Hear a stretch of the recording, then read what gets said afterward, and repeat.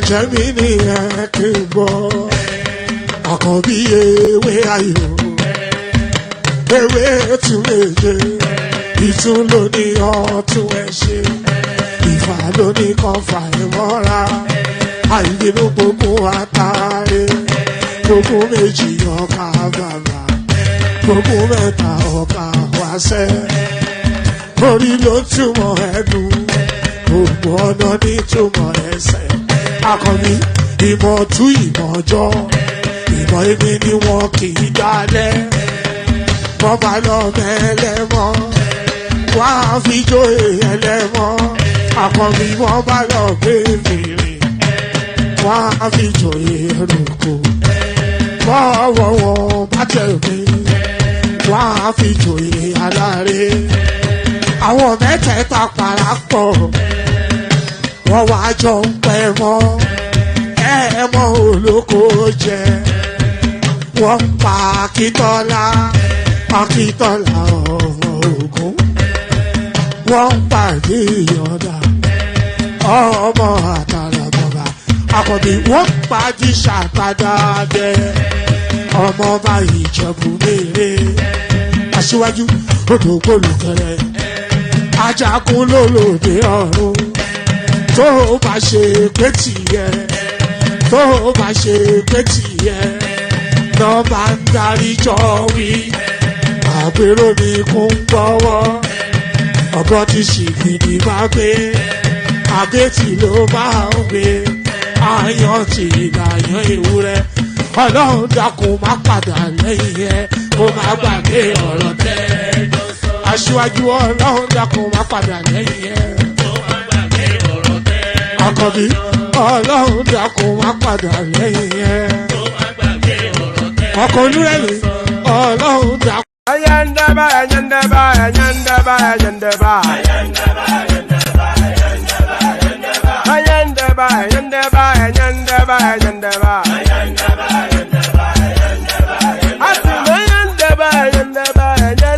ayandaba, ayandaba, ayandaba, ayandaba, ayandaba, Susu baby subramia, baby subramia, Suku sunu baby subramia, Suku sunu baby subramia, Suku sunu baby subramia, Ejemo, Anamana, Ejemeje, Anamana, Wana mejemo, Anamu, Paratuba dodiri chukuma tukutuba dodiri ndimo, Eguma wego. Paratuba dodiri chukuma tukutuba dodiri ndimo, Eguma wego. Obodo jisike nubo seruna, Oyibo. It is everyone, befere. Ayandaba, ayandaba, ayandaba, ayandaba, ayandaba, ayandaba, ayandaba, ayandaba, ayandaba, ayandaba, ayandaba, ayandaba, Asima ayandaba, ayandaba, ayandaba, ayandaba, ayandaba, ayandaba, Wanama ayandaba, ayandaba, ayandaba, ayandaba, ayandaba, Susu baby subramia, Suku sunu baby subramia, Suku sunu baby subramia, Suku sunu baby subramia.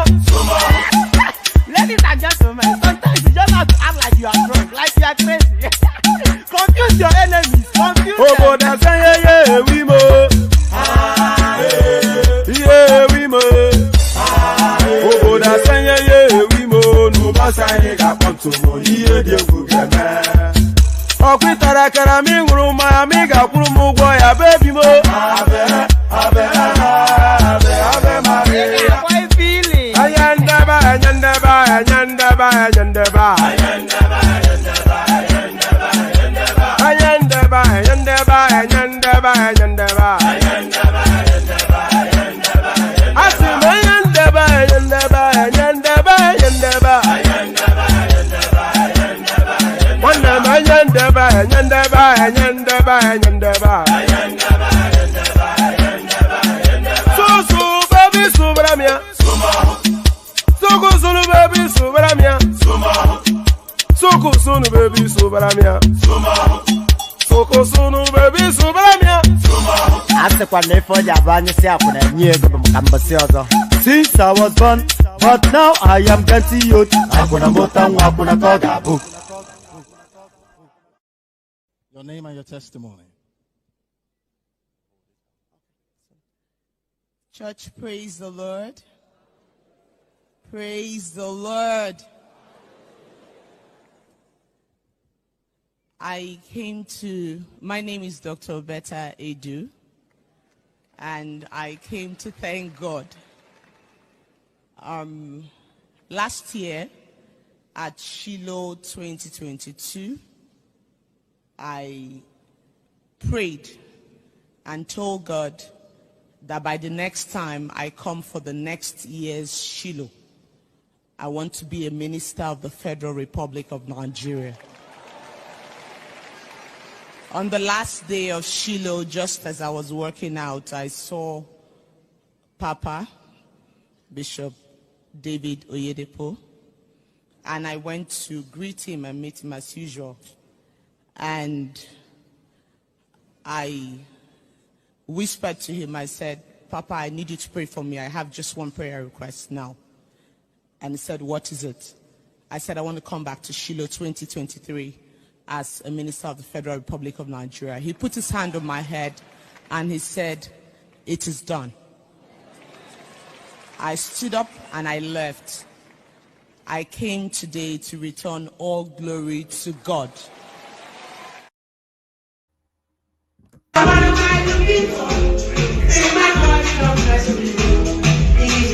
And after a suspension as Minister of Humanitarian Affairs and Poverty Alleviation, Betta Edu'S was denied access to President Tinubu at the presidential villa. This vehicle ferried her out of the villa as she was unable to meet with the president.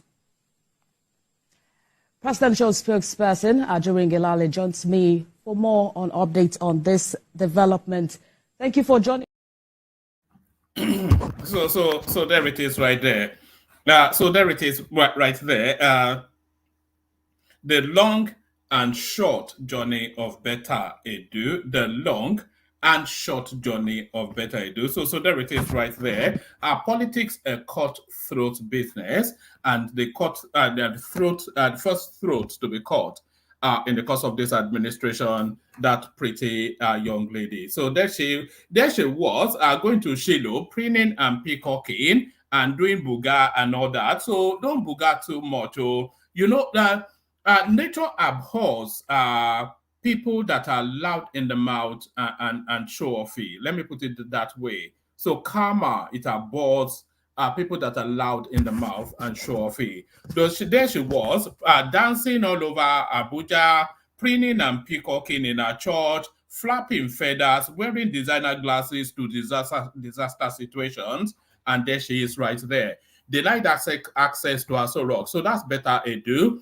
So we kick it off with that. So good day to you. Good to have your company. And how are you? So how are you? So how are you to Choma, who always starts us off with a greeting? So good to see you, Choma, and good to see everyone else. So we don't often do this. If you want us to know where you are joining us from, so type your location in the comment section. If you are inclined in that direction, type your location in the comment section. Just so we're up to date. So just so we have just a general feel of how widespread the audience is. So type your location. I'm watching you from XYZ, from Oyo Alaafin. Oh, would that not be a treat if somebody is actually watching us from Oyo or your town now? That would then be the full circle completed. So there it is. So the rise and fall of Betta Edu'S essentially is where we still are. So just as early as even as early as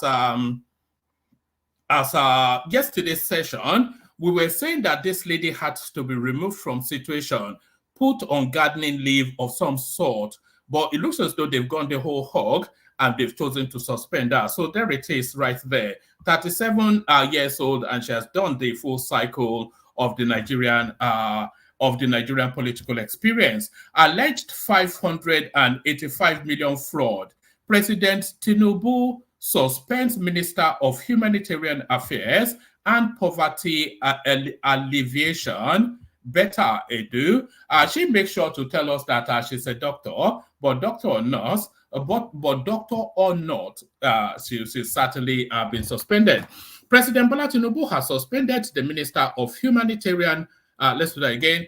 President Bola Tinubu has suspended the Minister of Humanitarian Affairs and Disaster Alleviation, Dr. Betta Edu, from office with immediate effect. A statement released by presidential spokesperson Ajuri Inga Lali says the president further directs the executive chairman of the Economic and Financial Crimes Commission, EFCC, to conduct a thorough investigation into all aspects of the financial transactions involving the Federal Ministry of Humanitarian Affairs and Poverty Alleviation, as well as one or more agencies thereunder.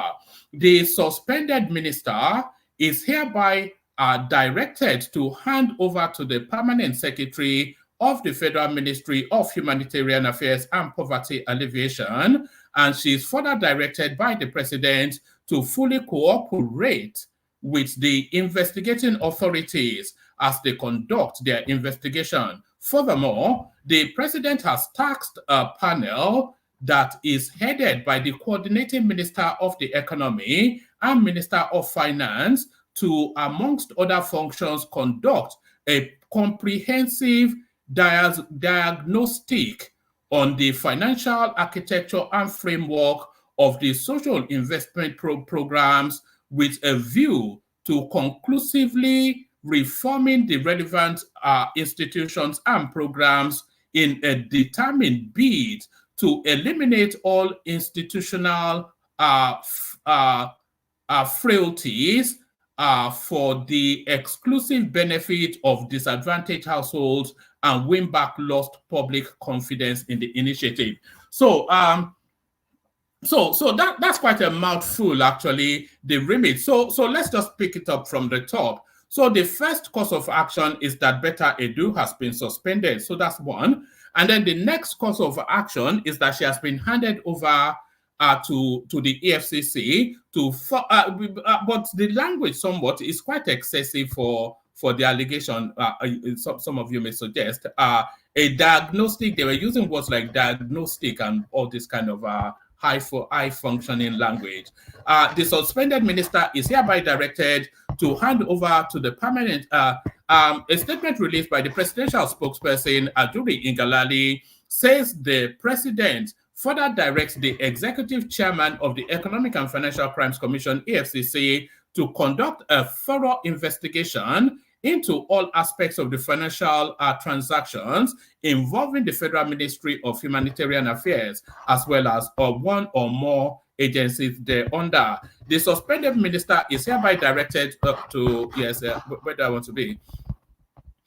She is further directed by the president to cooperate with the investigating authorities as they conduct their investigation. Furthermore, the president has tasked a panel headed by the court. So there are several things happening here. So this lady has been suspended, one. So that's the first course of action. She has now been handed over to the EFCC for an investigation into is it misconduct, misdemeanor, naivety, whatever it is that happened in that particular highlighted financial impropriety. So she's been handed over to the EFCC to do that. And then the whole ministry has been handed over to, is it, who is the coordinating minister of the, whatever it is, the coordinating minister of the economy and minister of finance. So that whole ministry now has been handed over.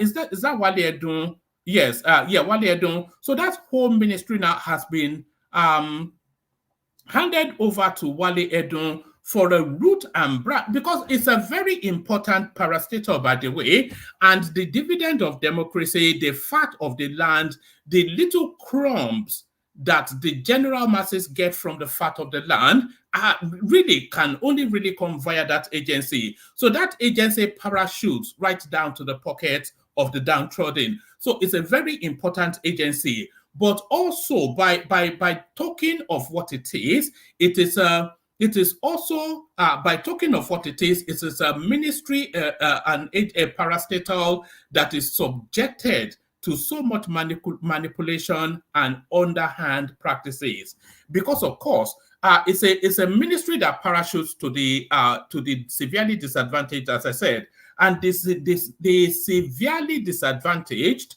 they are not equipped in any other way than cash. So this agency at some point will have to handle heavy cash if it's to fulfill the fullness of its remit.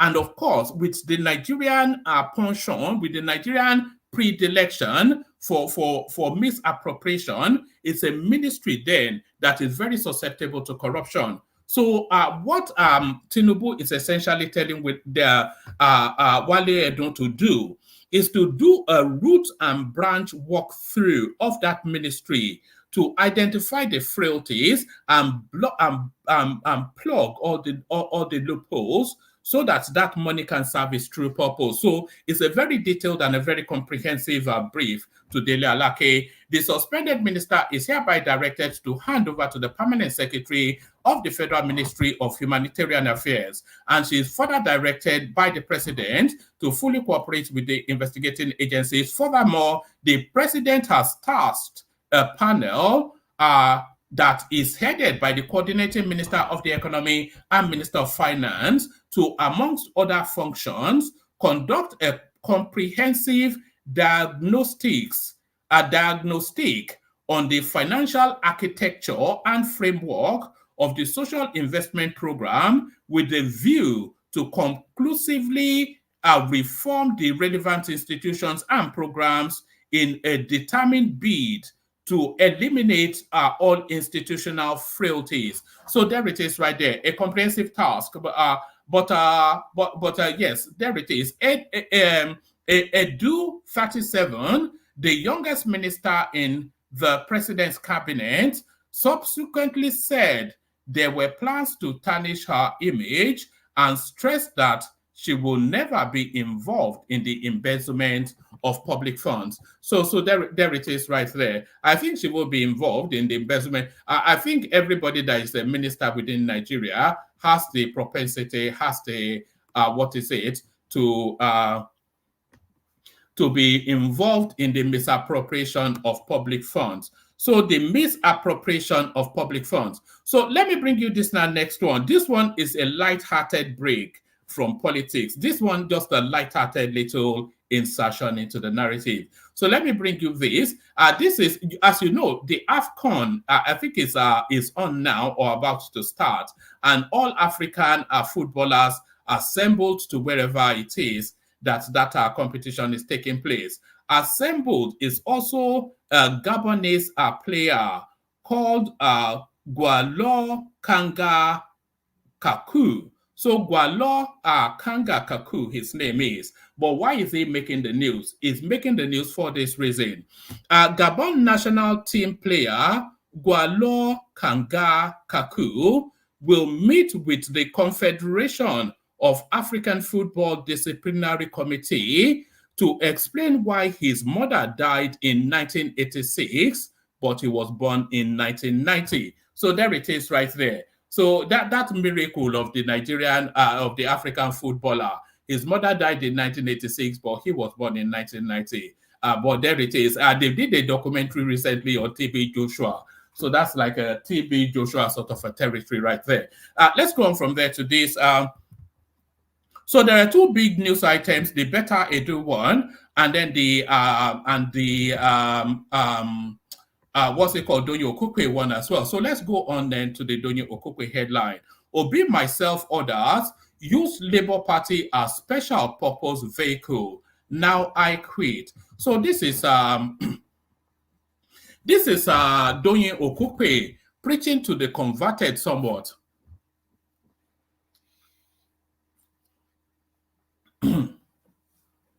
Right. So this is Doyin Okupe preaching to the converted somewhat. Any and everybody knows that Labour Party was essentially use and dump for the OB space. So I'm not quite sure if this is any breaking news. This is more an admission than a breaking news. Obi, myself, others use Labour Party as special purpose vehicle. Now I quit. This is Okupe. The former Director General of the Obi Dati campaign, Doyin Okupe, has dumped the Labour Party, saying he and the party's presidential candidate Peter Obi only used it as a special purpose vehicle to contest the 2023 general election. Mr. Okupe, who was at the forefront of Mr. Obi's presidential campaign, disclosed this in his resignation letter addressed to the Labour Party on Monday. I submit herewith my letter of resignation from the Labour Party with effect from today, Mr. Okupe said. You will recall that our flag bearer, Mr. Peter Obi, myself and others left the PDP abruptly and had to look for a special purpose vehicle in which to contest the 2023 presidential election. Mr. Okupe said he was dumping the party based on ideological differences, describing himself as a rightist. So that is right to the center. So a rightist, R-I-G-H-A-T-I-S-T. So a rightist. So Mr. Okupe said he was dumping the party based on ideological differences, describing himself as a rightist and a liberal Democrat, and the party a leftist. So this is quite an admission actually, and it's a disingenuity and a dishonesty. If you because it's not just happened upon the ideological differences in between him and the party. So it's not just happened upon that those ideological differences, and those ideological differences are even chasms, not just negotiable differences.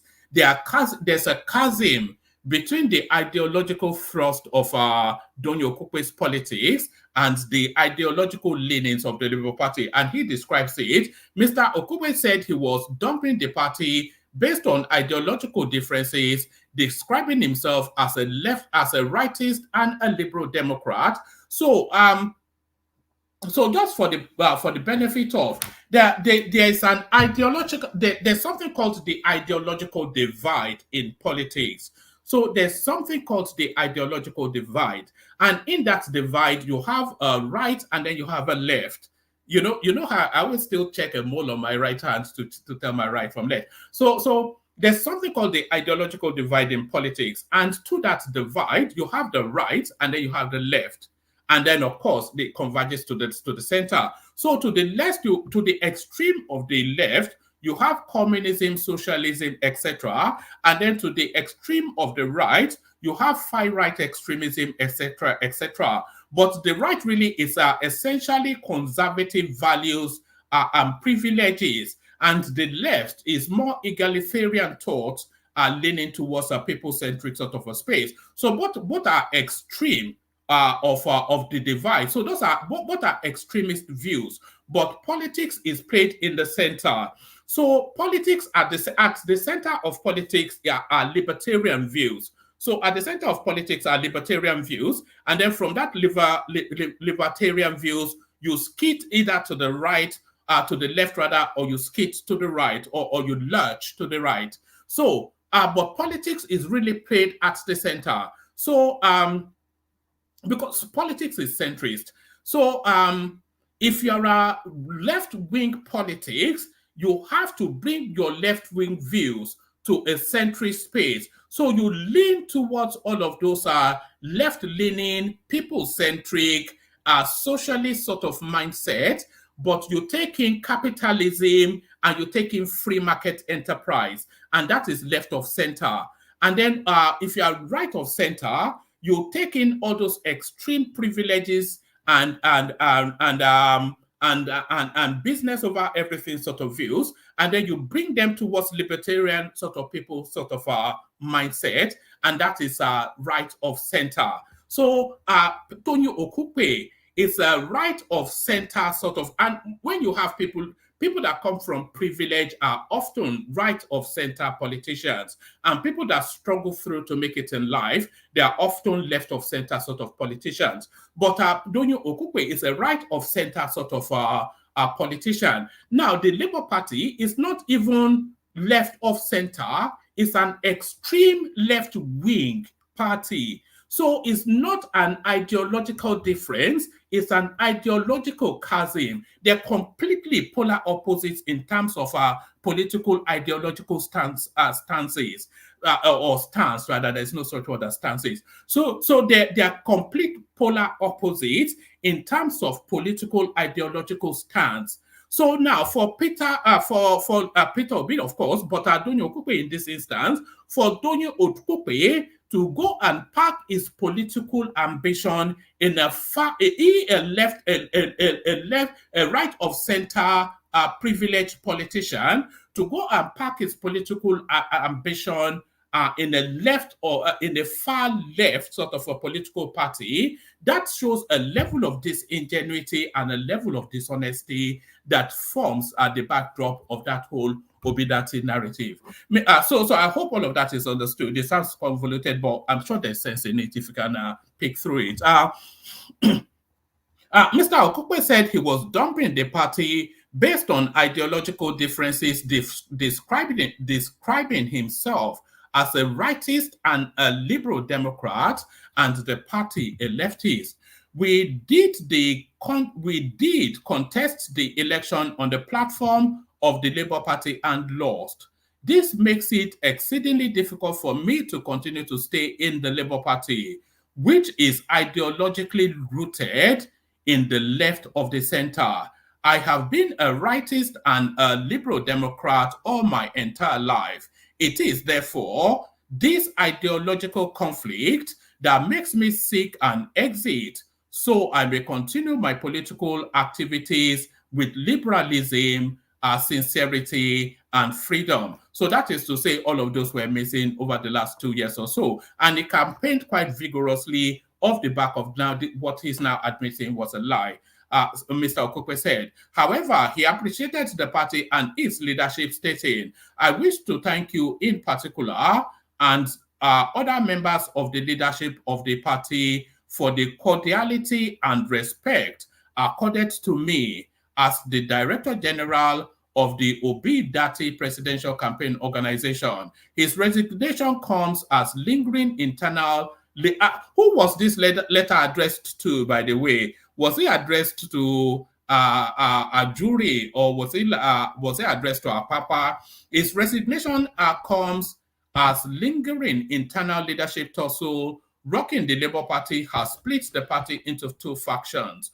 Almost a year after it lost the 2023 presidential race to Bola Tinubu of the APC. In 2022, Mr. Okupe, 70, announced his withdrawal from Mr. Obi's campaign following his conviction for money laundering. His conviction by the Abuja Division of the Federal High Court followed his prosecution by the Economic and Financial Crimes Commission, EFCC, for money laundering to the tune of 700 million naira. So he even stole more than our fine babe. He stole more than our fine babe. And this is the resignation letter right here. I think I've pretty much read the content of it, but this is from his desk.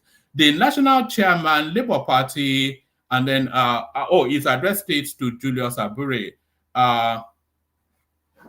I submit here with my letter of resignation to the Labour Party with effect from today. You will recall that, so I think all of that, I wish to, so it's pretty much all we've just read, but that is from his desk, Omoba Dr. Doyin Okupe. So they always love that Omoba sort of noise-making sort of a thing. So there it is right there, Omoba Okupe. Okupe resigns from Labour Party, cites ideological differences. So there's that.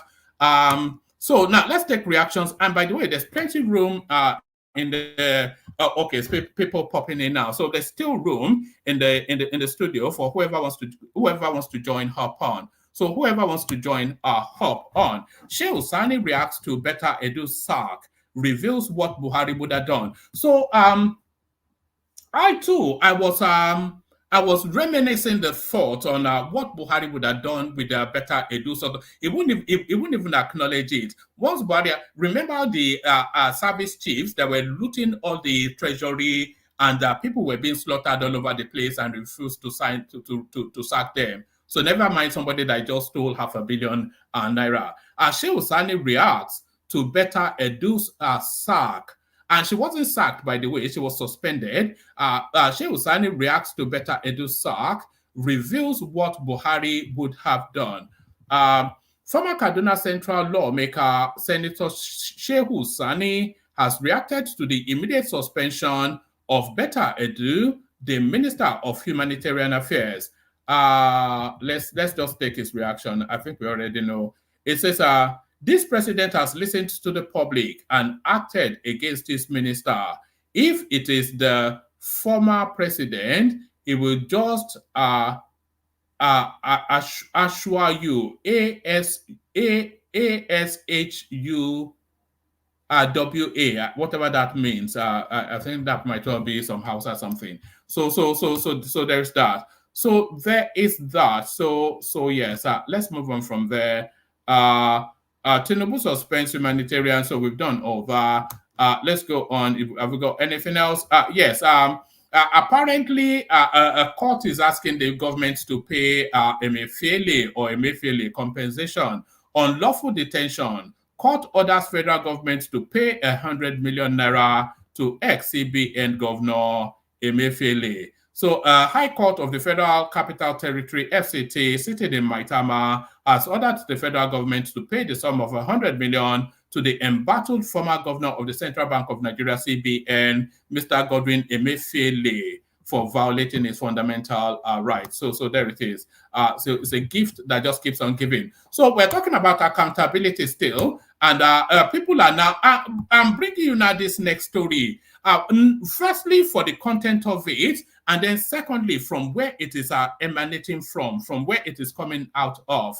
So from where it is coming out of, 10 months after elections, Labour Party presidential candidate Peter Obi yet to publicly account for multi-billion naira campaign donations. So I'll give you a couple of paragraphs and then Nigerian opposition party Labour Party and its presidential candidate Peter Obi are yet to publicly detail how they spent the 2023 campaign donations running to billions of naira.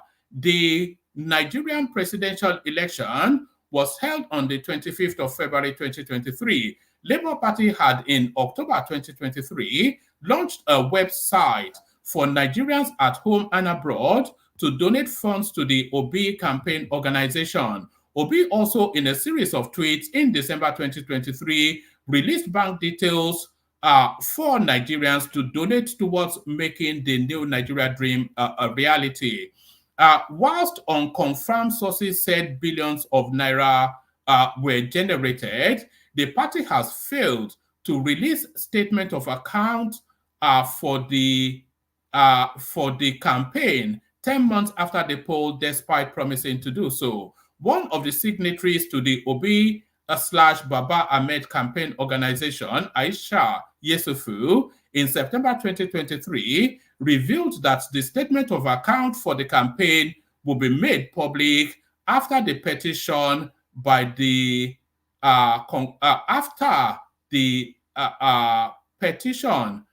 conclusion of essentially after the Supreme Court. They wrote it badly. Next is the Supreme Court ruling, and then election will be duly rounded up, and the statement of account of Obi / Baba Ahmed campaign account can be made public by the presidential candidate. There are many who have concluded their election. Obi Dati campaign has not, she has said. This is my second time of being one of the signatories of a campaign account. I was born in 2018-2019.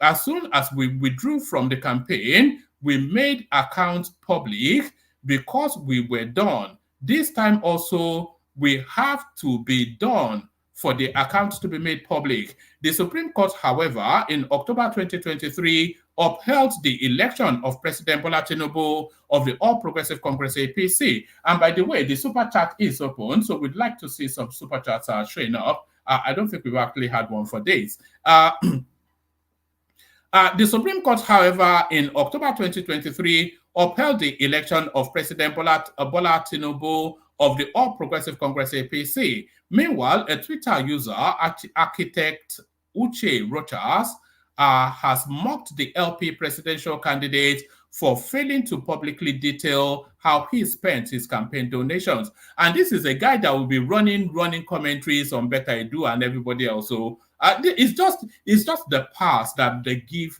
Peter Obi is the real wonder of this election. According to Rochas, Obi, as a governor of Anambra State, made the state budget his personal property and did not allow it to be seen or scrutinized by the press or public. He tweeted, during Peter Obi's time as governor of Anambra State, he did not allow the state budget to be seen or scrutinized by both the press and the public. He made it his personal property. The same way he is reluctant to account for the campaign donations, how much he spent, how much is left. Is their messiah afraid of accountability? Meanwhile, Omoyele Sowore of the African Action Congress AAC is the only candidate in the. So this is coming from Sahara Reporters, of course. So you can already guess. So they go on to pat themselves on the back. But there's that. But to Aisha Yesufu's tweet, it says time for the when did this go out? If somebody can get it from our Twitter handle, but this seems to be her latest tweet. Time for the statement of account of Obi Baba Ahmed campaign account to be made public by the presidential candidate who happens to be my president. So she's passing the buck now to Obi. So Obi, over to you. You have an opinion on everything apart from accountability by yourself. So it's just the whole thing is just a farce, isn't it? Really, a categorical joke. But it looks as though this guy is it says this guy Tunji Ojo is being captured then in the are we describing it now as the Betta Edu'S scandal? So that's the only real term to describe it as. So he's now being caught up in the Betta Edu'S scandal. How company owned by Tinubu's interior minister, this is the guy that is allowing your passport and whatnot, facilitating your passport, I should say. How company owned by Tinubu's interior minister, Olubunmi Tunji Ojo, got 438 million as consultancy fee from suspended counterpart Betta Edu'S. So there's a lot built into this, and a lot of it has been fact checked. Let me just see if I'm able to get the. Let me see. This has been fact checked, so I may have something on that space. Let's see. Because there's a lot of made up BS embedded in a lot of these things. But I think I may have something on that space. Let me just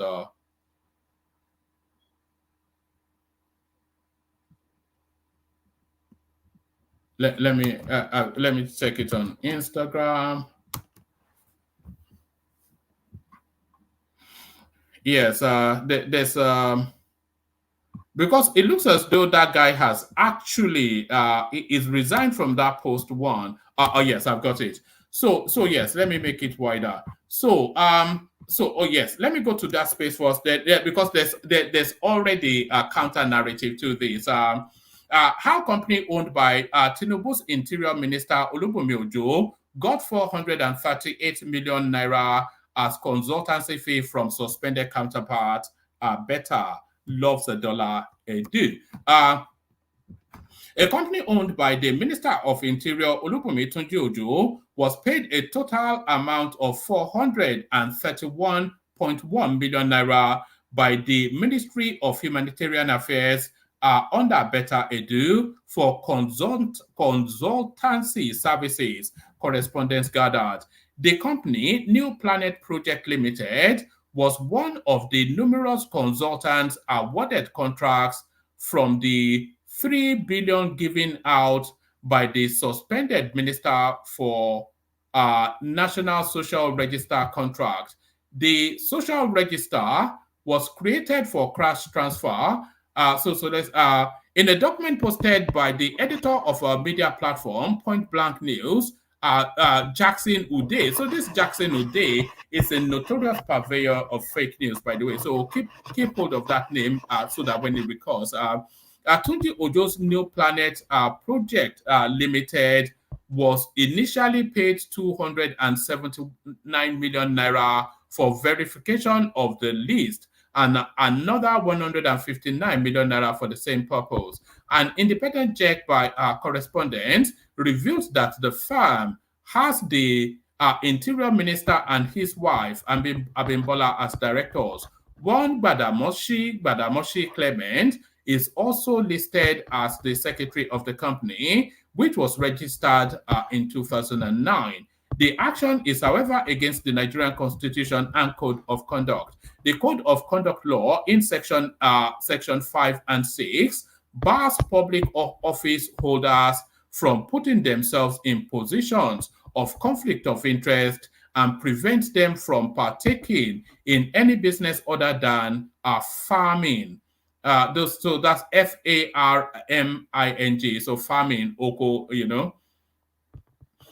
So there's that. So there is that. But let me just give you a bit of fact check on that, because I think that's I think from the suspension of Betta Edu'S now, the obedience space may feel that they have now sensed blood, so they are going to go after every member of that administration with whatever it is that they can use to tarnish their name. But let's go on to fact check that. So this is a fact check of that storyline. Honorable Tunji Ojo owns New Planet Limited. The company one of the contracts was awarded to. The organization has been working with different federal MDAs. So these are the facts being checked. Honorable Tunji Ojo resigned as the MD since 2019 when he became a member of the House of Representatives. So was the contract awarded illegally? No. Was the contract executed? Yes.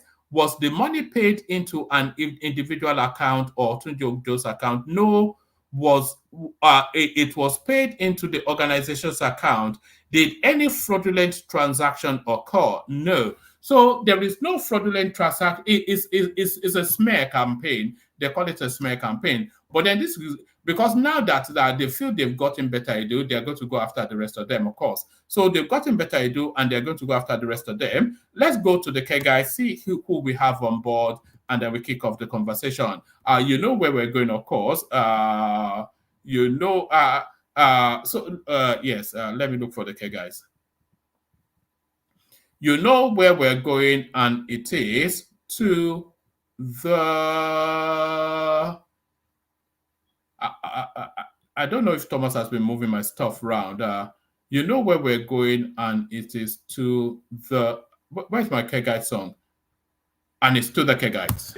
Water, only water, only water, where they see my water.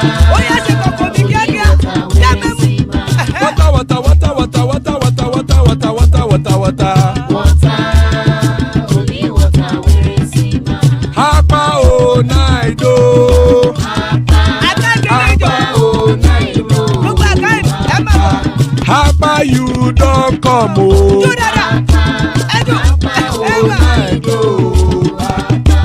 Hapa oh night oh.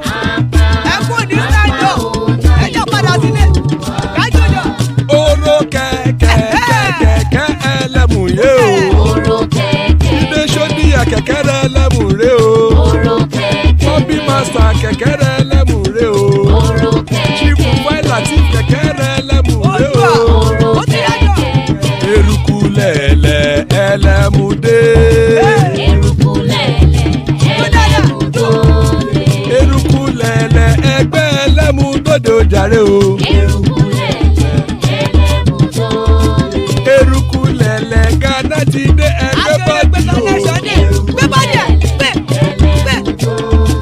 ọmọ ẹlẹ́yẹ ẹ̀yẹ o ó dilé o. Odúyẹ̀lá ẹ̀yẹ o ó dilé o. Petrosoname ẹ̀yẹ o ó dilé o. Petrosodúnkẹ́ ẹ̀yẹ rẹ̀ ó dilé o. Ẹlẹ́kọ̀ ọ̀run mú ìní o.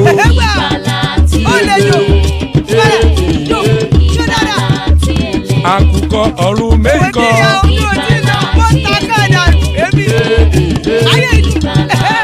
Ikú kò ní ríwà gbéṣe o.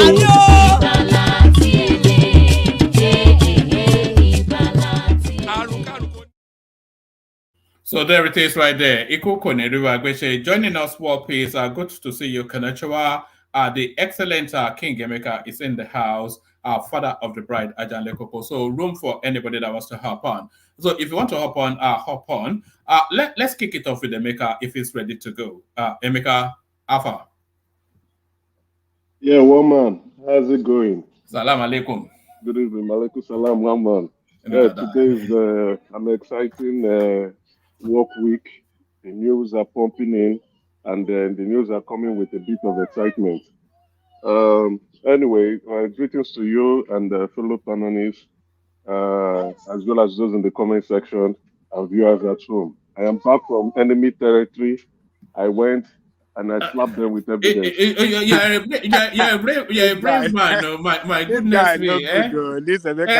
We sent Kulata in to go and rescue you, but they got rid of him and so my goodness. But that's the experience there, though. They don't want contrary views, and no, they don't. You got off lightly, actually. If some of their other characters were there, they will insult. No. I didn't. You know why? I came prepared with evidences. So I said, I'm coming into this place. So what happened was, it's getting out of hand when you're hearing so many bigotry statements and comments, and people are just getting away with it, blaming an entire ethnic group. So the one that got me, like someone said, exterminate them, let them get away. I was like, what is going on here? Do these people have proper context of what is going on? So I came prepared, and I came in. You know, when you come in and you are sitting down quietly and you are gisting with them, they are going to they won't give you the ground to speak. And before you know it, they'll just tell you to get out and get rid of you. So I came with the heat, and I was slapping them, not just slapping them left, right, and center. I called the names of the bigots so that they can be apprehensive and say what is going on here. And I was slapping them with the evidence. So at the end of the day, I told them, yes, I have achieved my objective. Now that nobody came out to call Fulani yesterday. Nobody did that. It was on the issues and with the evidence. It's a very dangerous thing. I'm no fan of the Fulanis, and the Fulanis, they are one of the big problems we are contending with in Nigeria. But if we continue to just color them bad, one, it's very dangerous in terms of ethnic baiting, and also the people behind these atrocities, which a lot of people are saying they are foreign, that are asking them to sack communities where there are resources. These people will continue to get. Exactly. That was just the main, you were brave to go in there, though, because enemy territory. Somebody told me to go and watch it, but then I just, as always, I always just skip through to where you are talking, because I don't really like to. Some of them, they give me a headache. Just the banality. The banality and the stupidity. Honestly, one man, it wasn't an easy feat. It wasn't an easy task going into enemy territory, you understand, and taking them on, each and every one of them. You know, what I will have to just extend my, I think I won't call to Niger or forefathers, and but he's one of an open mind, and he's always he's one of the panelists here anyway. So he's always welcome here. And he was just enjoying himself and laughing because I came in there with the smoke, and he knew I came with the smoke, and he allowed me to really give it to them very hot. So I will say thank you to Niger. Anyway, but they went after Niger. They went after Niger now. They're always going after him. They are always going after him. Always. They said he caused all this man for allowing you to come and talk, and they went after him. They call him name too, but they didn't know that Naja is a panelist on One Man Went to Moon, where we refine people and make people to be open-minded. Yes, you Huh? open. You know, to Nigeria Demanded. is not just he's a good contributor. That's the one that saves. That's the one grace that saves to Nigeria. Is he allows himself to be open to a To superior argument. You exactly, know, yes. yeah. You have to give it to him, right? Even though you may not agree with some of his opinions, but No, he's his open opinions are to dumb most learning. times. He's a dumbass, but you know, he's allowed himself to. Yeah. But he opens himself to learning new stuff and listening to, especially when he's backed with evidence, he will listen to what you are saying. But Oh, anyway, let's go into the meat of the day. You know when I watched it up to a point, I paused it and I decided to go and get myself a glass of something. I think I poured wine on your At the end of it, those all, rascals. I poured wine. I'll be honest. At You the know, end they of said it, they go and watch it, go, and that's the second time they told me to, you know, but you know, you are doing God's work. You yeah, know. that's enemy territory anyway. It was a good experience to go there. But what I did, letting them understand this is what is going on in the country in terms of the insecurity space. Stop calling out ethnic groups. That space is starting to mellow though, because usually they would have just found a way to kick you out, but I think it's starting to. Oh no! If it was electricity would have kicked me out. Mm. Yeah, but with time, we will cure them from their biases and their silliness and stupidity. We will cure them. The only way to. Antuna just was making reference to Pansat that here you guys allow Pansat to make statements and get away with it, and this guy is making his own. Not even that, is making an outrageous statement, but he's just reporting what is factual to us, and you are saying that you are calling him names and you are calling him all sort of stuff. Pansat, they allow Pansat to make those frivolous statements because it aligns with their views and their opinions. Even though some of those statements are very, very, very wide, very outlandish anyway, but they allow him to say it because Pansat aligns with their views. They like Pansat views because of the IPOB, Biafra, kill Nigeria, drown Nigeria, and throw Nigeria into the dustbin opinions. But I didn't go there to make sentiments. I went there with the facts. And I told them this. And what was it? If you watch to the very end, you will see that someone else from the panelists came back and he didn't know I was the one who was saying it. He said somebody mentioned about organ trafficking in the Southeast. I said I was the one. I showed him. I said there's evidence of it. He said that is true. That organ trafficking, the headquarter of organ trafficking, is in the Southeast. That he's not saying it's the Ibozo, but it is in the Southeast. And he also made reference that I said IPOB is a criminal organization. He's made reference that even one of his cousins or one of his friends, they refused to bury their uncle because some members of IPOB are coming to say that you must pay us money. The other, they will come with some bias statement. Oh, it's not all IPOB, it's some hoodlums. I now said, how do you distinguish the hoodlums from the IPOB? If IPOB is not a criminal organization or if some of them are perpetrating crime, then they are rubbishing the organization. So the main intent of that organization is done. Is not a criminal organization. Just accept it and say that okay, yes, you may sympathize with the original view, but now is the time to call IPOB out. They are not a criminal organization. Period. Hello? All right, brilliant. I delighted in watching it. So now let's get to more serious matters. Doyin Okupe bails out and told us that it was graduate, just like Soyinka said, all the way through graduate. The key, if I sent you this. I know you would have gotten the news anyway. I just sent you. Why I sent it was there was a key note he made, a key word. That key word was lost, and the key statement was, "We lost the election." Now, if you go into that space, the headless mouth space, borrowing Madam Zita's word, you keep hearing that, oh, we were rigged, that we were cheated, that the election was stolen from us. Peter Obi won the election hands down. You keep hearing narratives that cannot be backed with evidence. And when you say, let's go with the facts, they will tell you, oh, we cannot use INEC number. Then show me your own numbers. If you can't use INEC number, they will never give you a number. But here is a chief steward of PDP, no, Labour Party, who moved from PDP with P2B, who was seconded by Obasanjo to P2B to help P2B strategize on his election, who was, until he was caught red-handed from his previous crimes, was the Director General of P2B campaign. And let's not forget, he was also a stand-in. See, P2B could go find a VP candidate. He was a stand-in vice president candidate for P2B. P2B went shopping around, and a few of the Northerners rejected him. Then he now picked a guy that never will win an election, and the guy that lost his polling units, and made him his vice president candidate. That was when Doyin Okupe resigned from the post of a stand-in. I'm not the one saying it. He said it himself in Arise News that he's standing in as the vice president candidate for the Labour Party. See, a more strong candidate comes in place, and they went to go and bring someone that would lost his polling unit, and yet they say they won the election. These headless mobs, they keep joking around that they don't know what is going on. They always enjoy joking.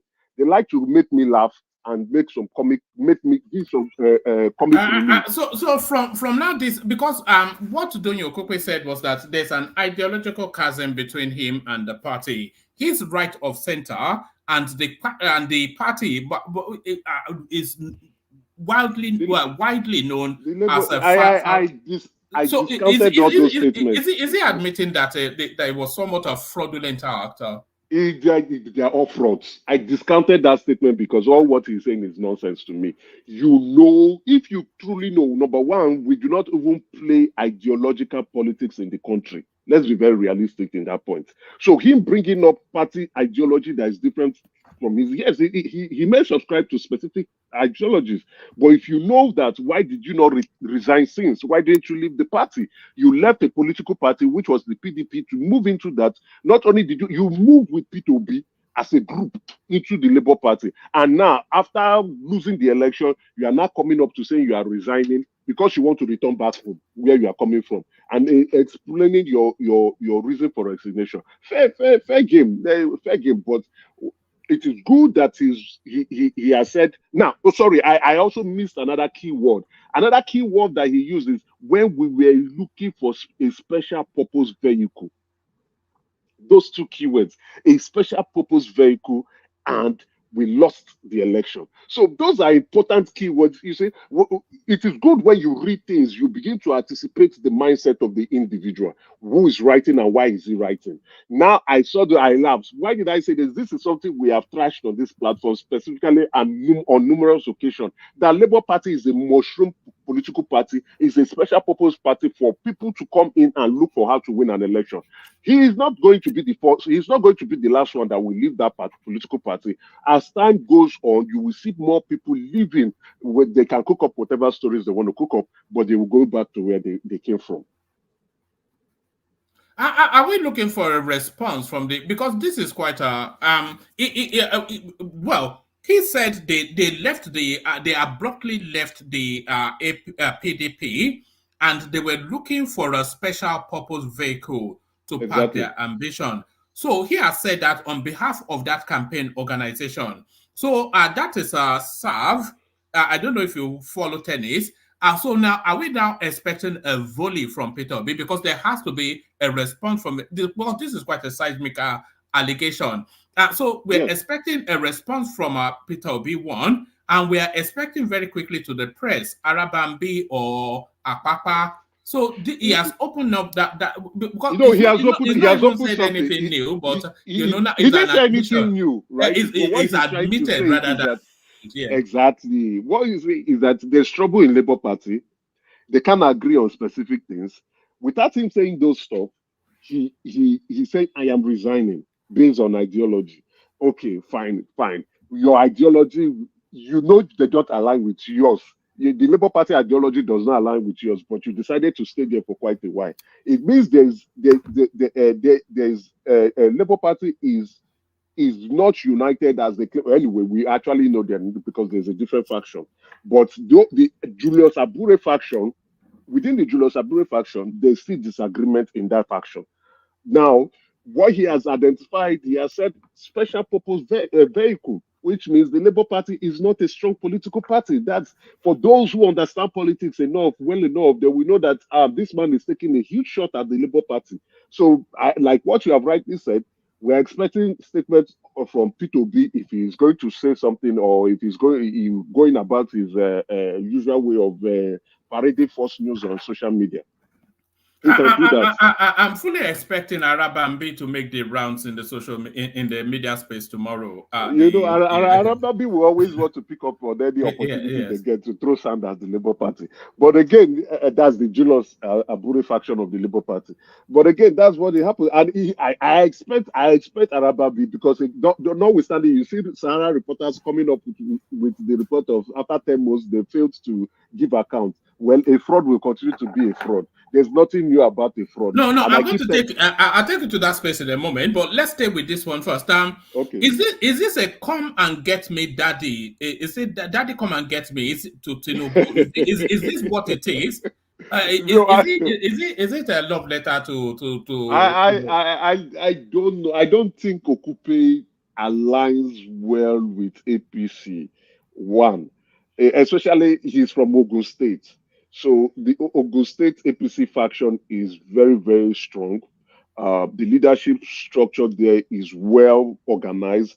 I don't see him going to APC and trying to want to tussle for, Okupe is not in politics is not a learner.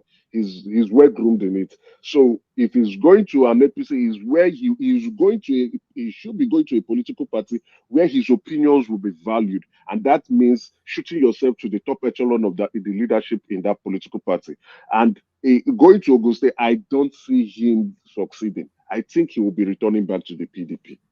Yes, I suspect that that's the most pragmatic, most obvious move back to the PDP.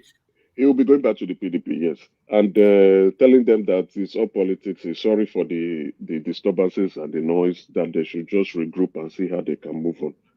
All right, you were about to segue into this. 10 months after elections, Labour Party presidential candidate Peter Obi yet to publicly account for multi-billion naira campaign donations. So we are banishing him from making any commentaries about Betta Edu'S until he gives us an account report of those 70 billion that he got. Even before the Betta Edu'S issue, right? I keep reminding Obedient and especially Aisha Yusufu, the dancing queen of the Obedient movement.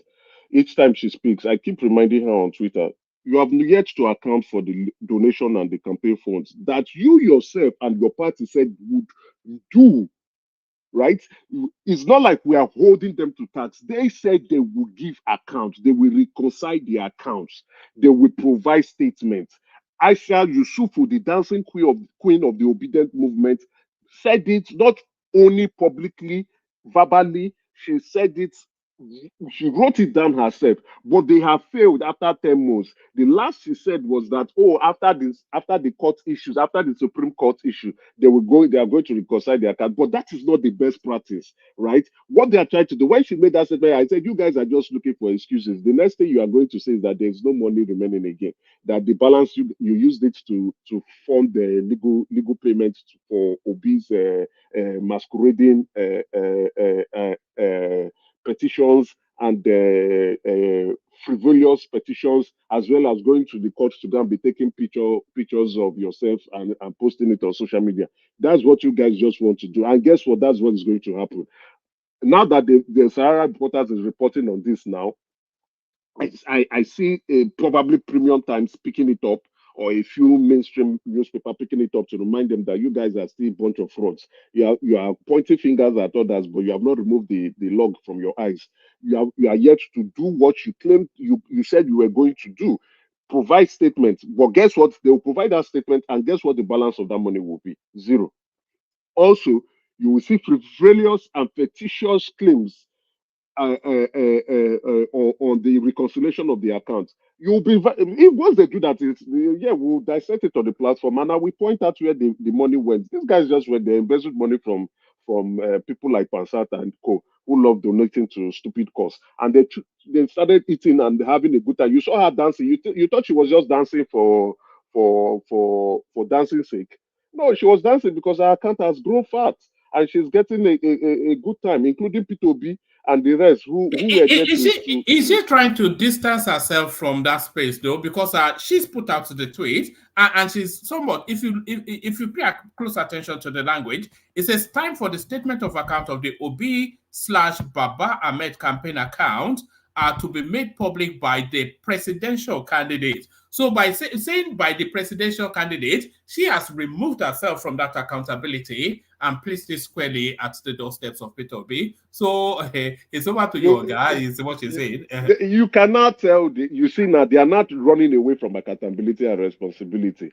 You understand what's going on. Now she's like, okay, I don't want people to come here. I don't want people to associate me with this because I had made a statement. Now you are throwing the buck at P2B. Anyway, it's good. Whatever, let them go and reconcile the account and provide statements. They claim a new Nigeria is possible, but we know that these people are just fraudulent. They are masquerade. They just changed their clothes and wore a new clothes and decided to deceive a couple of Nigerians. Yeah, Aisha is right. It's not a campaign. It's Obi's campaign. Obi is the one that should have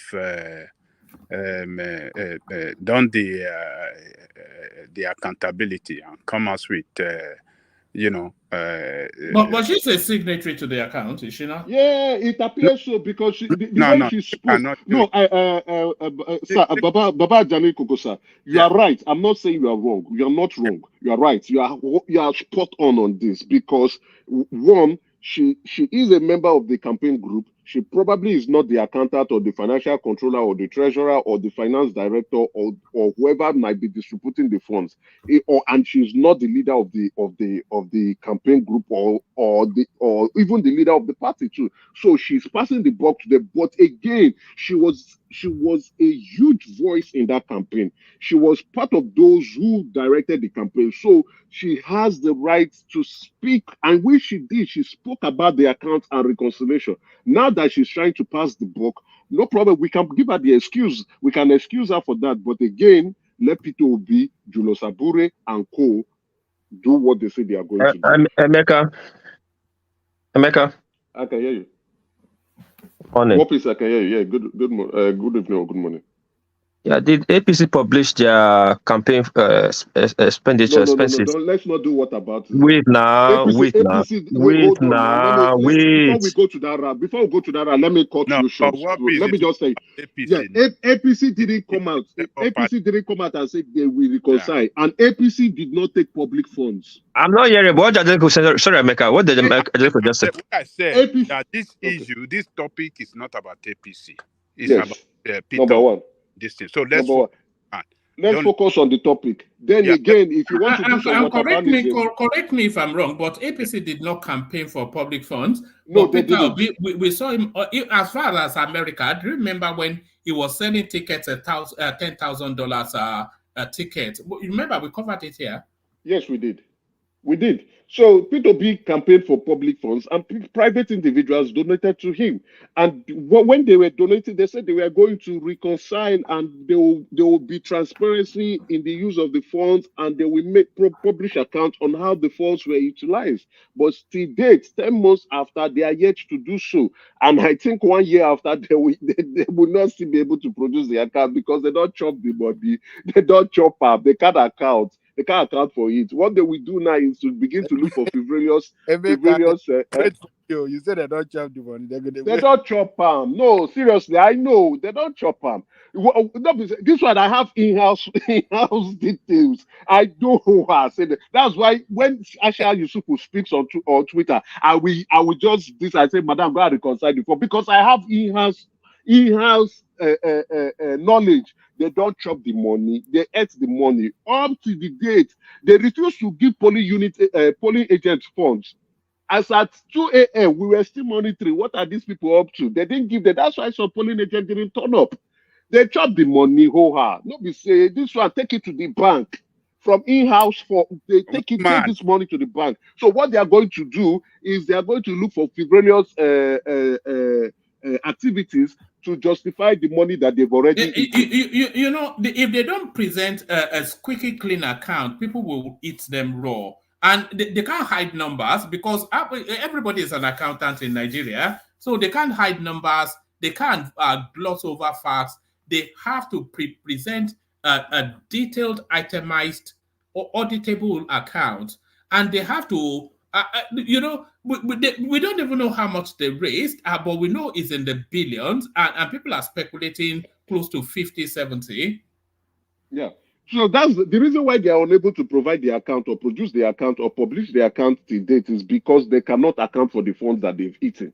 If they can account for it, they would have done it. So, P2P is trying to deceive Nigerians that he's a fresh kid from the block, while he's a typical regular politician, and even worse off because he's a deceitful human being. So he's trying to do. So if they could account for that fund, they would have done it long time ago. But they can't account for it. So they will now that the pressure and the heat is now on them, and now that Nigerians are watching them, not only Nigerians, newspapers are writing on it. They will go and look for. They will publish an account. I know they will, but the account they are going to publish is not the true state of fact. You will see frivolous and fictitious numbers, not numbers, fictitious items be included on how they ate that money. They chop the money. I'm so don't be saying, don't take my word for it.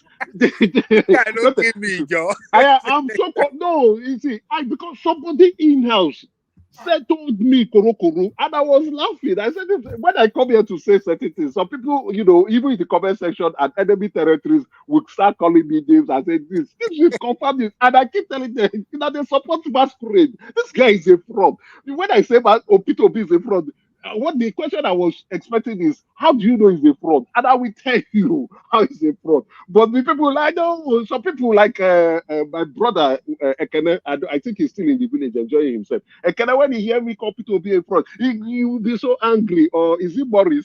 Boris now, I know he's listening in the background. Boris will probably not join later, or he will join tomorrow to come and fight me. P2P is a fraud.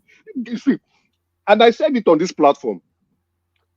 If you want to, the credit, if they want to give credit to anybody within the obedient or movement or within P2P campaign, you give it to the guys who laundered Obi's image, took a typical fraudulent politician, a crook, a thief, and washed him clean and presented him to young Nigerians to be a saint.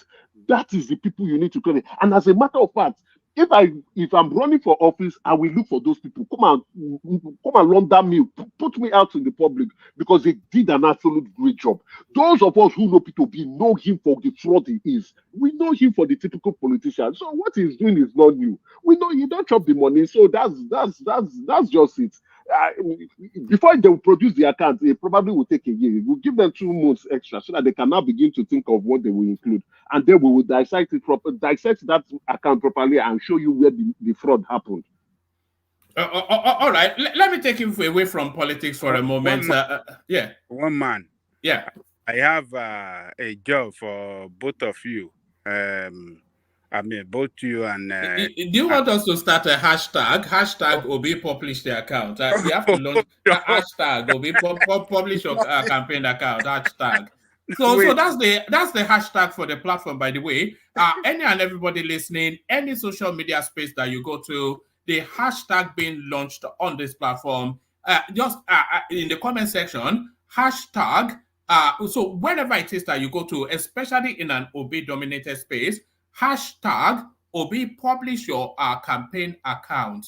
So that's the hashtag. Ajale Koko, what's the task? In addition to that, one man, you and Emeka must call on a friend in Genja Media. Say, people they ask for the account too, because he too they work out with Obi that time. They enter helicopter together. They go Britain. They were chopping the money, all of them. They were chopping that money, feeding fat. Their voice is not thick. They can't speak again after eating Nigerian money. Emeka and one man, yes? Make effort, call on our friends in Genja Media. People are asking for about their campaign account. Make them render it. It is only that Peter Obi's campaign that I saw that people's skin were looking fresher as the campaign was progressing. Usually, when the campaign is progressing, people start to look rugged. But their skin was glowing.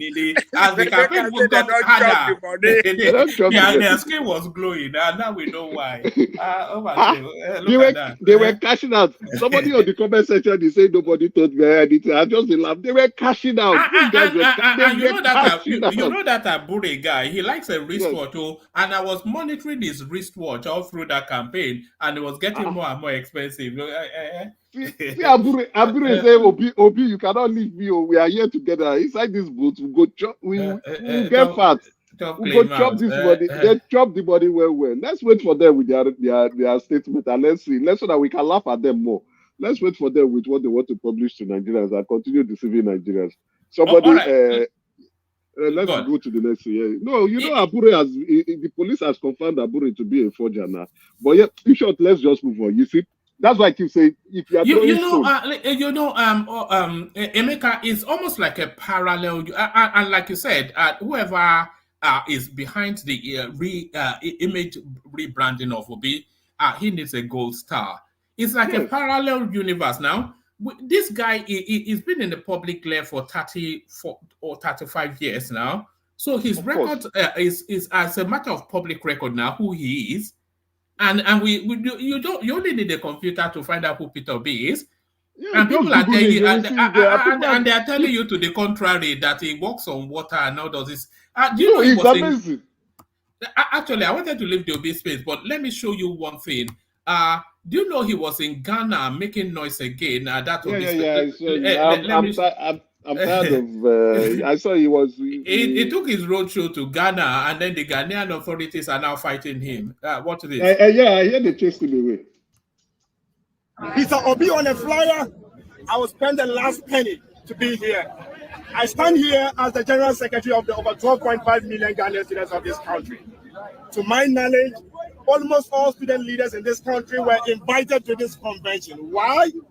They know this is a convention that will ignite their voice. So that was in Ghana, or the noise making has now gone to that. Maybe they can keep it in Ghana, but there it is. Let me take you to this space. So it's a more light-hearted one. Yeah, maybe you can explain this. Since you are the clever one, Emeka. Gabon national player Kanga Kaku will meet with CAF disciplinary committee to explain why his mother died in 1986. But he was born in 1990. So read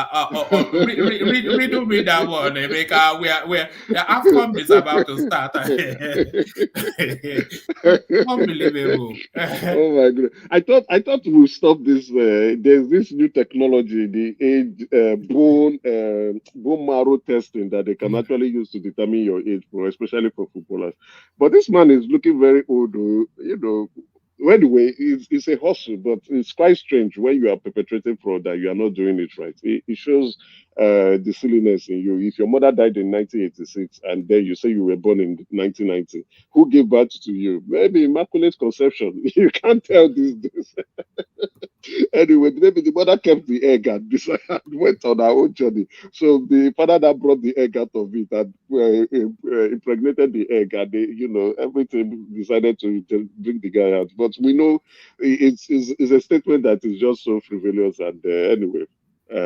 Still in the realms of comedy, Emeka, unlawful detention, court orders federal government to pay 100 million to Emefiele. So there it is. I hear from the grapevine that Emefiele has returned 4 trillion naira. As at Sunday. Yes, as at Sunday. Then I also saw it on the social media spaces. Those who are close to the State House in Abuja reporting it again. So it appears that where the mainstream media are yet to pick up that news, but I heard someone told me yesterday that he has returned 4 trillion, and I now saw it again from someone that I know. Yes, he's close to State House, though he doesn't have any appointment, but he's close to State House. Anyway, I'm not surprised about this. Saying unlawful detention, it is strange the way our law enforcement officers or law enforcement offices go about with their investigation. I'll be expecting them now to be more experienced in getting court orders if they want to extend the arrest of or the detention of any individual. If this is not the case, then I think Emefiele, because definitely he's going to fight. He still has some money, right? So he's definitely going to fight for his own rights. And then if you have infringed on his right, despite the fact that he has stolen money from us, he will begin to want to speak from that corner. But I would be holding the EFCC as well as other law enforcement agencies to be more experienced in this with this pattern. This is not their first arrest. If you want to keep someone beyond the required number of days as stipulated by the criminal code, then get a court order, justify it with a court order. Let a competent court or a competent judge, stamp on it and say, yes, there's every right for this individual to be in the detention while you are carrying out your investigation. Yeah, and they have enough good reasons, because the guy ran away. He ran away after the election, so they have good reason that he's a flight risk. So it was carried widely by mainstream newspapers as well as television houses, so they can justify their reason to want to keep him so that he doesn't run away till they conclude their investigation and have forward charges to the court. So, but if they didn't do the right thing, then definitely I think Emefiele and his lawyers they have every reason to take EFCC and including the DSS to court for infringement of his human rights. All right, and finally to the big story that has held the headlines for the last week. Just as we anticipated, she has been suspended. Betta Edu'S. I'm still hopeful that she's naive rather than corrupt. But they are also trying to rope Tunji Ojo into the narrative. So what's your take on that space?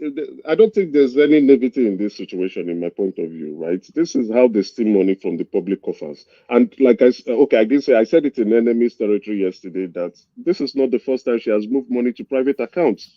This is actually the first time that, or people in-house was like, what the hell? She reported the previous minister, right? So, and I think those close to the previous minister are fighting her back. And they said, he like the typical say, he who comes to equity must come with clean hands.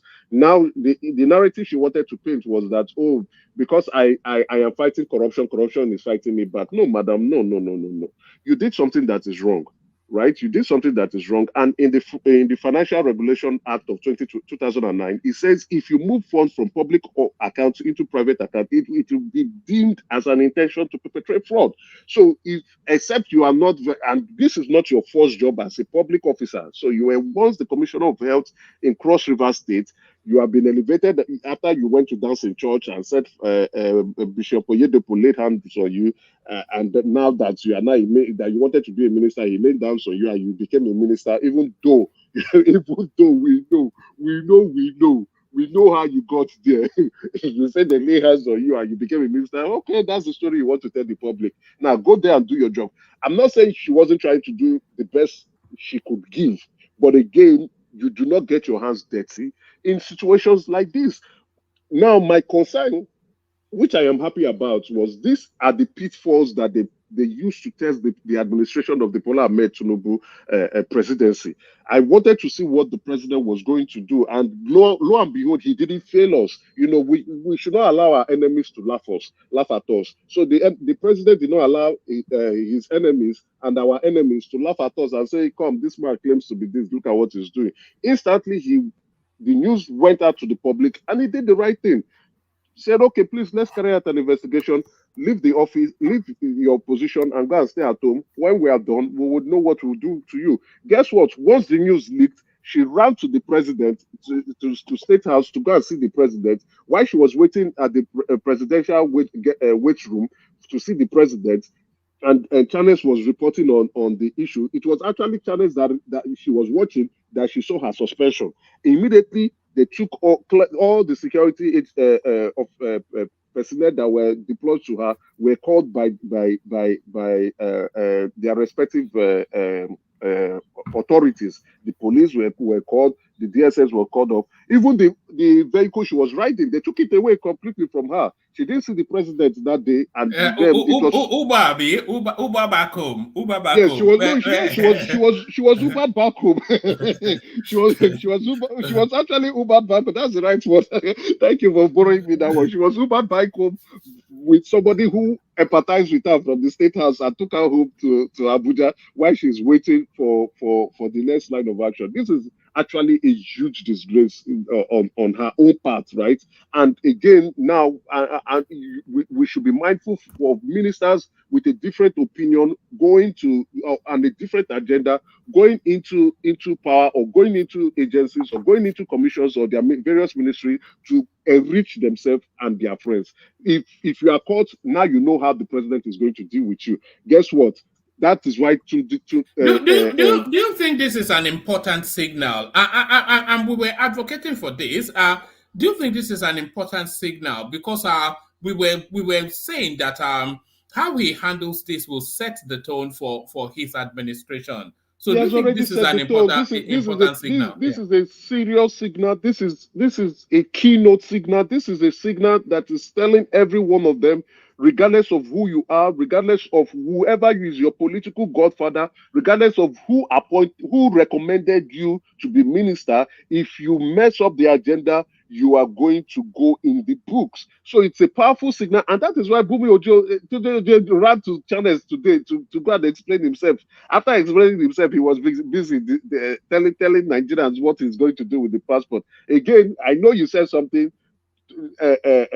Ojo, he's someone I am close to. I have his number, so I will chat him up later on to tell him. Okay, I have to bring him in. What do you mean you have his number? You have to. Anyway, we talk offline. Anybody that has number, I can give you the number. He has 3 numbers. I have 2 of them. We have to bring him on then. See, before he joined politics, I knew before he joined politics, right? So he was into IT. Now you are saying this, that, oh, you have resigned. Yes, quite all right, you resigned when you became a federal representative. That is fine. But again, you are still the major shareholder of that company.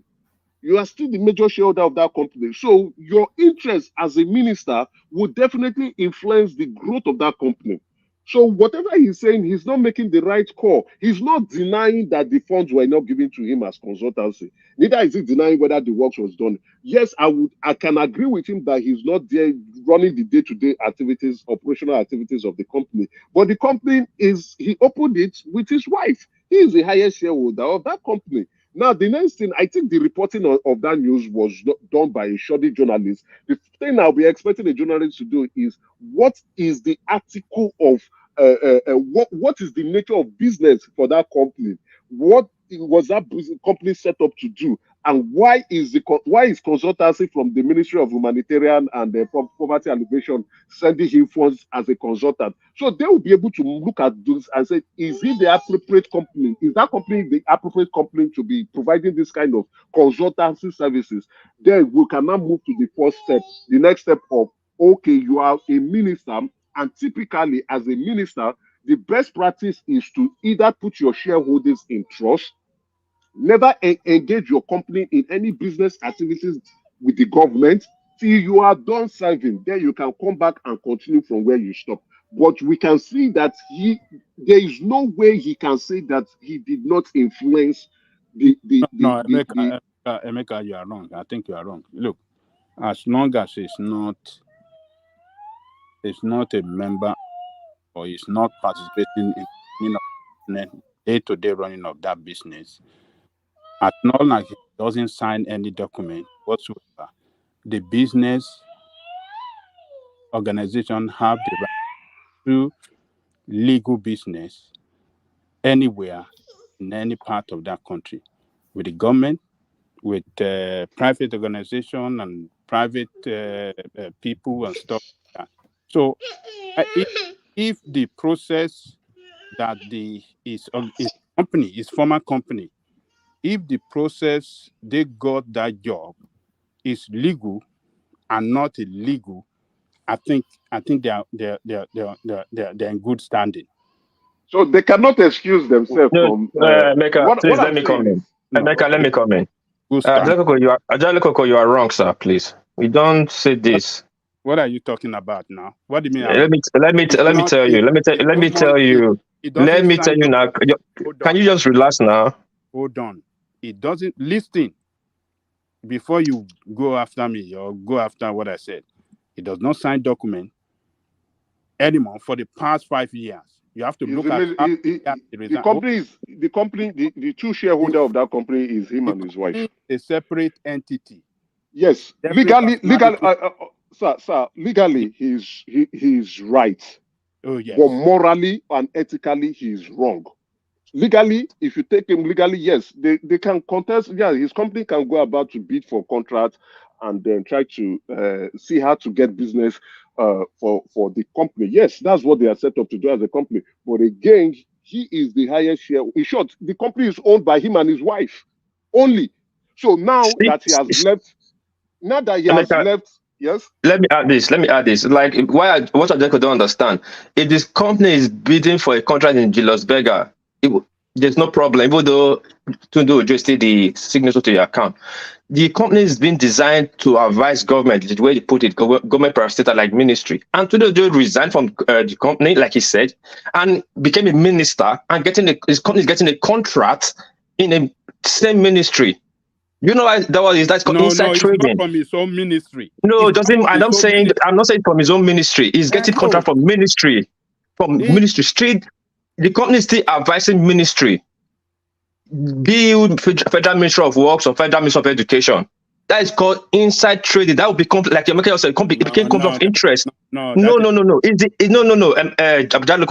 It's been written in every standard procedure. You have a cousin that wants even in America, you guys there, when you fill a bank account, do you have a cousin that wants a Navy or a police officer?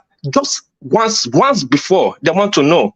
If you open federal and if you open in federal Navy, this company, this bank for Navy people, military personnel. Once you have it, hold on now. Had conducted a consultancy with his own ministry. That is when conflict. No. See, Ajalikoko, as far as affect Nigerian ministry that the company be consulting for before. That company, what would have been good for Ojo is that he has removed himself from the shareholder. He and his wife is no longer there. He's not the owner of the company. He has relinquished that company. Not that he's still the owner of the company. You step aside, you're still the owner of the company. And the company is getting contracts from federal ministry. For the optics, you are influencing contracts with the company. That's inside trading. It's wrong. No, hold on. If the company register with the federal government to do business with the federal government, and they pay their monthly subscription, they can get contract from anywhere. No, it's not so. Ajalikoko, it's not so. Okay. Actually, listen, it happened to me here. I was once, they said, hold on, let me tell you. So, ask them to resign? Hold on. See, their own personality is different from that of company. Company can go anywhere to get business. No, Baba Ajalikoko. No. What are you arguing about? What are you arguing about? In the West, here, you resign for it. You resign. This thing that he has done, they would have asked him to resign. He would have lost his job. And let's see, this is another way to measure what Bola Ahmed Tinubu is up to. Because what he's explaining to channels, that thing is nonsense. At least we own company in Nigeria. We know about businesses.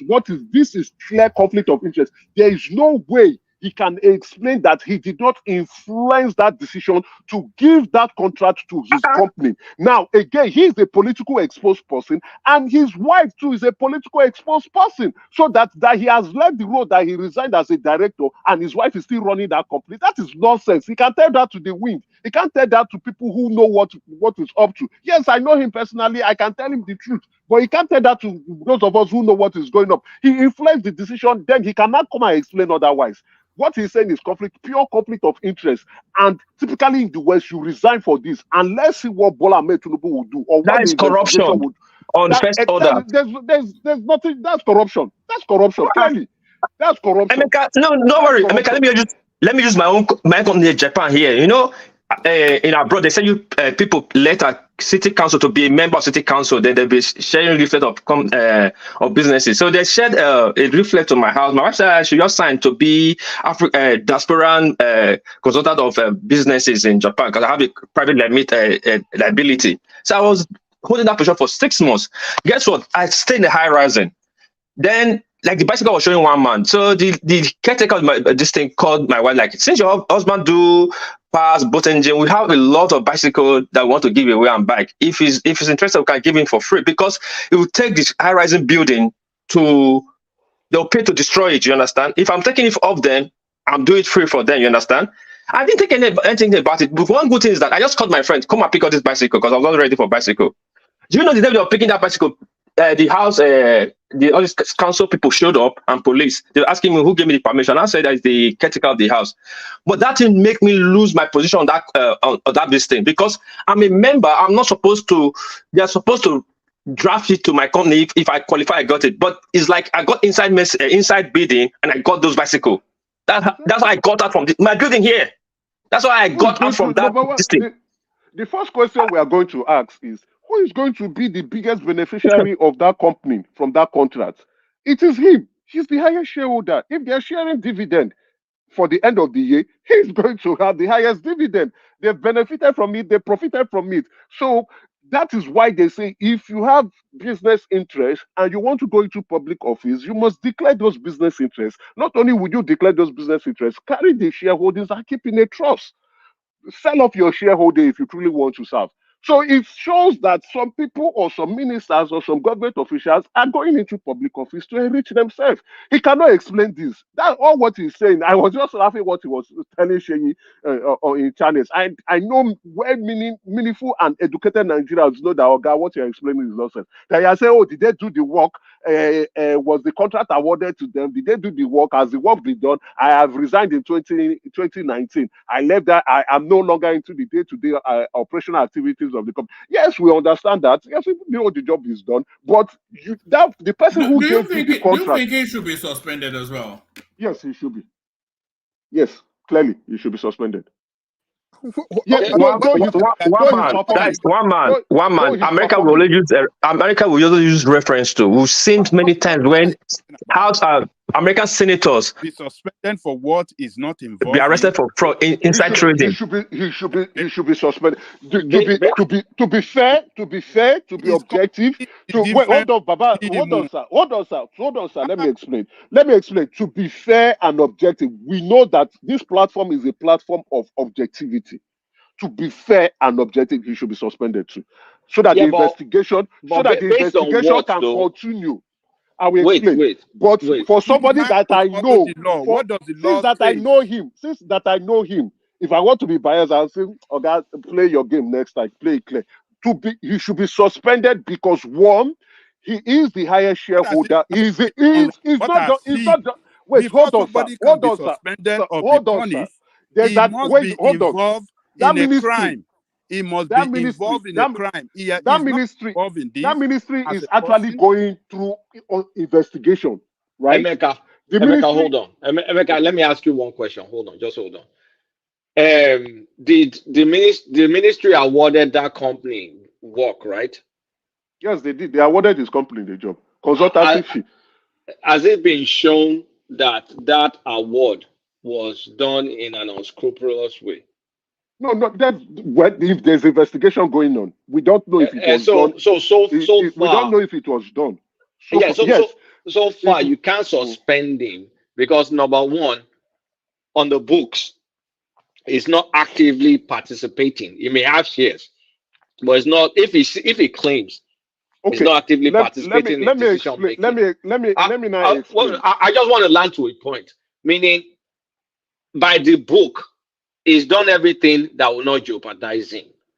You can now say, "Oh, you people now, they do sabi," but you can't prove the sabi except they say he used undue influence to get any. Yeah, that's undue influence. That's undue influence. Number one, there's undue influence. That's an assumption. Then number two, there is undue. He's the one that will come explain to us whether there is no undue influence. Then number two.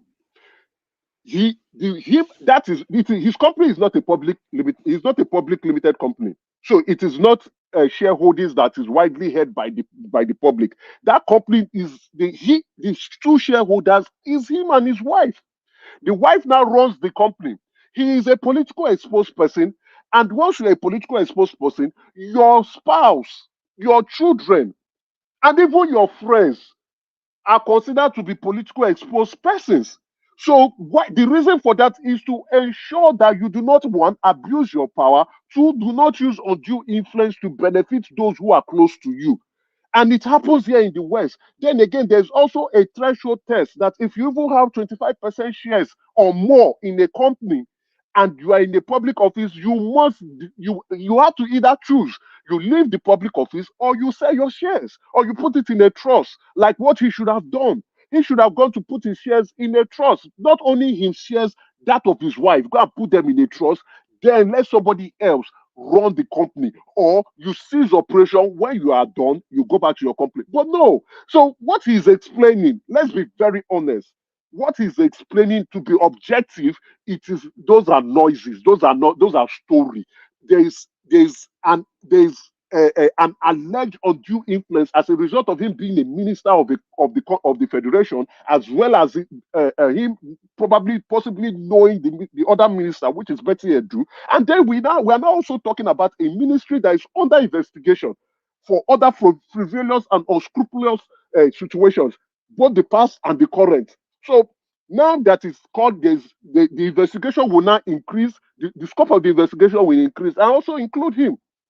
And if there's an investigation on you as a minister, the president should look at you and say, hey, I don't want this kind of stuff pointing itself to me. Please excuse yourself from the office. Once the investigation clears you, then you can return back. That's why I said he should be suspended. If I'm the president, I'll suspend him too. So it will send another signal again to others that come. You cannot be doing this in my administration. Other vendors that got awarded contracts, whether they are minister or not, what should be done to them?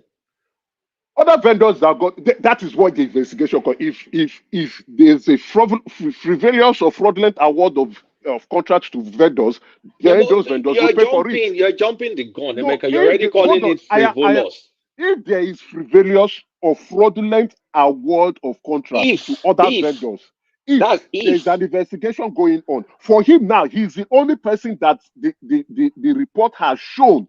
So his own situation is not an if. He also came to challenge. His company got awarded. Let's look at the facts. Let's just stick to the facts. His company got awarded. That company, according to him, which I don't know and I cannot prove, is no longer a director. We don't have proof that the job that they awarded them was a fraud or did not execute it. Because if it was not a fraud, then they gave them a contract. If they executed the contract, they're in the clear. Does it smell like shit? Yes, of course, it smells like shit because we know influence peddling. But influence peddling in itself is not a crime. You get what you're talking? I understand you. That's why I said legally he didn't commit a crime. Morally and ethically, yes, there's questionable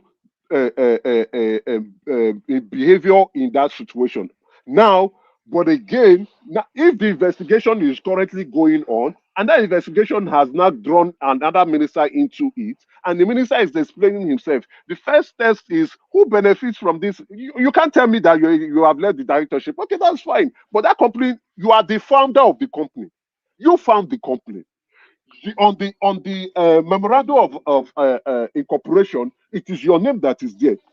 On the article of association, you are the owner. You are the owner of the company. You are the director. It still shows that he is the director in CAC, but he is explaining to channels now to say that I resigned from the directorship in 2019. Okay, that is fair. You can do that. That is fair. I will not want to accuse you whether you backdate or you didn't backdate. It is quite right here. You resigned in 2019. What is your why have you not taken your shares and sold it? Your wife is still running the company.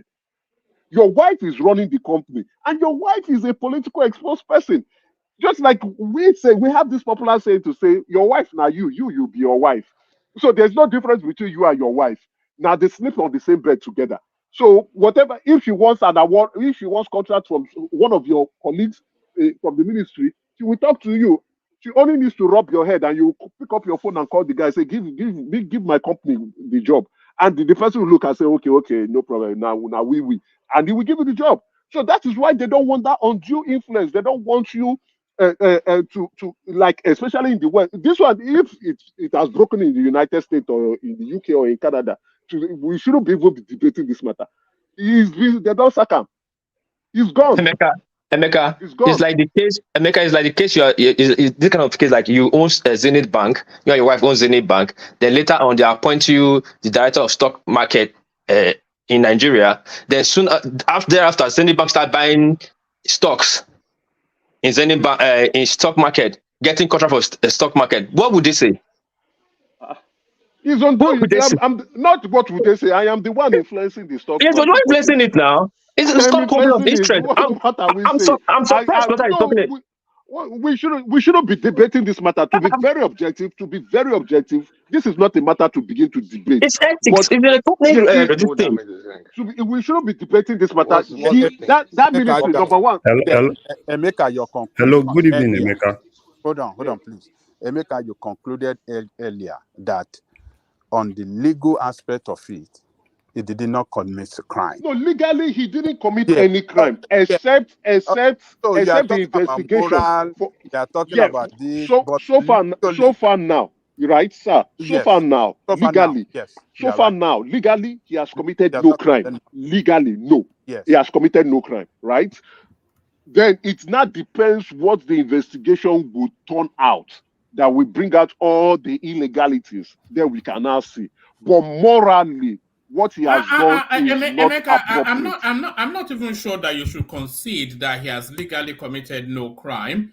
Because let me say this, and then coming after me, Larry. Good to see you, Larry. Yeah. It says the action is, however, against the Nigerian Constitution and Code of Conduct. The Code of Conduct law in Section 5 and 6 bars public officers from putting themselves in positions of conflict of interest and prevents them from partaking in any business other than farming. Yeah, there you have it. He has committed a crime.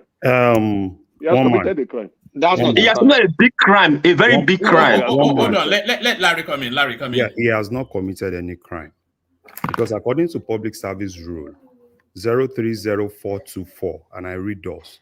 Public servants are not prohibited from holding shares in both public and private companies operating in Nigeria or abroad, except that they must not be director in private companies and may not be director in public companies if nominated by government.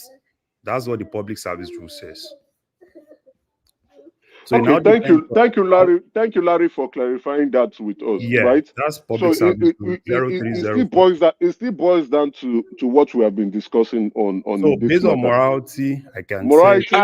Larry, it's still unethical.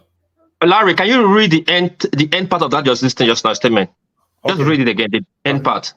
Okay, the end part. Yeah. So the end part says, okay, let me just read that section, that thing again. Public Service Rule 030424. Public officers are not prohibited from holding shares in both public and private companies operating in Nigeria or abroad, except that they must not be directors in the private companies and may only be directors in public companies if nominated by government. And what was he before they were nominated? He's the director, and he's still he resigned. He was not the director, and he was still the director. He's still the director now. He was the director. Hold on. He brought a CAC document. No, he didn't bring CAC. He didn't bring CAC document. He brought a letter of resignation. He brought a letter of resignation said, it's not CAC. Probably Shehu told him, but on CAC, you are still listed as a director. No, he said, I have resigned from that role, sir. I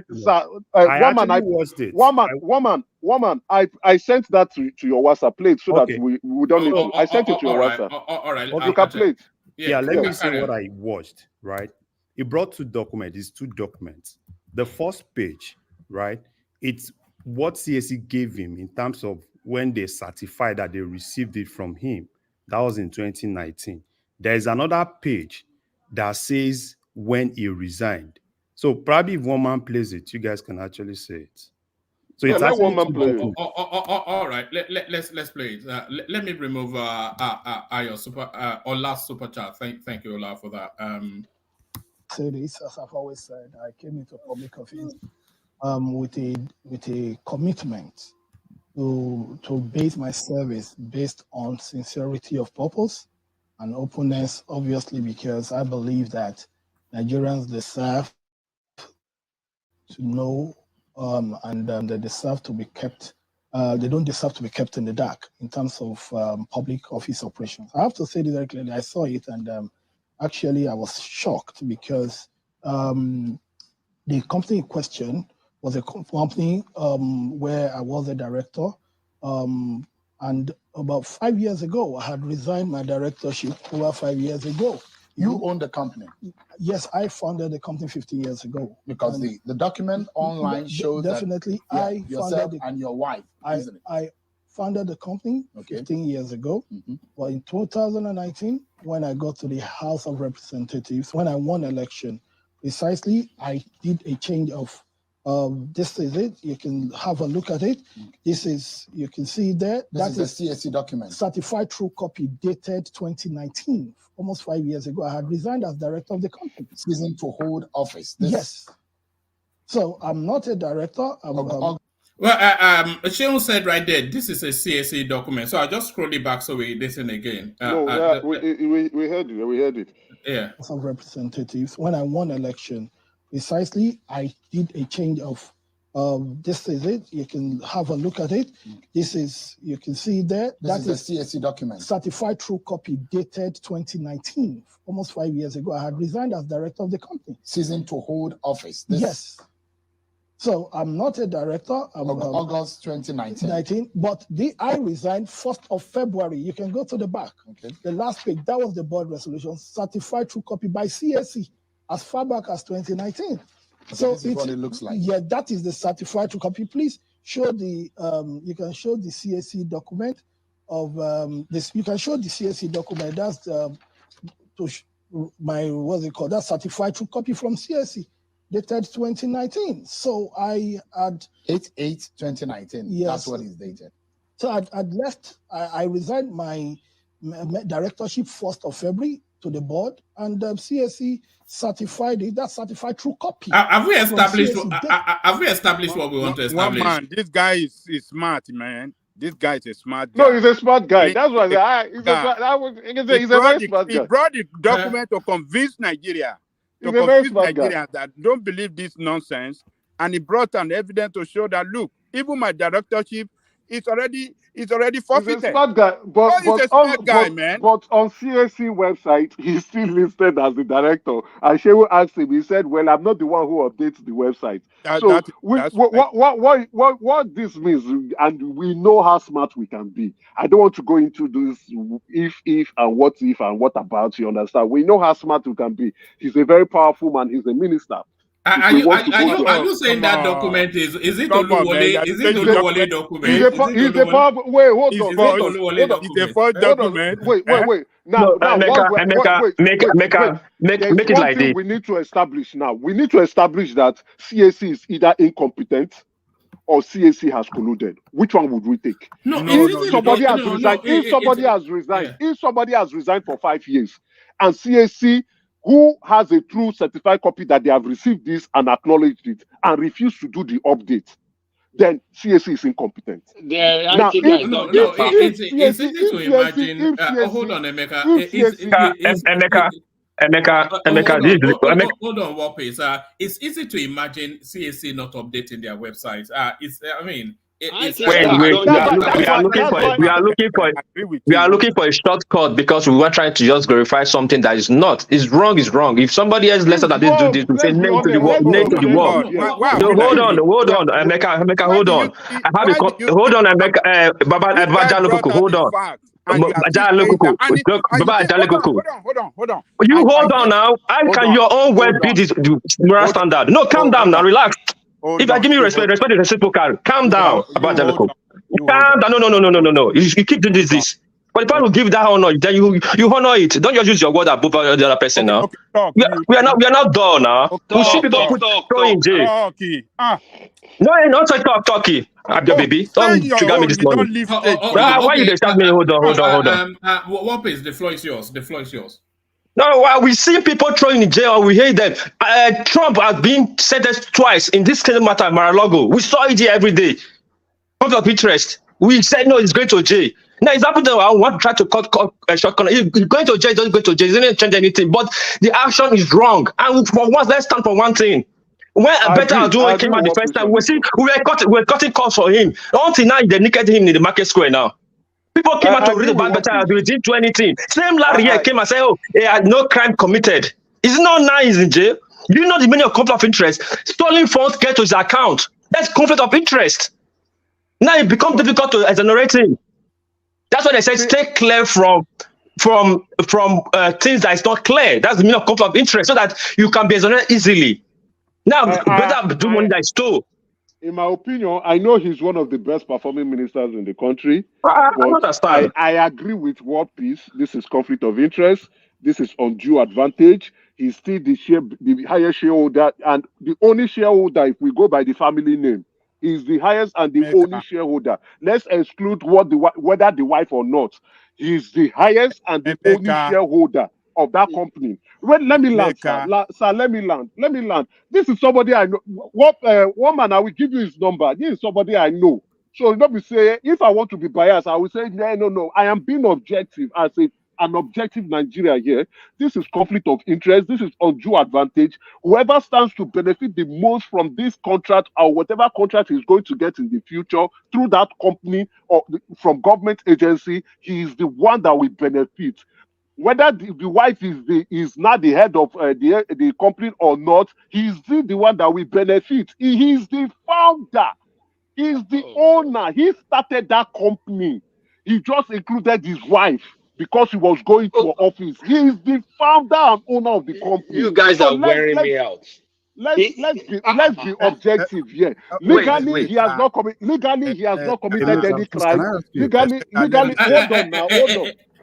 Emeka land it and then let Kulata Larry. Okay, let me land it, right? I think they disagree with you. Okay, let Ajale Koko come in, then Kulata Larry. Okay, let it come in. Okay. No, land your point though, because we are in the throes of a thought here. Legally, he has not committed any crime. Yes, even Larry himself has gone and has explained with the law. I will go with objective evidence, but morally and ethically, yes, he is found wanting. You don't change that with that now. Morally, morally, he's found wanting. All right, Ajale Koko, you disagree? A quick understatement of the year. I don't get it. American World Peace. Are you guys? Can you imagine that I'm agreeing with World Peace? Yes. Are you guys telling me that this guy can be so stupid to come out with a fake document on a that is white theory. No, I'm just that's what if I'm just giving those instances. I'm not saying he's coming out with fraud. No. I'm just giving those instances. So with what did look, come on, I have respect for this guy, man. This guy is a very intelligent, very smart, and is ready for everything. Every challenges, this guy is prepared for it. And I'm not surprised that is the best performing minister that we can see so far. This guy even brought documents that these people certify that he has done away. He has, how do I describe it? He has wished away his directorship from the company, acknowledged by CAC, or what do they call them? That document is an acknowledgement document by CAC that he has done away with his directorship in that company. Everything, he doesn't own nothing anymore there. So, and he will be doing it on the TV, and people still want to doubt that, maybe because it's Nigeria, he connive with this thing, he connive with that. I mean, we should be able to be objective. When we are presented with fact, let us accept it and move on, and not just be how do I describe it? Be antagonist of fact. Let me leave it there, one man. Kulata can go. Well, my own is pretty simple. The guy, like, his ducks are in a row. He covered his tracks. Because, I mean, he's shown you documentation that he's no longer director. So the best you can say is to call his wife that his wife is peddling influence. And before you even land on that, there's still no facts to show that, okay, this was illegal contract that was awarded. Yes, they're investigating that ministry, but at the same time, is it every single thing that happened in that ministry that's a crime? I can't answer that. Nobody can answer that. Nobody knows that. So you can't tell him to proactively resign for, number one, not being an active director. And he has paper proof to show that he's not an active director in that company. So he can't simply do that. That's self-immolation. As far as it is right now, the only thing you can say is, yeah, it smells shady. That's the best you can do, because you cannot say with concrete evidence that this guy committed any crime. Now, if tomorrow comes and someone brings out evidence of a phone call and this, or they see that, okay, this is a no-bid contract against the laws, that maybe it should be a bid contract, maybe it's a no-bid contract that they just awarded something out of thin air. If things don't line up, then we can call it immoral. We can call the wife criminal. But him, he absolved himself. He's a smart guy. I am not. Yeah, he's a very smart guy. He's very intelligent. I am not calling him a criminal, and I keep saying, and I'll repeat it again, that he has not committed any legal infraction according to the law. But what we are saying is that my question to you now, Kulata, is this: how is this even any different from you? Now, you are a minister of the country, right? And I am your friend. Now, you have, under your influence, allowed me to gain favor or contract in another ministry because you are my friend and you're a minister. And if it goes out to the public, how do we explain it? It's even worse because it's even your wife. I'm going to answer you with this. Was there open bidding? We don't know. So we don't know. So okay, Emeka, assuming there was, Emeka, you see, okay, assuming there was a competitive bid and you won, and I won, is that going to be a problem? Oh, well, definitely. If there's a competitive bid and I won, and we can see there's a competitive bid, yeah, definitely it raises any question, any great questions. But again, now with what you're saying, there are still question marks that needs to be answered. Was it a competitive bid? We are yet to know. Was it a bid at all? We don't know. Was it even a bid? We don't know. But because he said consultancy.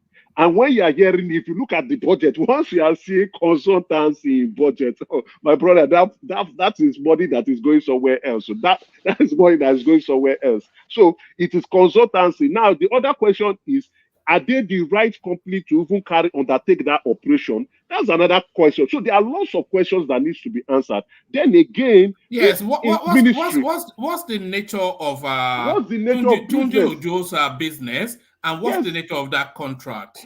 Exactly. Company now. What's the name of the company?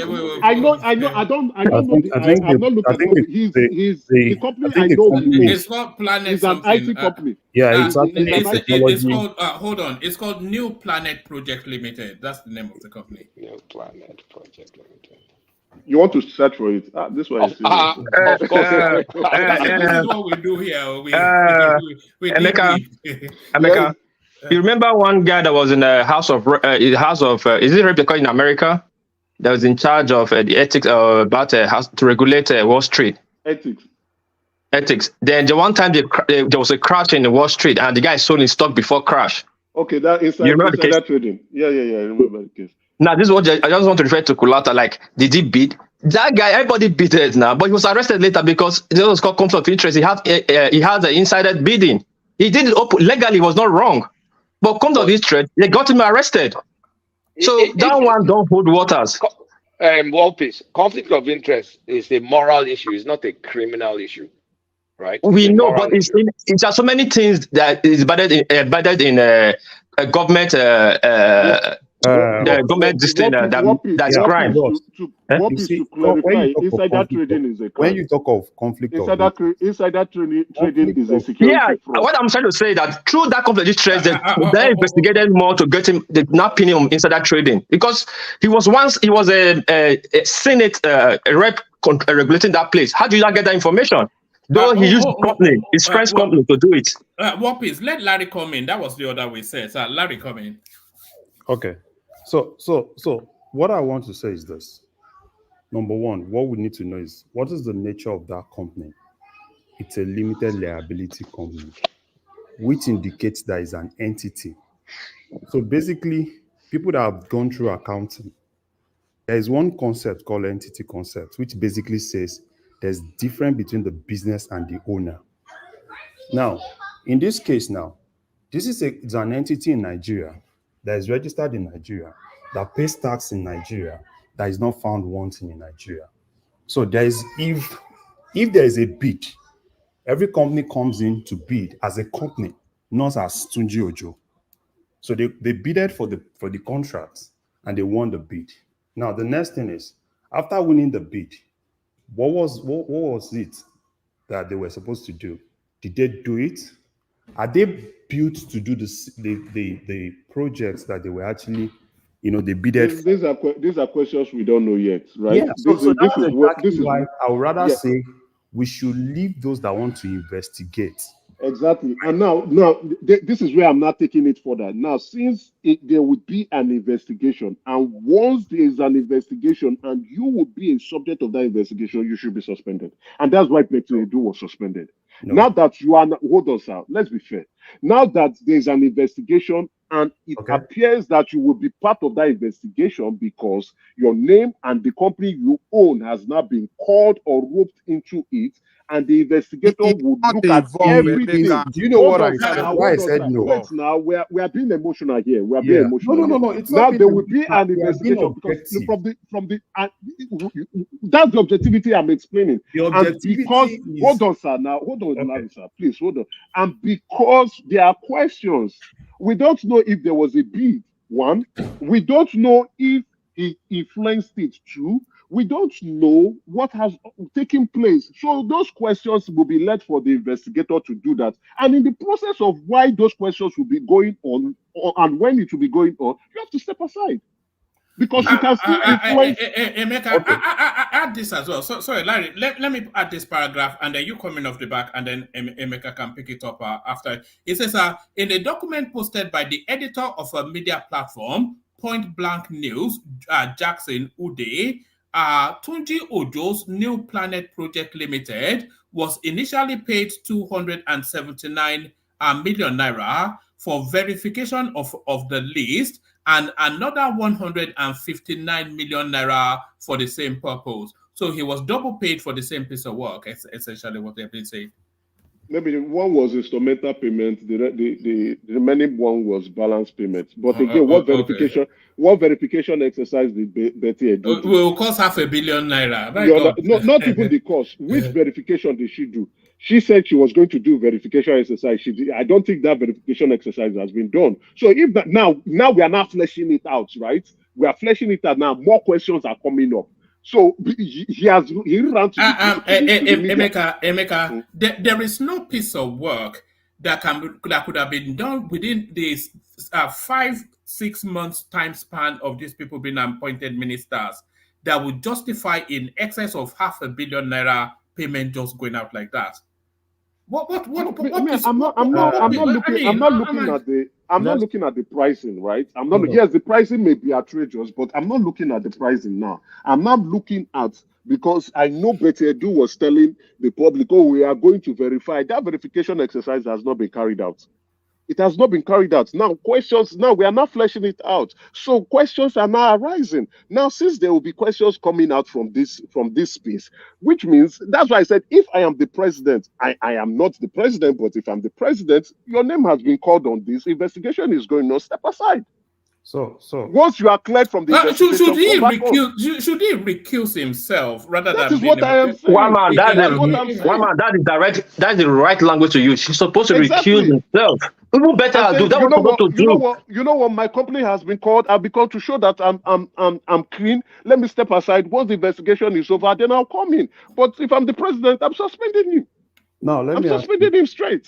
Because what we are justifying here, I don't know what we are trying to justify here. Other ministers, what we are now doing is we want to empower other ministers to go and set up companies for themselves and say there are no more directors and their wives or their children will be running it and be collecting federal government contracts and be enjoying and enriching themselves. Is that what we want to come and be telling ourselves here on this platform? Why are we saying this nonsense now? How can he recuse? Why are we saying this nonsense can I ask you one question? But it does not have direct link. It doesn't have direct link.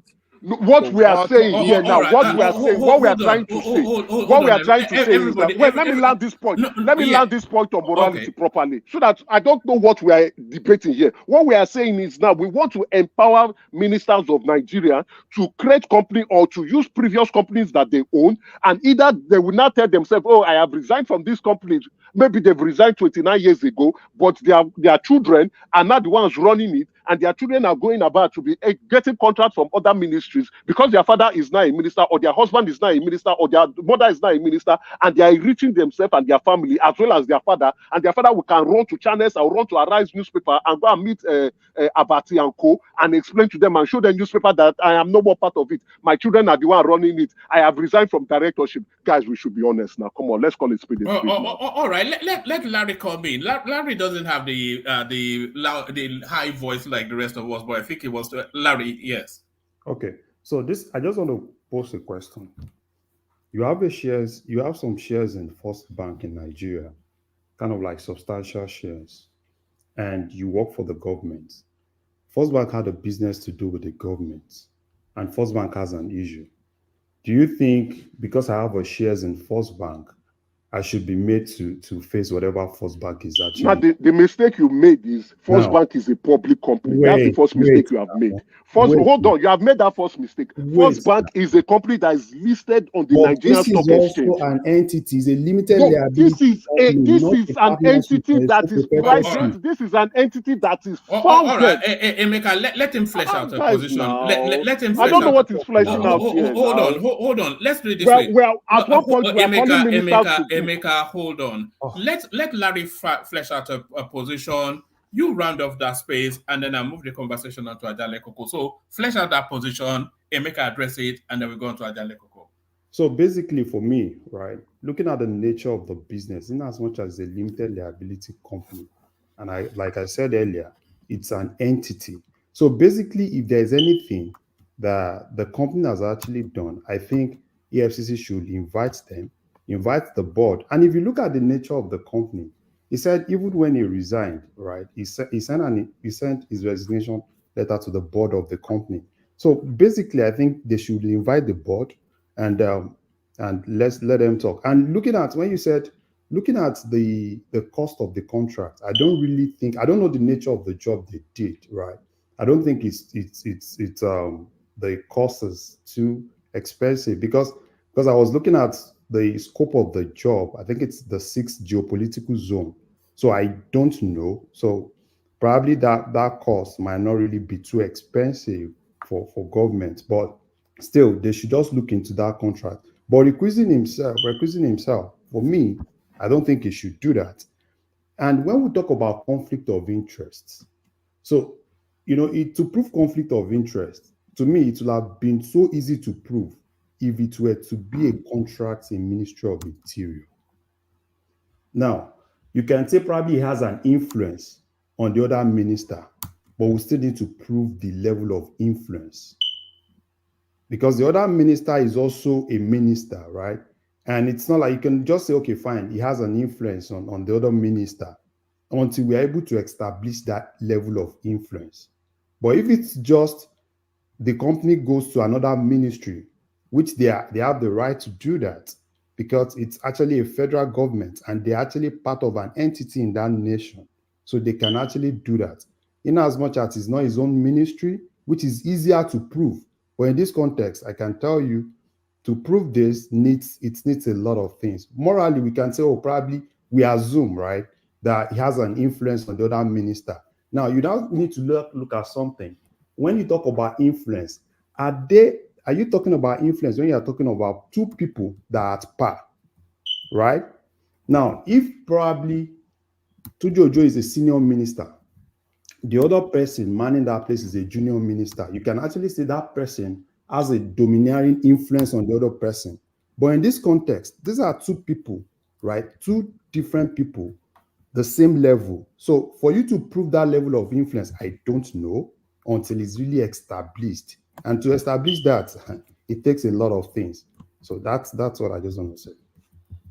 Okay, let me round up. Yes, good. Let me round up. Yes, from what I can tell, yes, he's a personal friend and acquaintance to me. He's not my friend; he's an acquaintance. If I want to go through that route, I'll be speaking like Larry, Baba, Jane Koko, and Kolata. But if I want to speak as a Nigeria, we are here. On this platform as well as other media spaces where they write and they say, oh, look at the nonsense ministers are doing, how they are enriching their families and their friends, how their families, children and families or even distant cousins are going about in Abuja and getting getting contracts, you understand? And this money is flowing and we are busy speaking on this matter. But what I would say here is, I think we like him. Yes, we do like him. I like him. He's performing, he's doing a good job, and we do not want to lose someone who is doing a good job. I think that is why many of you are speaking this way. But again, there are questions to be answered. These questions will be answered by the investigation. And if we agree that what Bola Ahmed Tinubu has done with Betta Edu, who was, because Betta Edu still has a case, Betta Edu can still argue her case. But now what the president has said is, yes, you can argue your case, but step aside. When they finish the investigation and the investigator is asking you a question, argue it with him. Let me see an objective report to clear you. If the report clears you, come back. If the report does not clear you, stay at home. Same hand and same equity should be passed across to him because he is also going to be a subject of that investigation. There's reports now, even though we do not probably like Jackson Dude, who goes on a media spiral and begin to conjure things. But there's a report and other newspapers are explaining. Not that only other newspapers are explaining or other media houses are explaining. He has gone to channels to explain himself, which means there's veracity in the claims. Since there are questions being asked, there's veracity in that claim, then he needs to step aside. The president too should suspend him so that the investigation can cover round. And why am I saying this? This platform has always been a platform that promotes the truth and objectivity. And we also want to hold public officers accountable when the time calls for it. So with that respect, I would say equally, he should step aside, let the investigation clear him off, because we are not the ones that can clear him. We do not have enough information. And so far, and so good that we have read the publication and what he has said, there are still questions that needs to be answered. And he is not the one that will answer the question for us. It is an investigator, maybe the EFCC or whoever, the competent investigator that will come in and do an objective job and look at all circumstances and say, okay, Ojo, you are cleared. You are good to go. Go back to the office. Nothing is wrong here. And that person will be the one to tell Nigerians, not him himself coming, because he cannot be the one that will explain to us on his own case. It is an independent individual that will tell us if he has a clean hand or if he doesn't have a clean hand, if there's undue influence or there's no undue influence, if there is bidding or there's no bidding, if there's conflict of interest or there's no conflict of interest. Thank you very much. All right, brilliant. So that's the excellent Emeka, of course. No order. And are we grateful that there's just one Emeka? Is really the question. So yeah. Sorry, I was allowed Emeka to talk. Emeka, what do you mean by saying, can you imagine? Hold on, I'm joking now. All right. What do you mean by that? Emeka. Emeka has been talking for 2 hours only. Let him have What some. did, I know. what did I say? You say, can you imagine you they agree with War Peace? What does that mean? No, I You mean was that they just shoot off target all the time? no. Eh? No, yeah, I know your God they kill everybody. Just don't mention Edo and your friends. And your Ah, friends. no. Your bullets don't know place. They shoot everywhere. All right, it's okay. That's a nice one. Thank you. All right, brilliant. Well done, Emeka. So, of course, that's the majestic Emeka. So, on to Ajande Koko. So, Ajande Koko, check your phone at some point and send you a message. But I picked this up from the headline. Doyin Okupe resigns from Labour Party. Ideological chasm was what he described. And he went on to tell us then that the Labour Party was essentially a special purpose vehicle. And of course, it was that's not breaking news. We all knew that. But then there's the admission. But what eagle-eyed Emeka also spotted in Okupe's submission was that he said that after they lost the election, he feels that there is no longer any need for him to be part of the Labour Party. So that was his resignation letter. But embedded in that is the first senior person within that space to concede then that they lost the election. What says you, Ajale Koko? Thank you, Woman. Greetings to our listeners around the world. Click on the like button, share, and subscribe if you haven't done so. Well, Okupe is not a politician that you can take his word serious.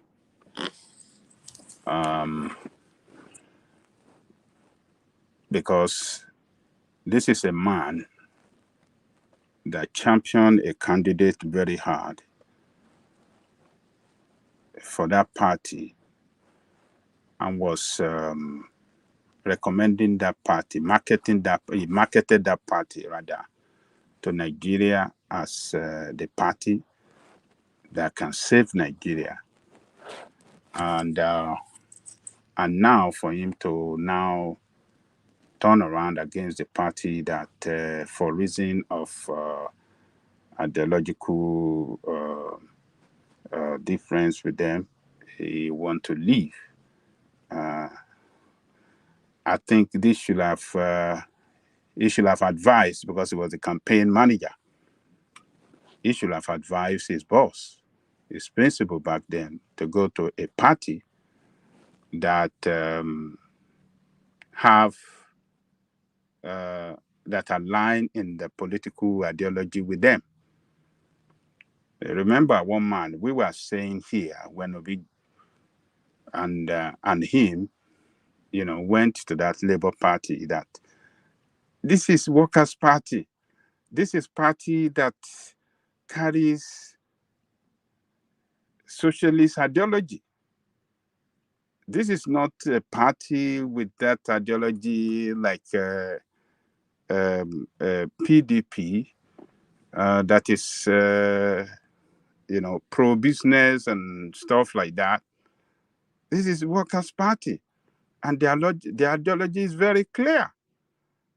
And that was what was responsible for Obi for several months to come out with a manifesto of the party. The party originally had their manifesto, but how would he jump on the manifesto of Labour Party when everything is campaigning for was totally anti-Labour ideology?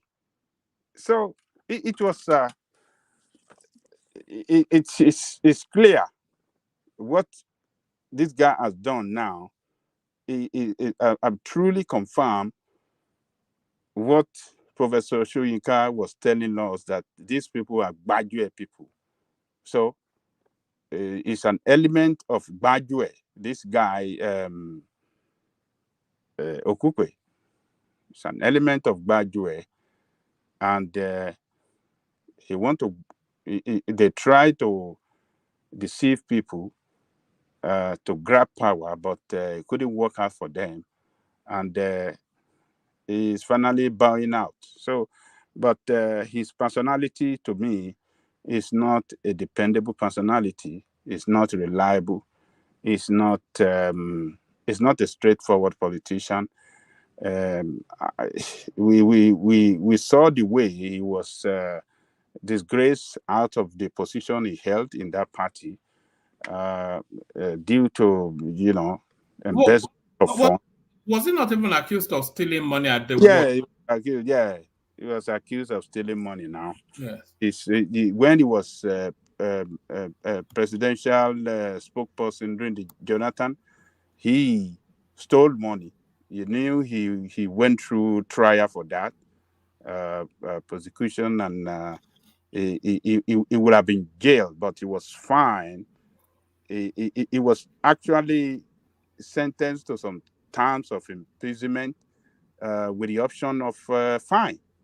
So he paid that fine on that very day. Otherwise, he would have gone to jail. They give him a limited time to pay. I think within 24 hours, if my memory serves me well, one man, we treated it here, and was able to raise that millions of naira. That would be an item on the when they are giving account of their campaign fund. That should be an item. We have to look out for that, though. We have to bail Okupe out of jail. Emeka, you are hearing now. You are the one. I'm hearing it. Baba Dani Koko, sir, you said he's not a straightforward politician. Sir, you will see Jesus first before you say a straightforward politician, including P2B. Including P2B, you will see Jesus first. I better not give me Emeka. Make him leave me alone, Joe. So, this guy is look. I am suspecting that this guy want to go and join APC, because this guy, for do you think that window exists for him in the APC? Oh, look, one man, it exists plenty. It exists. Because his catchment area is that sort of Femi Fani-Kayode, Festus Keyamo, and there's already big. You think he belongs? You think he? No, he might not get job at the top level, but he want to be around the people that are in power, and have himself around the corridor of power. That is what he has always been doing. He's never been in party that is outside the power. It's just unfortunate for them that 215, they didn't play their game well. The graduate commander, what do you call it? Atiku Abubakar, he took the step that he took a wrong step that forced that eventually, forced Jonathan out of power. He went to support Buhari with some other leaders. They miscalculated. So, and the element in APC who were hyena themselves, they didn't give them chance, and they were forced out of the party to go back to their PDP. So, since the Second Republic, this guy has been in party that wins election. He never, been in opposition party. He loves to be in a winning party, either party that will win in the crooked or any means. It's been always there. So he cannot enjoy his political career being outside power. So this guy wants to go to APC, and very soon we will see him declaring support for President Tinubu, and he will move to APC. So he will join at the state level, partly with the governor of the state. Do you, Ajale Koko, do you think he should have just announced his retirement from politics in that letter? He's a 70-year-old man. I mean, it's not as though there's any position. It's never going to be a governor of anything. Nobody's going to appoint him minister. So let him just look. Let me be tell an you. elder statesman. Oh no! Look, this guy. Look, they are like soldiers. You know what we that physiology for they say once a soldier is a soldier forever. The same with all soldiers never die. All soldiers never die. So politician doesn't quit politics until God say, "Hey, leave," and you know what that means. As long as they leave it, even though that they don't contest for election, they still play politics. They still meet politicians. They still sponsor people. They do all of that because that is their career. It's a career, one man. It's a career that gives people a lot of money in Nigeria. So you can't quit job that give you a lot of money, that connection and everything. You can't quit it. It's not easy. So what it's going to do is going to parley with the governor of the state. Let me tell you, that guy in Ogun State, he knows who is who in that state, and he can walk his way to who is who in that state. Obas, politician, who, military officer, he knows all of them. And, they have a way of helping each other. So it is good that it came out finally to tell Nigerians that, look, it was gradual that they were trying to do, because how can you say that the party does not align with your, they just want to use as a special purpose vehicle. So he knew that what they are campaigning on, that they were going to do on that platform of that party, was a fraud. It is impossible for Obi not to respond to this now, because it's quite a weighty thing that is being said. So what sort of response is it likely to give? What did you say? I said it is impossible for Obi not to respond to. Yes, he has to respond to this. Because he stands accused, yeah. Oh, yes, he stands accused. This is the strongest, closest partner or ally you want to call. They went together. This guy convinced him to leave PDP and go to a different party to pursue his political career. And they listened to him. And they worked hard. And he stood in as, what did they tell him? The vice president, that temporary, what is the name they call them? A placeholder, I think they call them. So he is the one that can be most trusted, the most trusted person to Obi to hold that position back then for another person to come in. So he is the closest to Obi. He carried out his campaign. He led his campaign. He organized his campaign. He managed his campaign. He directed his campaign. So Obi have to respond to this. He must say something. If he doesn't say something, that's a confirmation that, yes, this is a gradual fraudulent, like, what do you call it? Emeka usually called Obi. I think he call him fraud. So we should all accept him as fraud. If he doesn't. What if they're both on their way to PDP with this guy going first? It could be. You could be right. It could be to PDP, but this man, he likes government in power. He doesn't like to be a loser or be outside government. No. Oh, by the way, I've got something to report. It's a bit of bad news. Don't report it. No. Oh, okay, all right. Okay, I'll tell you offline, and then Ajale Koko. Did you know what? Do you know what I wanted to report, Kulata? Of course. Oh, okay. Let me.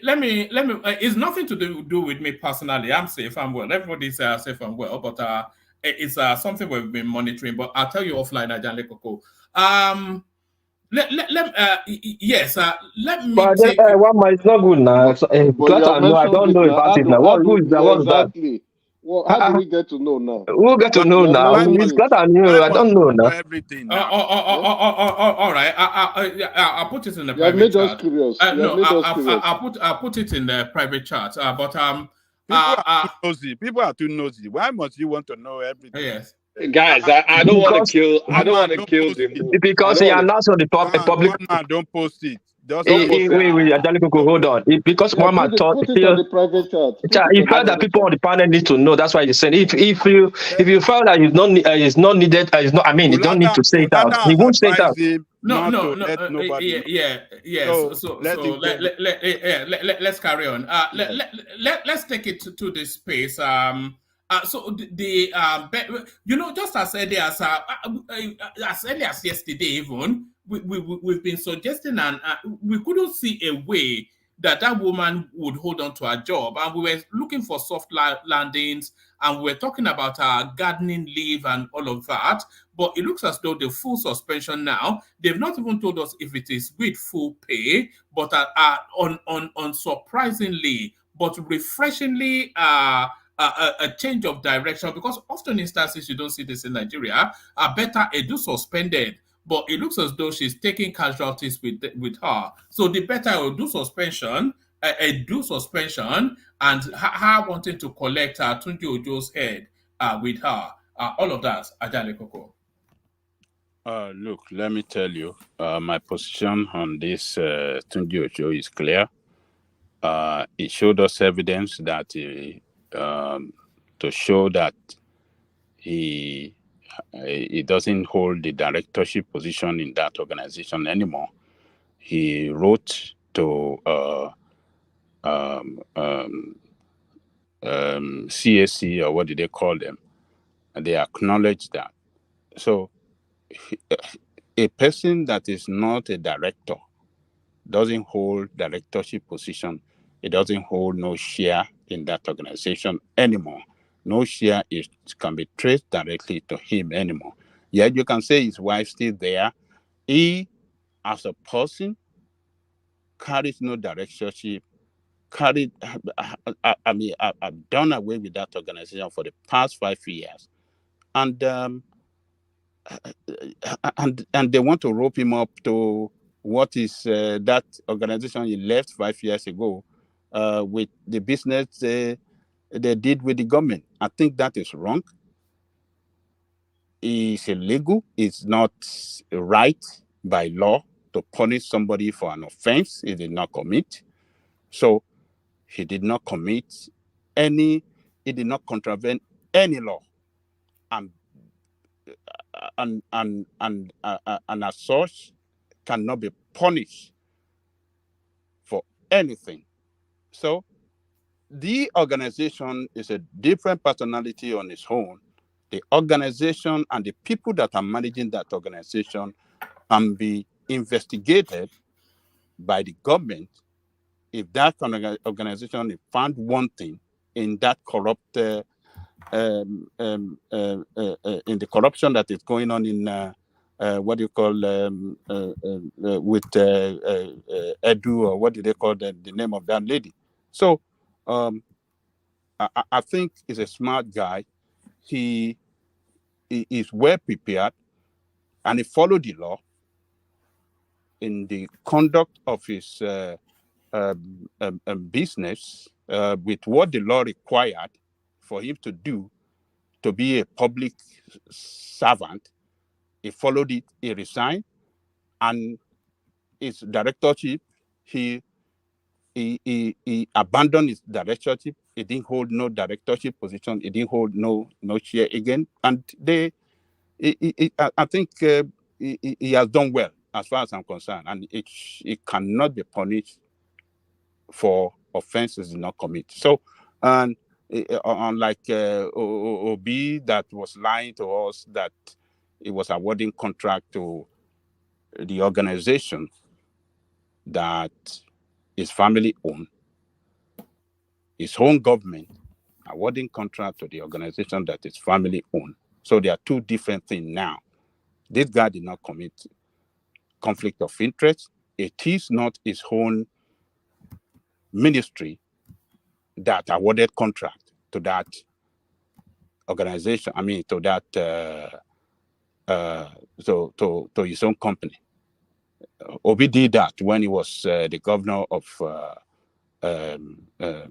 Anambra State.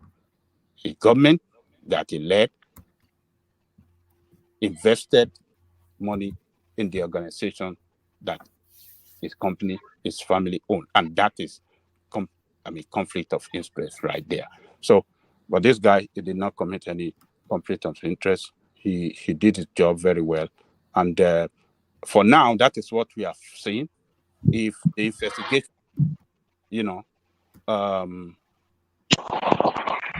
outcome prove otherwise than what we know today, a different ball game, then they will take it up from there. But so far, with what we have seen, I don't think he has committed any offense. I don't see nothing wrong with him. He has not done anything wrong as far as I'm concerned. All right, brilliant. Ekene, did you want to come in or otherwise mute yourself? Look at that. I know I will smoke at Ekene. I just know. Yes. Look at that. He's battling that village. You can hear the battle with the village network. Look at that. Even though he's enjoying village life, I know Ekene will not hold this stress. He must come out. Ekene Alpha. No, Allah. People even matter the color. You understand? But for me, that's not. We're talking about accountability now. Is that not you? You are the biggest champion of accountability on this platform. So you should be. So lend your voice to it. Then where is the money? Is where even Aisha Yesufi is asking Peter Obi, where is the money? The 75 billion naira. The 75 billion naira. Even the money you are talking about, the company you are talking about, Fidelity Bank. We're not talking about Fidelity Bank. But hold on. Let me come to you. Your system is a bit quirky. Let Ajane Koko carry on, and I'll come to you soon enough. Ajane Koko, back to you. One man, I wanted to ask about that question, please. All right. All the obedience are in the house now. Okay, go for it. Yeah. All our people are here.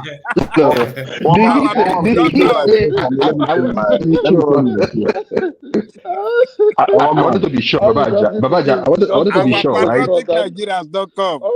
Hold on now. You see them coming out. Just come to Nigeria don't come. I'm waiting for Boris. Boris will come tomorrow. I don't think that Boris will come tomorrow. Once is in front, they can't just hold it. They can't hold it. It cannot fly. It cannot fly. It will not fly. This will not fly. But Babaja, I wanted to know the guy, the interior minister, right? I just want to be clear because I overheard you say something. You said that he was no more a part of the company, but the wife is still part of the company. Did I hear you right? Yeah, that is. Did I hear you right? That is what some people said. They make that. So, yeah. Okay, so the wife still owns the company, and he is no more part of the company, but the wife received. The company is said to have received millions, right, from Betta Edu. Babaja, make it make sense. Yeah. The same thing on this show. Many of you, I remember when they said Peter Obi said his wife's business is different from his own business and that of the kids, right? And most of you were saying, "Oh, that he gave contract to companies that were owned, by the wife or by the family members, which was not true. I mean, that was just you guys just trying to mop up nonsense. But in this case, I see you giving this guy a pass back or trying to exonerate him. Why? Why? I mean, it's just a clear. See, let me tell you, a forensic investigation ought to be carried out. Betta Edu could not have made that transfer without the Oga at the top. She's the side piece to many of them, we know, right? But the issue there is that the truth must be told, Babaja. You cannot continue. You have really changed from the Sowore mantra. You really have to start being fair. If the wife was involved, by implication, if that business was owned by him before, and the wife went ahead and got that contract, then he is implicated by association. There is no how you want to look at it. Did you and I get that kind of contract? Why did that contract come to your wife? Why must it be someone in power? So that is why I was saying that they should be better. My brother, you live in America, yeah? It's happening here in America. Don't let us see when things is going on in Nigeria. We will start doing like it doesn't happen. Even in America, yeah. Go and see people who collect contracts. Road contract, bridge contract. Is the people in the politics. What are you talking about now? Well, we are not saying that. Hold on. Start pretending like he doesn't have rights to get the contract. The company has hold on now. Yes. Can you call the same slack for Peter Obi? Because why I mentioned this was that the company have rights to get a contract from federal government. Let us stop all this. The company has no. You have no. Okay. In that case, let me tell you, brother. Yeah. You don't have that right to get that contract from the government. You have right. No. Let me tell you, it's a conflict of interest. You cannot do that. Even in America, you're talking about. Hold on now. Hold on, Joel. Did you have a question for Ajane Koko because he has the floor? But yeah. No, that's the question. I wanted to ask him that why the double standard before this other guy came in, right? I was trying to ask Babaja why the double standard. If you accuse Obi of that, why aren't you accusing this guy? Why are you trying to exonerate this guy? That's the point. That's my question to Babaja. Okay, and that is hypocritical. So go ahead. I'm not hypocritical. Let me answer the question. You see, Obi was the head of government that approved money to be invested in his family's own business. This guy is the head of Internal Affairs Ministry. His ministry did not approve no money to his wife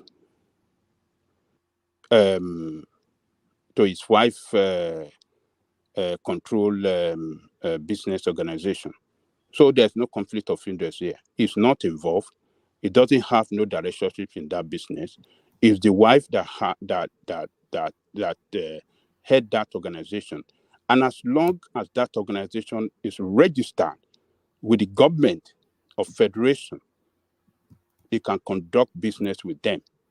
The only thing that the only ministry that business cannot conduct business with is the business is Internal Affairs Ministry, where the husband is a minister. So, I mean, Internal Affairs Ministry, where the husband is a minister. So, a legitimate a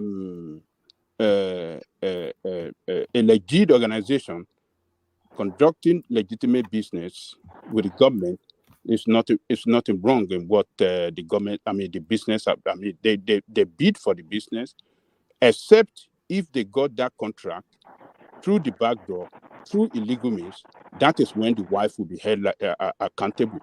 If they are holding the company accountable with the wife, he cannot be part of, whatever punishment that will come under that. So they should go ahead and if the company, if it was a shady business, they should go ahead and arrest the wife. Is that what you're saying? if it's a shady deal, the wife have question to answer. You understand what I'm saying? Because he's the head of the organization, but not him, because he doesn't participate in the day-to-day running of that business. So if his wife is being arrested for fraud, does that scandal affect? Yes, Baba. Hold Baba, on. you are right. Hold on. Why is the wife being arrested for fraud? What No, fraud? hold on, Awama. It's just a if. We didn't say it. Just if now, let's say this scandal involves his wife, and his wife is found want to Betta Edu'S, and she's arrested. Would that same scandal affect the Minister of Interior? Why will it affect him? No. It doesn't have Okay, nothing. thank you. Yeah. It has nothing. He's not running that. He's not participating in the running of that business anymore for the past 5 Baba years. Jale Koko. He cannot. Babaja, you're trying to twist this thing, but it's okay. Because I just verified something, so I just want to say it. Yes. So while you were talking, I went back to CAC because I'm not really interested in director or no director. I'm really interested in shareholding. So yes, when I got there, what is listed on CAC is that he has 5% shares in that company. I thought it was a mistake, right? Because I also have a company too. So I went to CAC, checked my own company, and I saw my own shareholding, and I checked his own. So presently, based on what he has, let me quickly say it. So based on what he has, they said in terms of directly, he has 5%, and indirectly 0%. So those are things that probably they need to look at. Who has the 95%? I don't know. It's only how did you see Emeka, can you imagine? No. You can know. You can know 5%, but you don't know the know best people. Which part of Can you imagine? Which person did you look? That will show you only one person. Hold on. Let him land now. We are talking about the guy. Hold on, Emeka. Larry, did you see the full share? How much does the wife own? What percentage does the wife own? See the wife. So I just went in. What I did, I saw Tunji Ojo. Yeah. And I went to see what he has in that company directly. Does it not give you the list of shareholders? No, it won't give you the list. It doesn't give the list of shareholders. Okay, are you able to check how much of the shareholding his wife owns? So let me see if I'm able to see the wife. Because nobody that one of Cafe Ronsen Nokawati is that's like no, abracadabra. That's no, also you know the thing is, abracadabra. Yeah, the guy, like someone said, the guy is a smart guy, right? He's a smart guy. So the only thing, I'm not able to see the wife. I'm only able to see him. And yeah, I could only see 5%. That 5% means nothing unless we have a full breakdown of the shareholding. One man. The website. Wait, hold on. Larry. 1.5% is nothing. Larry. Yeah. Wait, hold on. Joe, sorry, please hold on. But from a layman's perspective, we are not experts in technology or anything. Okay. For example, now we are going to that website to find out who is the owner and shareholder, and only today Ojo name came out on 5%. Who are you going to say owns the company? Yeah, so another thing No, you can't say somebody. No. Why you always want? When I make my point, you say, why much? I don't like this. I'm tired. I'm tired. What? You're accusing somebody of stealing and you're telling me 5%. Who's the owner is making up? Do you want a conversation, or you asked if they find that somebody has 5%, who are you going to say owns the company? And I was going to say that you cannot say somebody that has 5% owns anything, because you just took one part. I said, why you just took one part? Oh, all right. I said you said it was somebody that owned the company and shareholder, and the only thing that can come up is Tunji Ojo and his 5%. Who are you going to say that owns the company? That was my question. Yes, wherever the 95% is where I'm not talking about percentage only. Owner and percentage. That's what I'm saying. The owner of the company and the percentage, and his name came out. Only his name came out. Nobody else's name. No, hold on. The name came out as owning 5% of the company. So there's still an outstanding 95%. And where that 95% is where the ownership is. Nobody that owns 5% of anything owns that thing. Okay, You know let's agree to disagree. One man show. Now I'm going to your one man show to find out who owns one man show. And your name came out as 5% owner and the owner of the company as a director. Who am I going to say that owns the company? At a layman perspective, that's why I said layman perspective. No layman will think that. When you say somebody owns 5%, that thing is just a maker that is here that don't know this name. It's your name that pop up that will be calling the owner now. Another thing that is funny. You see, when you check companies like that, there are some key questions. These other questions: does the PSC directly or indirectly hold the right to appoint or remove a majority or director or partner in a company or limited liability partnership? He said no. So does the PSC or the WISE have the right to exercise or actually exercise significant influence or control over a company or limited liability partnership? They said no. Does the PSC have the right to exercise or actually exercise significant influence or control over the activities of a trust or firm, whether or not it's a legal entity, but will it itself satisfy any first four conditions if it were individual? They said no. So I like I said, he's a smart guy. He's a smart guy. I think he has people who are trying to cover tracks here. He said it on challenge, right? He founded the company.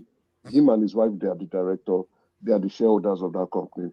If his shares has not, because now he spoke the possibility of him or people questioning the percentage of his shareholding is not that is now probably now going to 5%. He didn't speak about the shares. He said it's a company that he founded, right? When you are the founder of a company, you own the shares completely. And probably maybe, I don't know, in the course of things when he decided to move things to Gambia, but that company, he owns that company. It's an IT company. He owns it. It's his company. Whether if you show it like what Peace is saying, what Peace has slight, I think he's slightly right.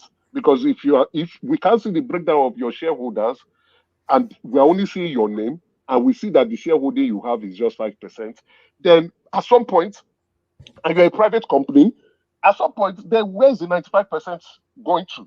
So there's something that is called beneficial owner or ultimate beneficial owner. Whether you have 5%, if you directly or indirectly control and influence a company, you are the owner of that company. So you might have 1%. Emeka and directly or indirectly. Sorry, Larry. Emeka and Ajande Koko, check your phones. Sorry, carry on, Larry. So directly or indirectly, based on CAC website, is no. Right? So now, I don't know, probably until they need to go into CAC to see how the other 95% is shared. Is it shared among his family? Did he share it with his friends? Larry, sorry to interject you. I understand he's smart, but he's not that smart. He's just being clever by half. If he's really smart, we will not be finding any dust at all. It will just be a smooth ride. The work will be speaking for himself. There's a saying in Japan, any common man can know this in Japan. If Japan police arrest you, the first thing they'll tell you, say, Nihio Kisatu, Ichiban. It means Japanese police are number one. But you will not understand the meaning of that. They will allow you to play yourself out. There's a law, there's a belief in Japan. Only a criminal will try to defend himself. And if it's a Japanese police that watched this guy interview today, they'll convict him as a criminal. Because you have not even been called by any authority. You are running to channels to defend yourself. Defend yourself about what? If you're not a criminal, you did anything wrong, you do your office, do what you are doing. Until after general sent for you. And your boy, hold on. Is already out there. I know. Hey, hold on. Let me land now. Why you guys always jumping very fast? Let me land. Hold on, please. I interjected. His name came out there by some journalists or some people that are not credible, like Udei. If journalists do that, do you know how many things come out on the news every day that people don't bother to listen to the next day? We don't even investigate much further. It's just journalists, not the attorney general. That hold on, my guy. You know my point. Let me learn. You know my point. It's not EFCC that summoned him, and EFCC have summoned him. It would have been breach of law because you have someone to come and defend yourself. You are going to TV. Did you say, man, in any angle, he's making a big mistake? It's not even yet for him to have a public speech yet. But you are right to have a public speech and you are defending yourself. Let me remind everybody on this platform. This is the same way Nigeria we did to Kemi Adeosun. Do you know? See, this is the pattern we do. You know, now we will use our hand to shake this guy. Kemi did not go for NYC now. Why? He doesn't go for NYC now. A forger now. What are you talking about come now? on, guys, let's stop this nonsense now. I don't like this Emeka, kind you of see all these discussion. things. I don't like this kind of discussion. No. Emeka, we see. I don't like this kind of discussion. No. Truly, we don't want Nigeria to move forward. We don't want Nigeria to move forward. That's what you'll be saying. We don't want Nigeria to move forward. Yes, if he's found wanting, let him go. He's not the only competent Nigerian in the country. How many competent do you have? He's not the only competent Nigerian. We have people who can do the job better than him too. How many people are doing the job like the way this guy is doing since 1999? Yes. Since 1999. How many guys? You see, that's why I'm happy that right now you are seeing these people for who they are. We are not seeing anything. The same way you No, truth of the matter, Joel Nasby, the way they are putting it, you start making other people feeling tribalism. You don't do things like this. I mean, Don't do things like this. War peace. Like this. Now you guys, war peace. Now you guys know who you're dealing with. Then you are going to do this. For the fact, can I say something? Let me just say something, okay? Wait. You have to have one voice at a time, especially people who don't have very good connections, because we're already battling your connection to listen to your voice, and then when you have 2-3 bad connections coming in, who are you referring to? Who are you referring to? No, your connection is quirky. One person's connection is quirky, but we can handle it if it's one person. But if it's two or three, it's an assault to the senses. So one at a time. Joel. Okay. Let me just say this. War Peace and Emeka, this is the reason why sometimes, whenever we look at things in Nigeria, and I told you guys that people above 50 should stop voting in Nigeria. I had a reason for saying that. I believe that people above 50 have killed this nation. You can see the kind of argument they are making. It is insulting. Let me use the word. You come out and you insult our intelligence. That a man that you said that he relinquished all his shares to the wife's company, that is his damn company. Who are you trying to deceive? Who are you trying to deceive? So that's the issue, guys. So whenever it's not like, sometimes when I come up on this show, it's about because I had about Peter Obi. No. Sometimes, it's about the lies. And when I see it, I cringe. When I hear them, I cringe. That man knew, look, who was that? Who was talking about him being a minister and Peter Obi being a governor. You forget that he sat in this same government. Who has a closer tie to Betta Edu than any other person there in the streets? Is not the person that he goes to federal executive meeting with? He knows her office. Obi awarded it directly. Invested Can I just say something? Can I just say something? Look. Who is the thing there is that Obi and Bosun that did not award any contract to family business? Baba Aja, Unfortunately, we are not discussing Obi. Obi was in government over 60 years ago. Look at you see, right? You see? Hold on. You see? Hold on, let me say something. No. Hold on. What we are discussing today, we have discussed Obi for over 1 year. What Obi did 16 years ago doesn't affect the life of Anambra people, right? Even the current president, if you want to accuse everybody, the current president is involved. Please, let's not look at this from the lens what I'm just saying. If we want to scatter the discussion, we bring also Tinubu into the discussion. And we know who is better. That's the point, right? So Peter Obi was the governor like 60 years ago. Let me finish. Let me land. One man, please. Hold on, please. Guys, please. One by one, please. It's not sounding. It's a real assault when you hear all those. It's very It's very heavy going. When you No, hear, one man, it doesn't. Anybody Assault that to the speaks, ears. yeah, one exactly. man, anybody you don't want him to speak, just kick him out. No, I'm or not put him kicking in the anybody out, background. but I'm expecting people to Please. moderate themselves. They're Please adults. now, it doesn't sound good at all. Please. All right, carry on. So let me I will just land and before Thomas comes with this, you never contribute, but you come to say stop and shut up and kick people out. That's not the way to run things, but it's okay. That's Thomas for you. The issue there is just this. Peter Obi was governor 16 years ago. Joel, you have a unique skill of digging at people. You know how to just those tiny little digs.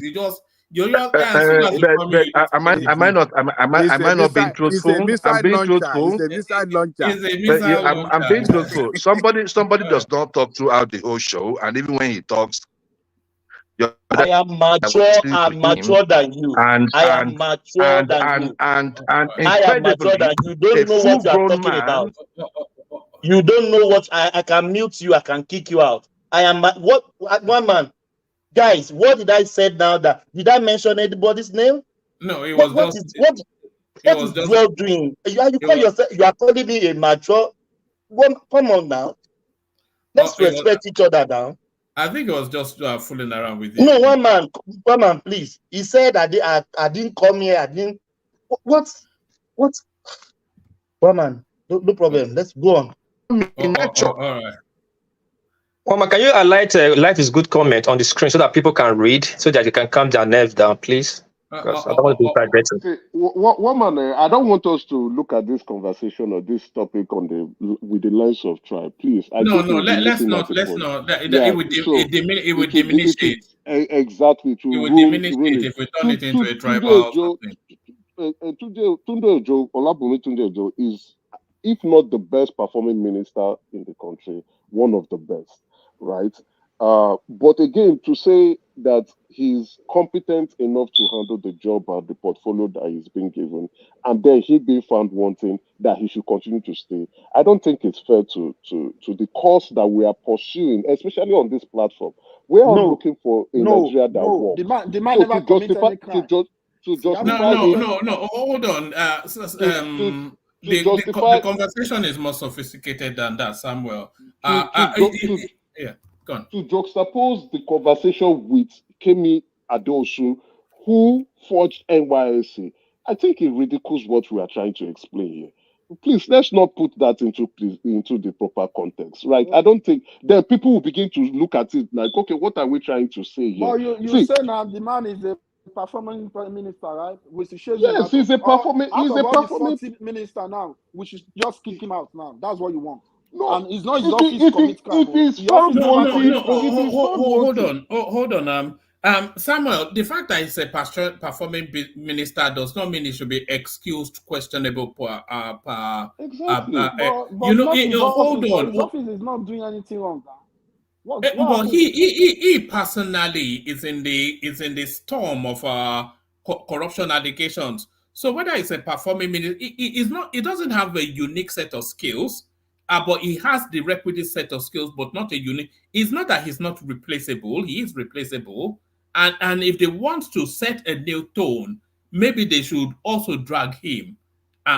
So they have to set the tone of how they want to run the administration. I agree with you, woman, on that. I agree with you. That's why I said if I'm the president, I will suspend him too. But I don't know what the president will do, because even if you go to China's TV on Twitter, when he was explaining himself, go and read the comments and what people are saying. Look at what educated Nigerians are also saying about it. Yes, we can look at it and say, oh, wow, why would you want to do? Why did you get yourself involved in this? We consider you to be a very high-flying minister. Even Betta Edu'S was one of the high-flying ministers. But again, look at the mess she got herself into. Excuse yourself. Let the investigation clear you out, or no. There's same thing in this same investigation that they are carrying out. There are questions for Tunji Ojo to answer. So I would tell him, okay, sir, don't be angry. Just step aside, recuse yourself, and let's see. Now with what Larry has done, going to CAC to go check the percentage of shareholding, the question I'm now asking is, which ministry is CAC under? That's the next question I'm asking, because if a CAC is that not part of his portfolio? That is what I am. No, it's not part of his portfolio. I think it's under the Attorney General's office. CAC is not okay. under him. It's under the Attorney General's office. I will check. But Larry, sir, please, can you tell us? You checked yours. I have checked mine. You checked yours. It showed you the breakdown of shareholders that you have in your company. What was your percentage of shareholding? Tell us. 50. 50. The other person, it showed you who owns the other 50%, right? Yeah. Okay. Now, why is Tunji Ojo's company only showing 5% and not showing the breakdown of the 95%? So sorry. Can you put a link to the CAC website on the? Yeah. Let me just put it in the private. Yeah. Then maybe it's something we can even investigate right here now. Yeah.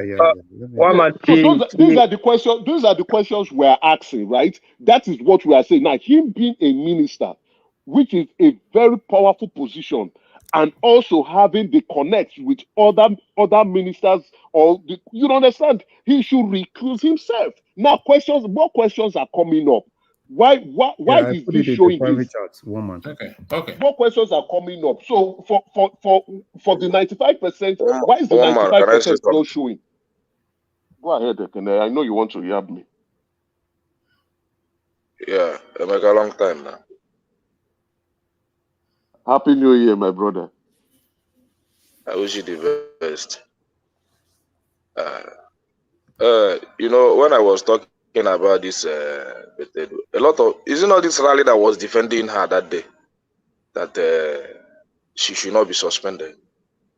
You see, the way we play politics in this country, because of, I don't know, the kind of law we have for all these corrupt ministers and politicians, we tend to defend them because it's our party all. That's why the country continues to move down, go down the lane every day by day.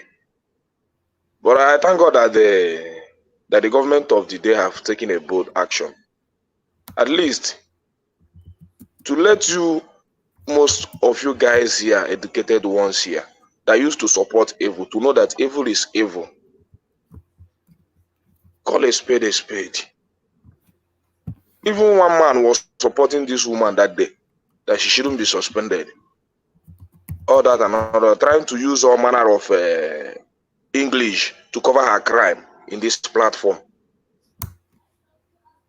But I thank God that the government listened to the voice of the masses to make a very bold step by putting that woman aside.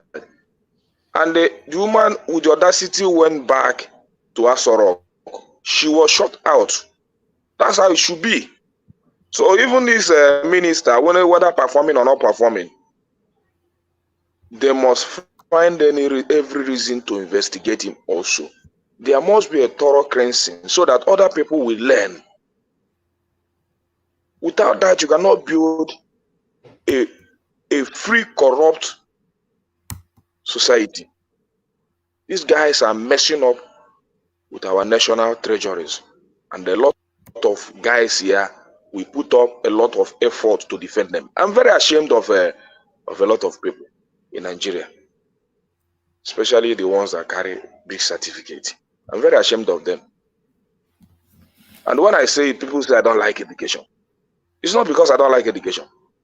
It's because we're educated to the highest of being a hypocrite in our own dear country. Because we know how to use English to defend evil. It's very unfortunate. And I'll continue to say that whenever I come here, so that you guys that feel that you are more educated will begin to feel ashamed of yourself and begin to do the right thing with your qualifications.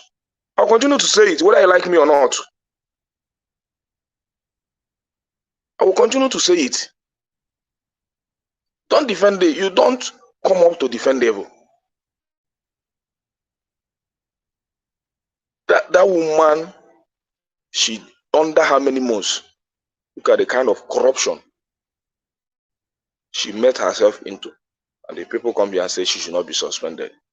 So I thank God that the government has done the right thing. And I wish it continues that in that trajectories. I'll continue to give them support in that area whenever they try to fight corruption. So if this, whether Tunji Ojo is doing is the best performing minister or not the best performing minister, if he's fined into that crime, let him be suspended also. He has now run to Channels TV to defend himself. Who told him to? Has the EFCC invited him? Why would he run to that Channels TV to defend himself? He should wait first to be invited by the EFCC. He wants to tell us he's smarter than every other person in this country by running there to defend himself. And the people are still defending him here. Let us continue to cover their evil by. We use our hand to cover our problem, defend our problem. And the problem is coming upon us day by day. And that is what we do here. Hold on, can I just hold on one moment? Are you saying we should damn somebody the moment they are accused? Is that when there is a concrete evidence that this person committed this crime, we should speak against it. Yes, well, where is the concrete evidence? You saw it on Betta Edu'S now. Do you know what this guy stands accused of? He stands accused of his company getting a contract. That contract was executed. So it wasn't as though he was giving money that he didn't work for. That contract was executed. It was carried out. What was contracted for was carried out. The only space that he stands accused of is that did he use undue influence? Did he use the capacity of his position to get that contract for his company? And they do it everywhere. They do it everywhere. They did it in America. Now, Samuel, this rule now. Okay, carry on, Samuel. You carry on. Yeah, they did it everywhere. Yeah, most of the contract, is from the politician, Senate, Rep, House of Rep member. They do it here. They award contract to the company. Go and check. Put it on Google. You will see a lot of construction building in America. It's from the politician. In South Africa or America or where? In America, yeah. Well, how do you know? How do you know that? I know because I know. If you do it in America, you spend 15 years in prison. Why is Joe Biden's son? Why is Joe Biden's son in trouble? Why is Joe Biden's son in trouble now? No, just give him time to speak now. Why is Joe Biden's son in trouble? Mecca, please allow him have his time. Mecca, please let him have his time. Politicians don't lobby. They don't lobby to get contracts. No, but the issue. But what is the issue? They lobby. They get contracts. Hold on, Samuel. You have not heard my question. Joe Biden's son, Burisma in Ukraine. Why is he in trouble now? I don't know about the Ukraine something. I know about. Mecca, let him have his time now. Let him talk. You just leave him. Please continue, Samuel. Yeah, that's all I can say. Politicians they lobby to get contract from government. Yeah, in America. Yeah. Yes. Thank you. I want to quickly say this. Emeka, before somebody take my shine, I just said it just now that sorry is your friend, but it's not. It's clever, but it's clever by half. I'm the one that have the time. I don't know what. I know. Sorry, I just quickly want to. I said I don't want anybody to take my shine. Only Emeka and Egmatic is agreeing to it. Even right now, what we're accusing him of is just one thing, but he just opened kind of one for himself by going to channels. Who asked him to go to channels? What are you defending? It's just a mere allegation from a journalist. Attorney General have not charged any case against you. In America, or in any saying what is called influencing the investigation. By going to the news, you are trying to influence not even your own case now, or that better do by going there to the. What are you defending? You're not saying you're embezzlement. You're being charged about influence. If they're going to charge you, it's going to be point of interest. His name is mentioned. The name of his company is mentioned. Yes. What are you talking about? So go to where Wapis just said. Ajanle Koko. Did he move? Because I was going to ask anyway. So what spotted Wapis? Did he move too quickly, running around the media houses and is he going to be responding in this manner to every allegation that comes out? No, let me tell you this. Did he move too quickly to be running It round? didn't, no, what it did the right thing. Look, let me tell you. The problem we have in that country is that we don't honor the journalists, or let me say the press. When the press roll out an information like this, you, as a person being accused or being mentioned in this kind of fraudulent act, as a public office holder, you have to come out quick to defend yourself, to say something, to debunk it, or to make some clarification. You are accountable to the people of Nigerian people. The press are doing their job in one way or the other, representing the people too. So when they, as the mouthpiece of the people, the press, watching the activity of their government, and they got hold of some documents, say, oh, look, there's a fraud there, and this man is mentioned, you have to come out quick and say something. So he has done the right thing. And it is because of the evidences that he brought out, that, and what he said, on the basis of that, that is so clear to me that this guy have no question to have no question to answer. That is why I'm with him. If you have not done that, it's going to be a different ball game. The press information will have destroyed his image completely if he sat down there and not doing nothing. So he has done the right thing. He has done the right thing, one man. When the press speak in a country where democracy is working against politicians must respond quickly in order to correct that image if it is wrong, if the press is making a wrong packaging a wrong information against them. They have to come out quick and correct it so that the people in the country can know the true situation of things. So it is now left for the government to investigate this guy.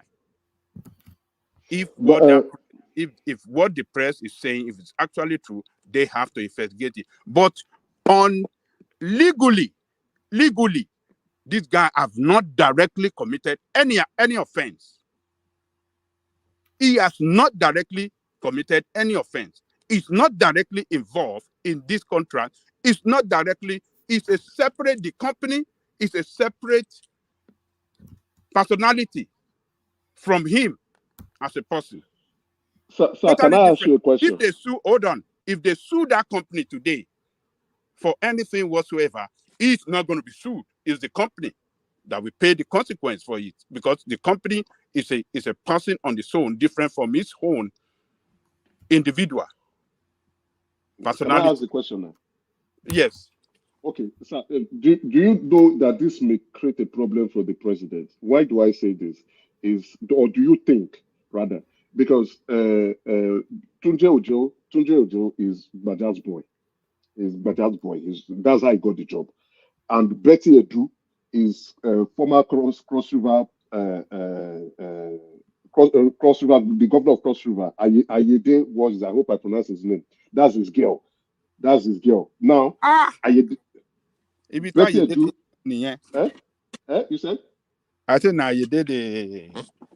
I mean, it's not. To not be saying, hey, they chop out my bed, bro. You can interpret that word in so many ways. The way you want to interpret it.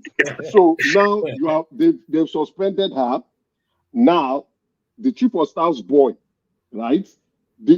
I'm not saying we Nigerians, right? We are not influencing power, but those who are influencing power, they will be watching the president, what the president will want to do. What do you think? Because if they know, you understand. Now we be colleagues. They will be watching the president or what the president wants to interpret this. So do you think this will create a problem? Already it's creating a problem on this platform. And so what do you think will happen? Well, let me tell you, I don't think this will give the president any headache at all, because the president has been in this game of business, this game of politics, and the way that the law surrounding political office holder when they are holding office and managing other businesses, the president is quite aware. He knows how it works. So, I believe this guy will have gone to the presidency via his boss, as you said now, to make his clarification. Look, this is a lie. I am not this. I have resigned 5 years ago. This is the documentation. This is the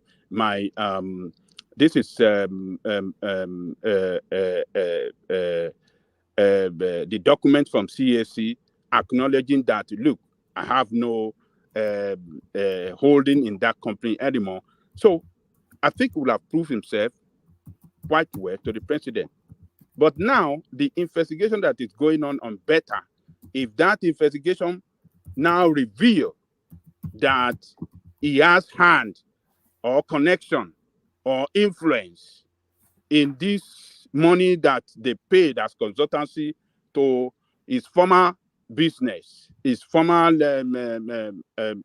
company, then that is going to be a different ballgame. But as at the moment, with the information that we have at hand now, that is clear to everybody, I don't think that the president is going to act to say he should be investigated or he should step down. He has not done anything, contrary to the law directly, or he has not done anything contrary to the law at all. It played no influence. It did nothing that we know right now. So he cannot be punished for what he did not, if an offense he did not have no hand in. He can't be punished. That is against... Baba, but he can be investigated now. Yes, hold on.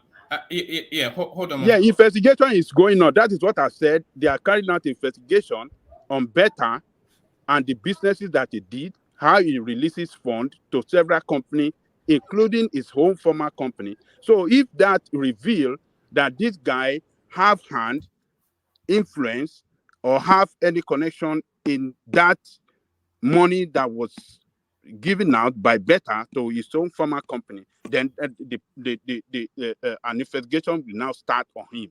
But now, there's nothing, according to what we have seen, rather, there's nothing that show anything that is directly involved. It's not his own company. It's not his own ministry that awarded contract to his own former company, not his own ministry. How do you want to accuse him of conflict of interest? People that are talking of conflict of interest, maybe they don't know the meaning of conflict. How do I say? Conflict of interest. Conflict of interest. Maybe they don't know the meaning of it. Conflict of interest is what you are directly involved. You must be directly involved. You must have a direct involvement in what happened, which I said earlier that Obi did. Obi had conflict of interest when he invested Anambra State Fund in his whole family company. That's a fact. We have it here. Even Dr. Damages played that, this thing that he played, the video to that effect. He have it. One man Even the current president, Babaja, also has it on bad record on that. We also discussed it here. He even carried bullion van to his house. Let me leave that. Let me make. Yes. But we want to talk about. Can I just say talk something? about Tinubu also? Yes. Hold on for Larry. Ekene, but Larry, also hold on for me. Let me bail out, gentlemen. I have an early start, so I'm going to bail out. Hand over to Mike. Thomas is around in the studio somewhere, but I'm not sure if he's fully ready or not. But I'll hand over to Mike, and Thomas will back him up as and when. So Mike takes the reign of it. The super chatters, of course, we only ever get super chat when Ayo turns up. So Ayo turns up today, so we get a super chat. So that's Ayo, and then Ola backs him up with a series of it. So thank you to Ola and Ayo. So thank you to those two spaces. Acknowledge you're there, Mike, so I can build. Mike. Yeah. All right. I sent you a message, Mike. Have a look at it. Thank you, gentlemen. I'll see you soon. Okay, thank you, one man. As I was saying, let me make comment on Tinubu action on this lady today. I think Tinubu did the right thing to suspend her and, order the EFCC to carry out a thorough investigation on our activities as the chairman of that ministry, or the Minister of Humanitarian Services. So I think it was yesterday that one man was asking question here that must she be suspended? He was asking from one person, I can't remember, maybe it was Kulata or something like that. Must she be suspended? And today, the president carried out a very good action to suspend her. But that suspension, to me, I believe that is the gunner. She's not coming back. That ministry is a corruption, it is it's a ministry that the corruption that is going on there is so strong, and there must be thorough investigation there, and some how do I say some corrective measure. Baba, that ministry has consumed a lot of billions in from our national cover. That ministry, if you check their records, is one of the most corrupt ministry in our system. That humanitarian ministry, and a lot of them, even the past minister in that position. She was. I thought she was invited by EFCC and she rejected to come. No, she already went today. She went today. So okay, okay. She went. It's a very bad minister. I don't know why people are in that position are used to misbehave. Well, what is so surprising to me is that all of them, you see, the coordinator of what do they call her? The coordinator of that ministry, of that program itself, social services. They call it some kind of name. I can't remember. She is she's been investigated now. Yes, they are investigating her for 17 billion naira that is missing. The former minister of this ministry, they are investigating her for 4 billion. This one that have never even sat down have issued out so many money, paid out so many money, including the 580 million that just came to limelight that is responsible for the problem she's going through. So it's a corruption within a ministry, and corrective measure must be investigated thoroughly. Corrective measure has to be put in place so that that kind of money that should be going to the poorest of the poor cannot be going into the pocket of politicians. So the president did well, and I hope that once investigation is carried out and the investigation found this lady guilty of corrupt practices, it should be sent to jail. It should not be given an optional fine.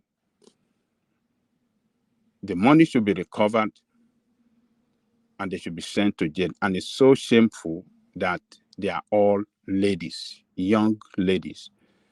However, I will not agree with some people that have been carrying some nonsense to tarnish the image of the youth that, oh, look at the youth, Nigerian youth, they give them position. Look at what they did. You guys should just go and sit down. Nigerian youth are not the problem of Nigerians.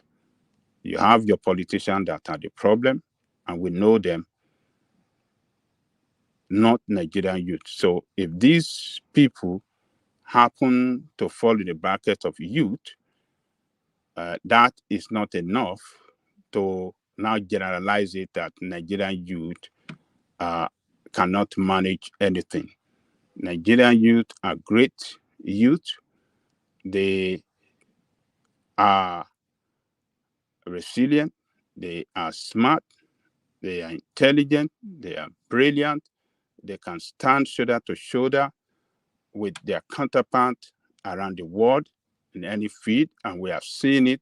They have shown that they have capacity in many fields of life, in music, in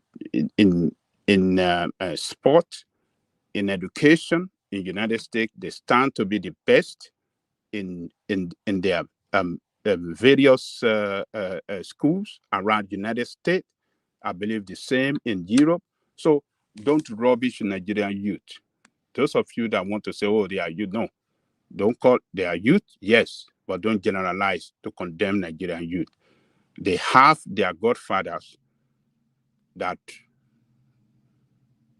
are bad politicians. And when you are in the midst of bad people, you'll be bad too. And that is why we, the AAC, have been telling you people that these parties that we have, old politicians, cannot run that country well. They are the ones that destroyed this country to where we have the country today. The AAC, Babaja, please save us with this your AAC palaver. Save us that stuff. The APC, the PDP, including that one that run to Labour Party, Peter Obi, they cannot do anything well for you in that country. Obi himself have not rendered the account of his campaign since when the campaign ended in February. We are in 2024. When is he going to render the account of his campaign of the donor? Those that donated money. Babaja, has did his own account? Has APC did his own? Has PDP did their own? What do you mean by Showore has always been the one that always rendered the account of his campaign. Go and look. Go and check the record. Look where. When did he do it? When did he do it? Did APC do their own? You people. Were you among the people that contributed money for that campaign? Why are you drinking Panadol in another person's headache? All of you want to defend your criminals. That is the problem. No, there is nothing to defend here. Why are you? You are not. You did not contribute to that campaign. But you are the one requesting for the account. Didn't you contribute ₦1 for that campaign? But you are requesting for the account. The people that contributed, people like us that contributed for that account, for that campaign, didn't ask for anything. You are the one that is asking for an account. Why are you drinking Panadol in another person's headache? We have people that are calling for it must follow the law. That is what the law says. When you we are not eager for him to do any account for us. Are we eager for that? Who are you? You are who are you eager one for person. That? You are just one person. What about I'm not just one person. You are just I know all of us. I know all of us. You know all of them around the world, even those in the United States. All of my friends for that. Why are you drinking Panadol in another person's headache? That is my own question. Here now, Emeka, you hear your people now. Even Obi will be next generation leader. Tomorrow now, when we call you a hypocrite, you answer that's just now my morning. If I want to chop and make it chop, it's my own campaign. It's my campaign. It's my campaign form. He's saying this government is not transparent. Nothing concerns you concern campaign form. It's my campaign form. Nothing concerns my campaign form.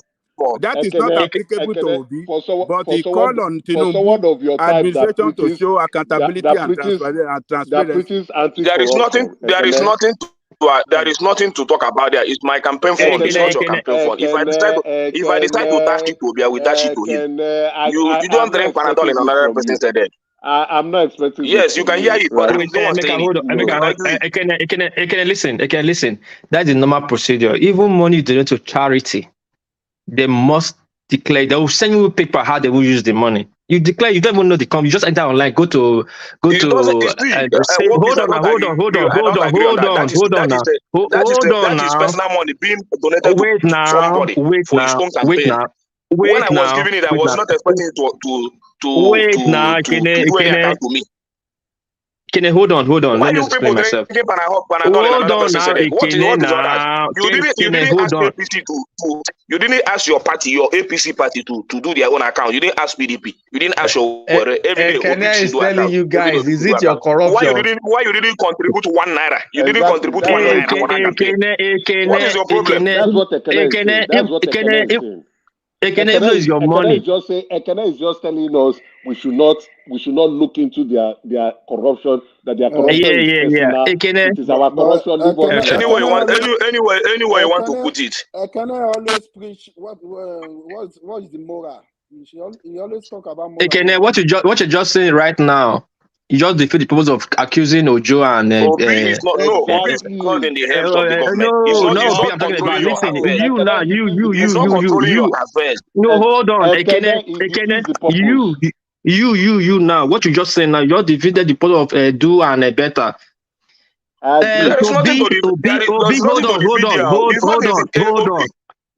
Hold on. Agree with Let's move Obi. LP I will as not a remove party. him because you are talking about Hold on now. Wait, calm down. APC. You calm down first now. You calm down before you attack me. One word at a time. Just let person land, then you can attack if you want to attack. LP as a party received money donation to run their campaign 2023. Is a normal ethic law in Nigeria constitution. You go and declare how you spend the money. You will send people, even to the last person, you can say, that 5 naira you donated, we used to buy tom for them when they were campaigning. You have to, it's called deposition. You have to tell people what you use the money for. It's not about your free money. It's no longer your money anymore. It's out of your pocket. The government has the right to know what they're spending on. So don't be angry about it. That's how I can explain it. Thank you. It's not like that. It's my money. I decided to give it to Obi. So if you want to chop, I'm making chop. It's not controlling your affairs. You understand? If Obi decide to come out tomorrow to give account of it, that is left for him. For me, I don't care, and a lot of us don't care. If we want making chop, I'm making chop. You know, concern you. It's not controlling your affairs, and it's my biggest worry. Let me finish.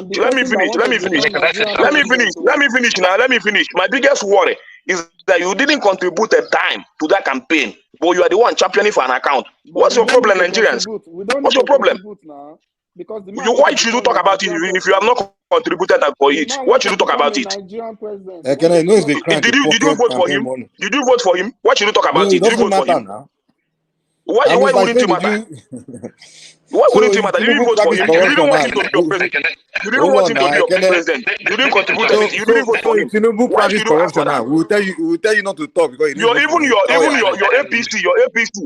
APC campaign fund. You didn't ask for it. You are asking for. Is that hypocrisy? It's hypocrisy in the highest order. If you don't know, it's hypocrisy in the highest order. You didn't ask for APC campaign fund. You are asking for Labour Party. It's hypocrisy. It means you are hypocritical. You don't know you don't know the direction you are going to. You are missing direction. Oh, yeah, welcome to ask for you go heading to. You're heading to another direction. You don't know what you are doing. You miss focus. Can I you angry because of money? We can check on other people when we can ask other people to give account of their stewardship, but that of Obi does not matter to him. But that of others, yes, let them give account of their stewardship. Let us check them thoroughly. Let them show. It's nothing like others, Babaja. Tinubu is in the hands of in the hands of the government. He's not championing the affairs of Nigeria. Obi is not championing your affairs. Obi is not championing your affairs. I have every right to demand for accountability do you know what public fund? Hold on. Do you know that campaign? Hold on. Can I hold on? Do you know that? Leave this public fund matter. I have every right to demand anything I want to demand from Tinubu. You don't have any right to demand anything from Obi because it's not in the hands of your government. You don't have any right for that. We come here to. If someone steals today, you compare it to Obi. Someone has something to do with the president. That's hypocrisy now. Anything that happens, you turn it to Obi. Anything that happens, you turn it to Obi. When you leave the government of the day, you're talking about Obi. I do public donation. Hypocrisy in the highest order. Public donation. This 10%. It's not public. It's not your money. You didn't. As far as you didn't contribute, you don't have the right to talk about it. You didn't contribute to it, so don't talk about it. That's my opinion. Who told the chairman and the presidential candidate of his own party? Ajane never came here one day to condemn him. That was against the law. He was the chairman. He was the presidential candidate, and I'm sure he's also the treasurer. He just puts somebody there just to, as a cover. You don't it's the right thing to do. It is the right thing to do. It's the right thing to do. Let me just calm down now.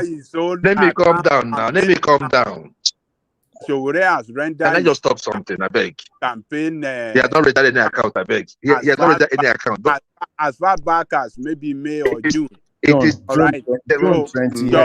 right thing to do. Over a year now. After the campaign, election was in February. We are in February. We are in January now. We are almost in 1 year. Obi never ran that campaign of that fund given to him. Babaja. Is that the man that can lead us to be the president of Nigeria? No, he can't. He can't. If campaign for will not make him the president. Excuse me. I need a favor from you. Please, can you sing "You Be Thief"? I know be thief. You be rogue. You be robber. I'm not the robber. What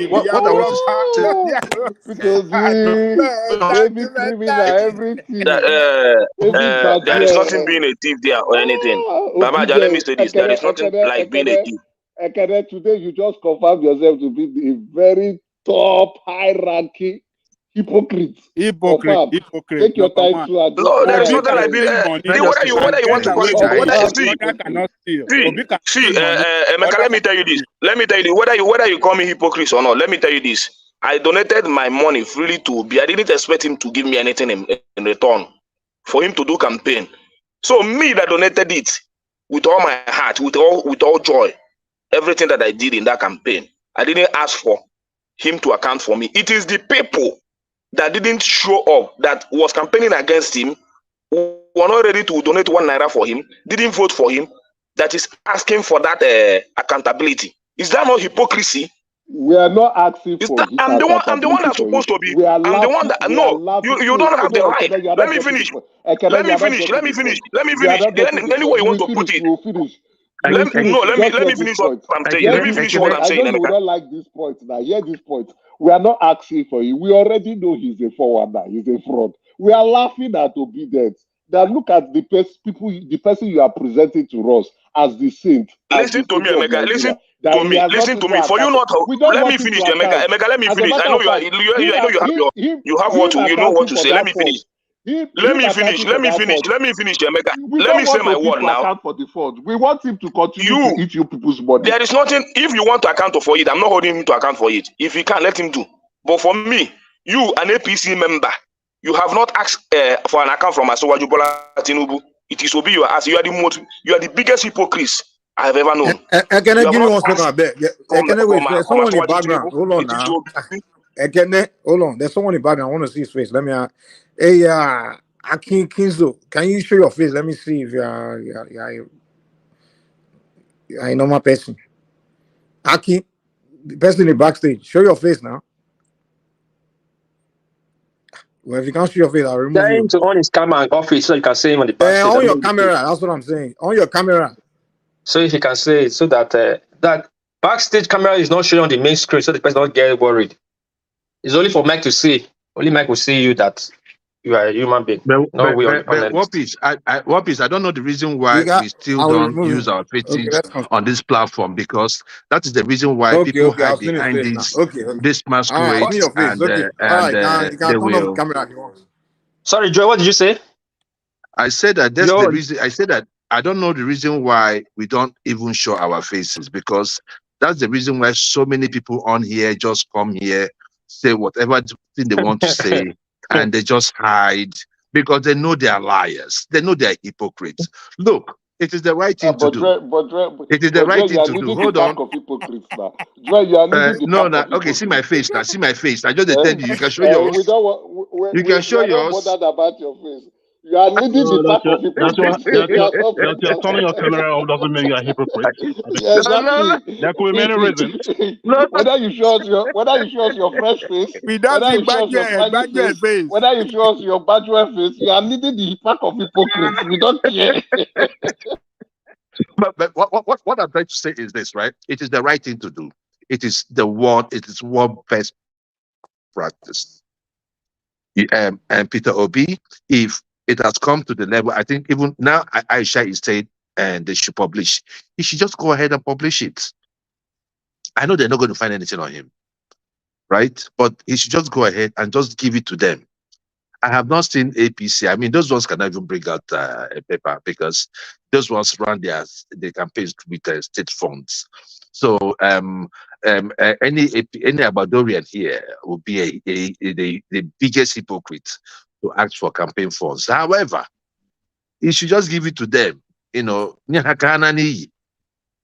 is how it is. Just give it to them so that they will go you and agree mobile. with us that he has taken too long for Obi to give account of his campaign? I don't think they've asked him for it, but I mean, most times most politicians don't even do that. But if they're asking for it, you should just go ahead and do it. It's just what best practice. It's a campaign. They don't need to ask for. They don't need to ask him for it. They don't need to ask before you render. You can say they don't need to ask him. You can say they don't need to ask him for it. Listen, But I think Mr. Jewel, I think he's not publishing it for people like me. He's not public because I don't care whether he publish or not. It's for people like I don't as well. Mike and other people. We contributed, and you people want an account. We care. You didn't contribute. We didn't want. We that contributed. We are not interested. But the people that didn't contribute want an account. The height of people so whether he wants to publish, he's publishing it. He's publishing it for people like Ajali Koko, for the Abadorians and other people, for them to know, not for people like me. So the hypocrisy there is very alarming. You go explain Taya. Now you go explain Taya. Congratulations. Congratulations to Nigerians or non-Nigerians. Babaja, and congratulations to, sometimes we come on this show and we talk and talk and talk. And some people will make a case, and the likes of the chief Abadorian on the show, one man, and the likes of Thomas will tell you, oh, no, it's not true.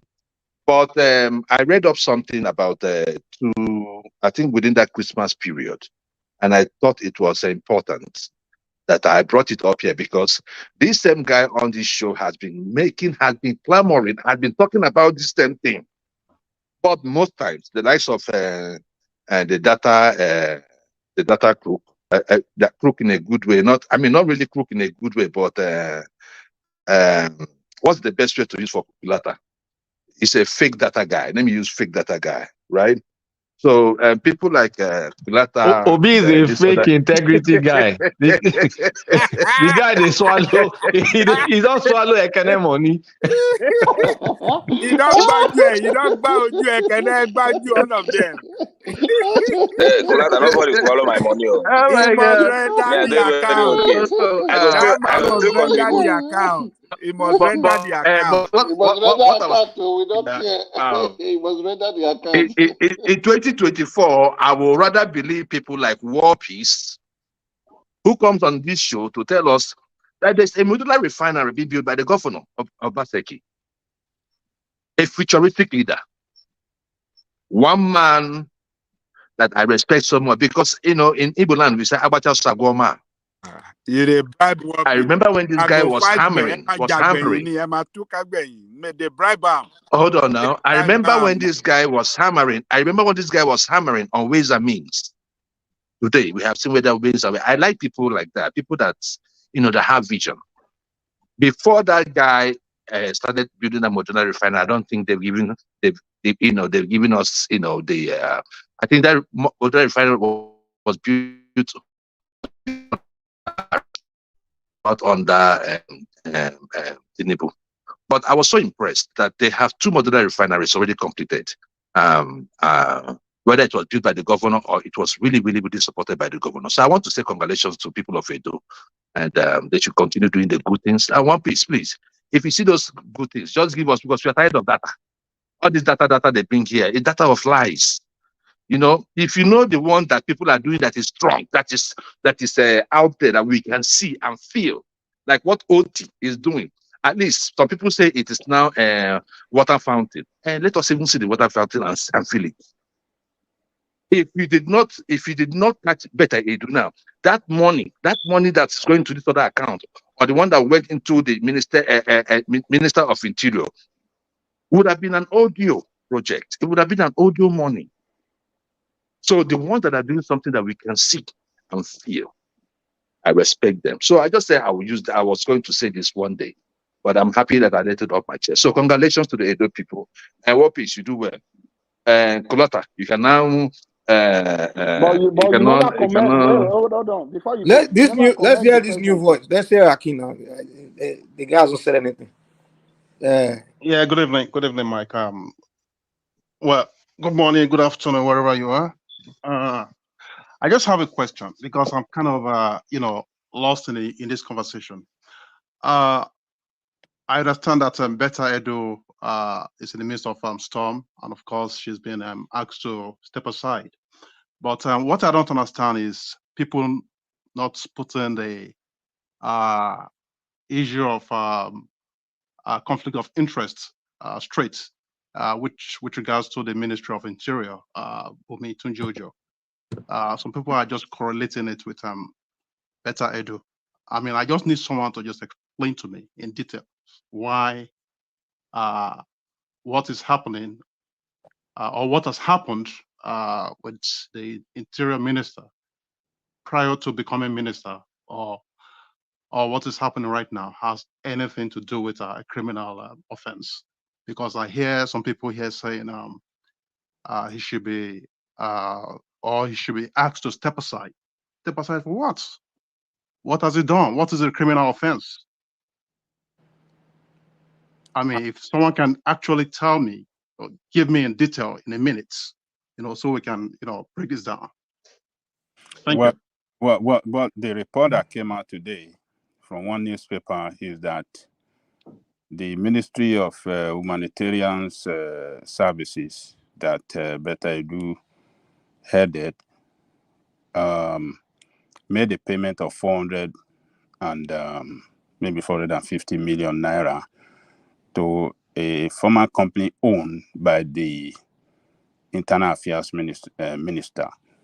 So for that reason, some people were describing that as a conflict of interest, that is his own company, and that he used his position as minister to influence for that, and that that payment was a kind of part of the corruption that was going on in that company, that he's tied to it, and therefore the president should suspend him. But this guy came on in response to that, to those allegations. He came on Channels TV to make a clarification that yes, he was the head of the company 5 years ago. He resigned when he joined politics. When he was, before he ran for elective office, he resigned and he surrendered his shareholding maybe to the wife or somebody else. And since then, since 5 years ago, he's not been acting, he's not been participating in, day-to-day activity of that business. He doesn't sign any document. He doesn't do any business with on behalf of the company. Strictly doing his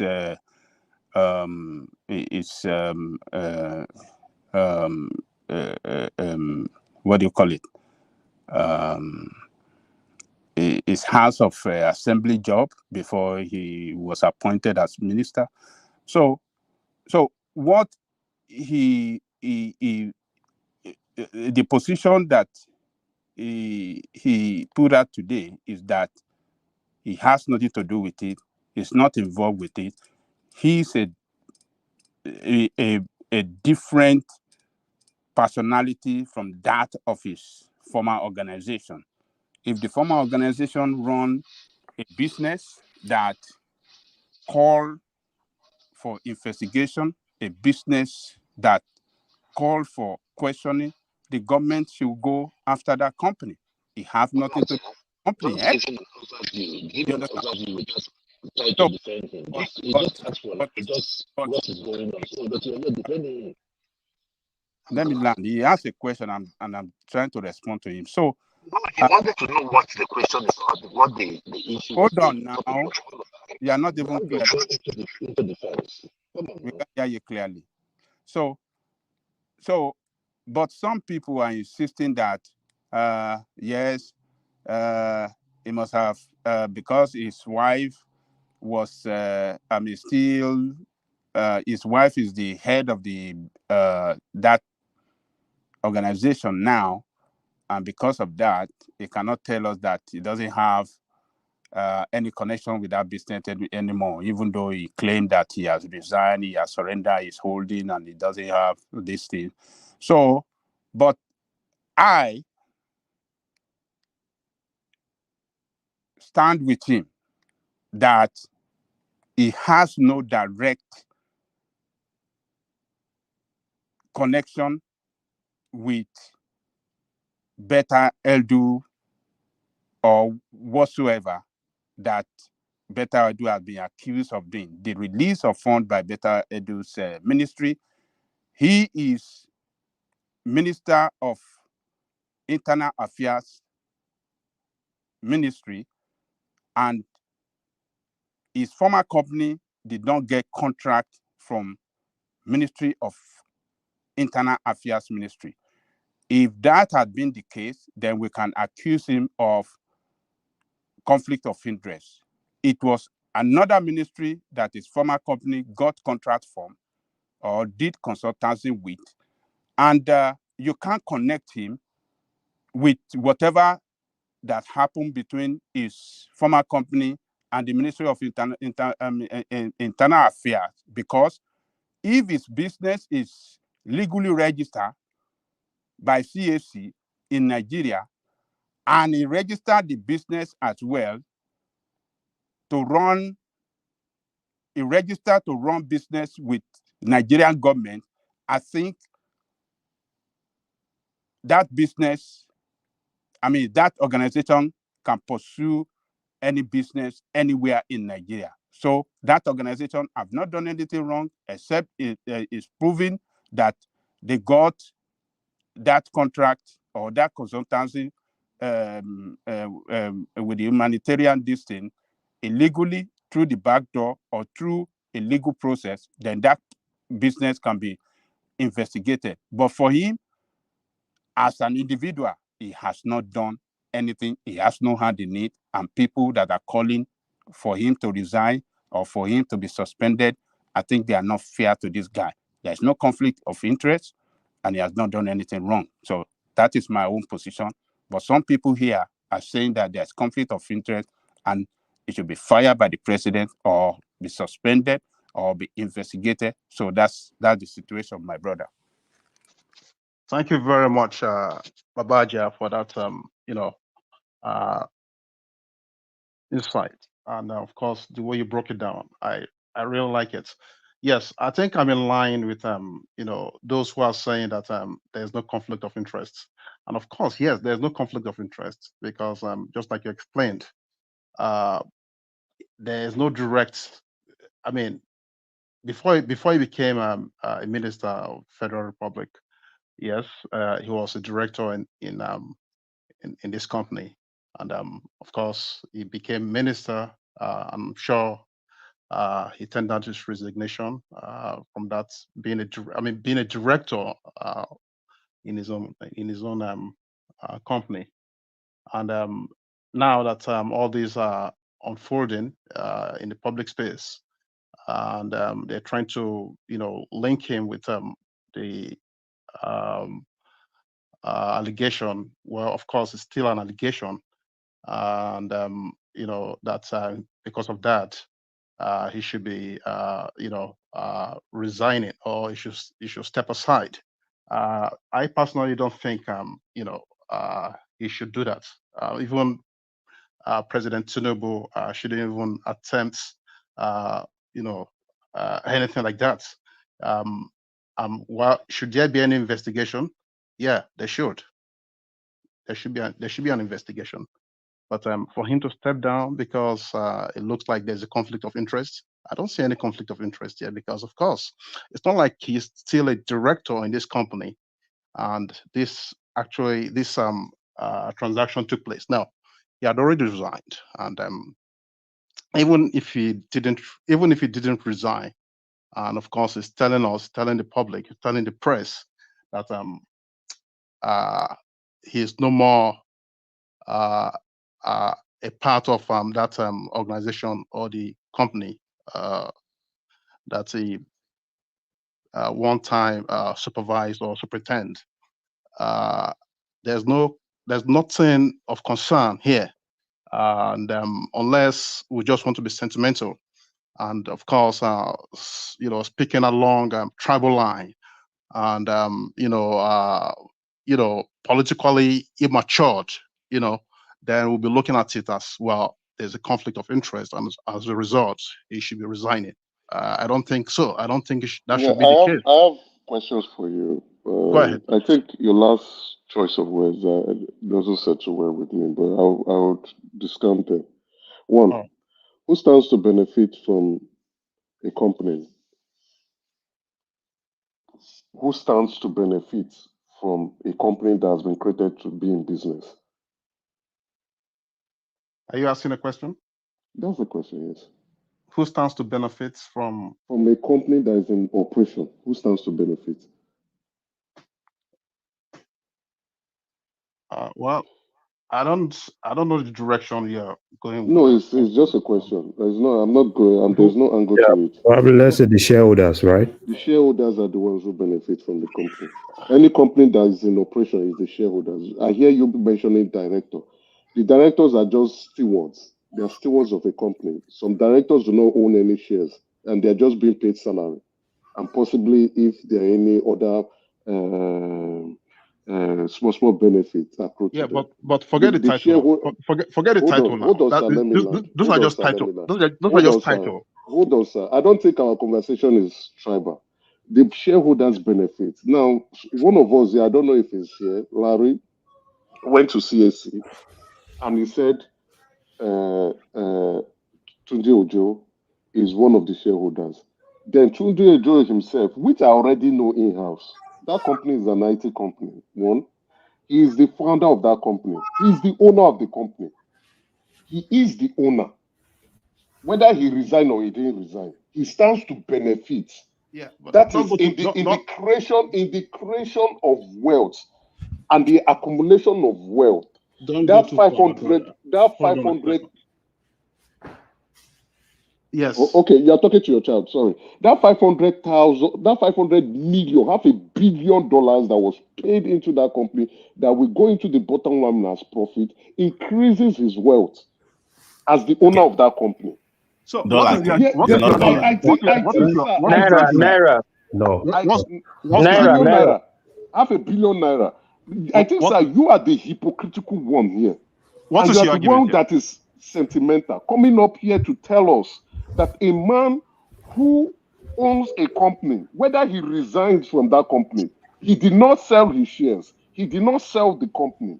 If he has sold the company and sold his shares, then that is another topic for the day. Okay. A man who owns the company, right, that his wife still runs, the wife is still running that company, which he said on Channels News today.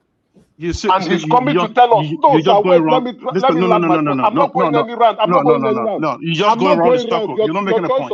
I am not going. You are the one that didn't make any point. I'm not going any round. Hold on. Let me land. Let me land before No, you no. I won't let you land because you're not making any point. Let me land. Hold on.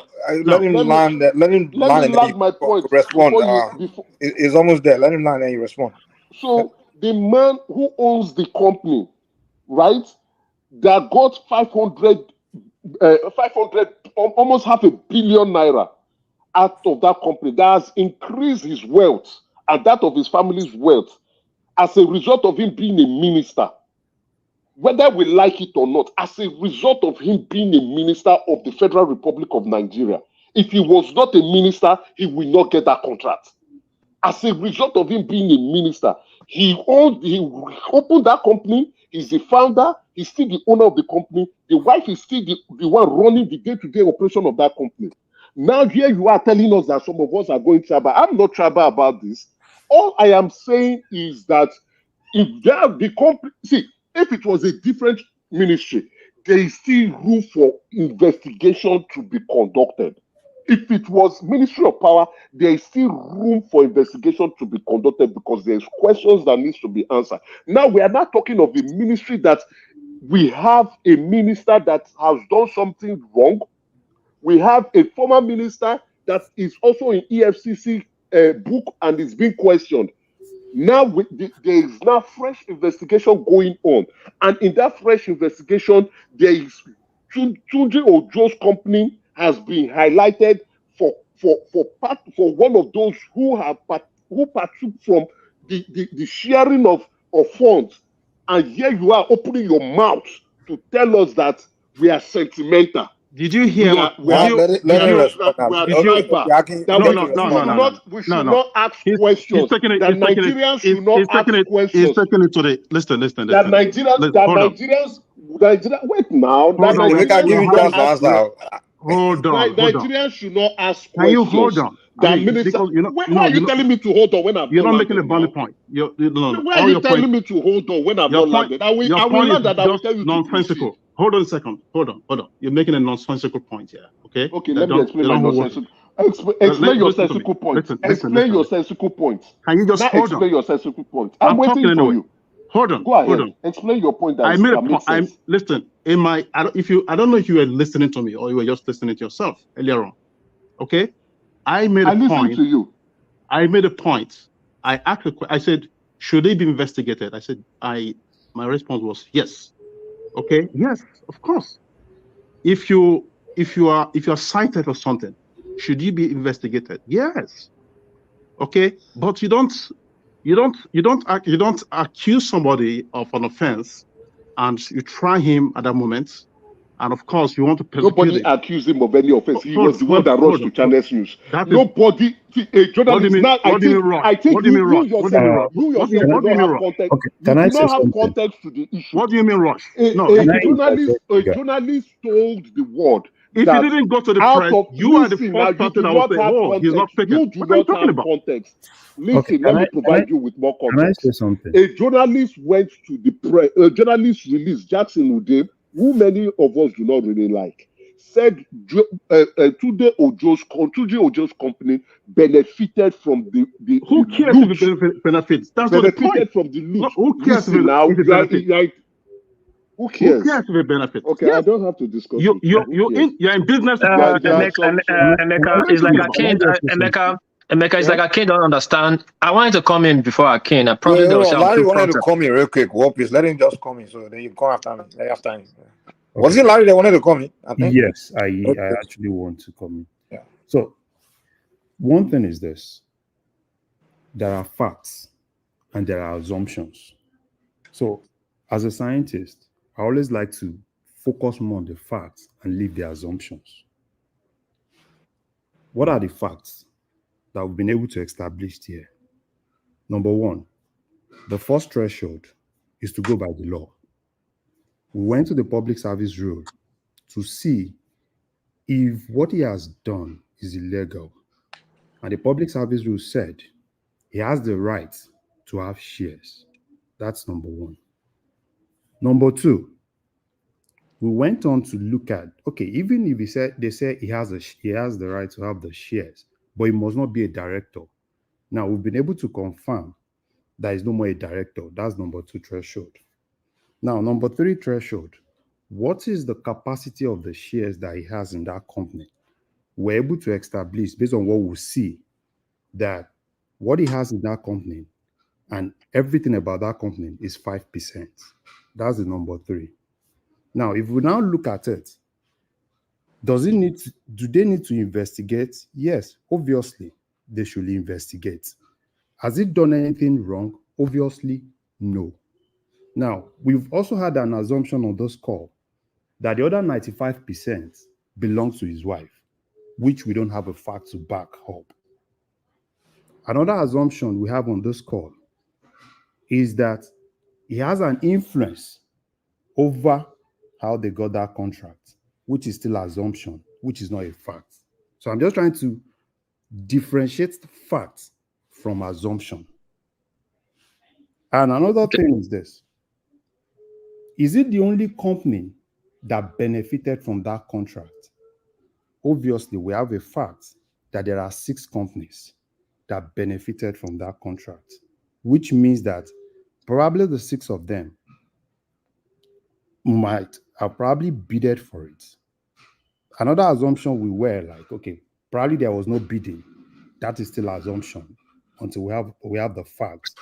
So for me, from my own perspective, we've been able to establish that going by what he has done, has he done anything wrong? No, he has not done anything wrong. And every other thing that we're saying is still based on assumption. So for me, I would rather want to see more facts than assumption, then base whatever I want to base on that facts. Thank you.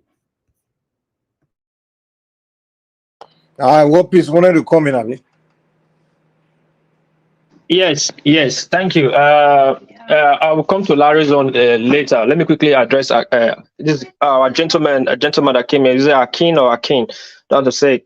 Well, he's like, you're not getting the point what Emeka was saying. I just really heard myself back in your last statement. I'm not against what you said at the beginning. I'm not disputing what you're saying. You have your opinion. But opinion is just opinion, facts as facts. But you brought the tribal line sentiment in here. That was your last choice of words. Now you're accusing Emeka, why is he being tribal? At that point, I was a bit confused. What was your point? Are you coming to accuse people on the panelists being tribal, or people accusing Ojo or Bill trying to tribalize him because going after him because he's a minister or Yoruba or whatever? So that point Emeka was coming at, and I think is wrong, Akin. Nobody's being tribal here. What just happened is obvious. Now, let me go to Larry. I don't know how you're trying to steal. Let me quickly respond to you. No. I never mentioned that Emeka was tribal. I generalized. Look, listen, I'm very careful with my choice of words. I did say you mentioned Emeka was tribal. I see your last choice of word. Like you are insinuating that the guy is being nailed, or we are taking it tribal, or we are explaining it, or we are explaining it. That was the way I read meaning to it, to your last. Okay, this is what I said. Okay, and like I said, I'm very careful with my choice of words. What I said was that I listened to some people on this platform. They were being tribalistic, okay, about the way they're handling this issue. I never mentioned it. I didn't single out anybody. I didn't mention Emeka or whoever. Okay, Give example who was being tribalistic. Give example. I found it ridiculous too, because I literally find it ridiculous that anyone was tribal about that issue. What I saw is people just pointing out standard of doing things. Even I myself, I feel like we have to hold people to standard. So if people are pointing out obvious, immoral act, I really don't see it as being unnecessarily tribal or anything, because no one really went in the route of tribe or anything like that. So, but if you can give us an example, maybe I didn't hear somebody well, maybe I missed something, but you got to be specific when you say people are going tribal. In what sense? In this particular matter, I mean, you have to be more specific, you know. Okay.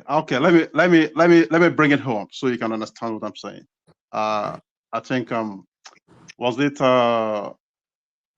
Okay. was it Mike, don't let him go down routes. Let him just go straight to the point, so that we won't be pointing, we won't be mentioning name or something like that. Let him just go straight to the point. I was listening to I was listening to two gentlemen arguing earlier on. One was talking about Obi, you know, asking that when is Obi releasing his you know, his campaign money, right? And of course, the other gentleman was responding that you know, Obi does not have to do that. Of course, he has to do that because that's a golden standard. I mean, this is democracy here. This is not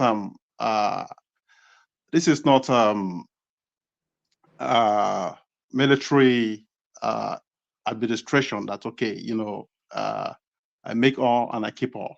You understand? You are accountable to a group of people, or even if you're running your own home, you would have to give at least an inventory of what you did. Okay, how money were spent, and you know, in your day-to-day life, I believe.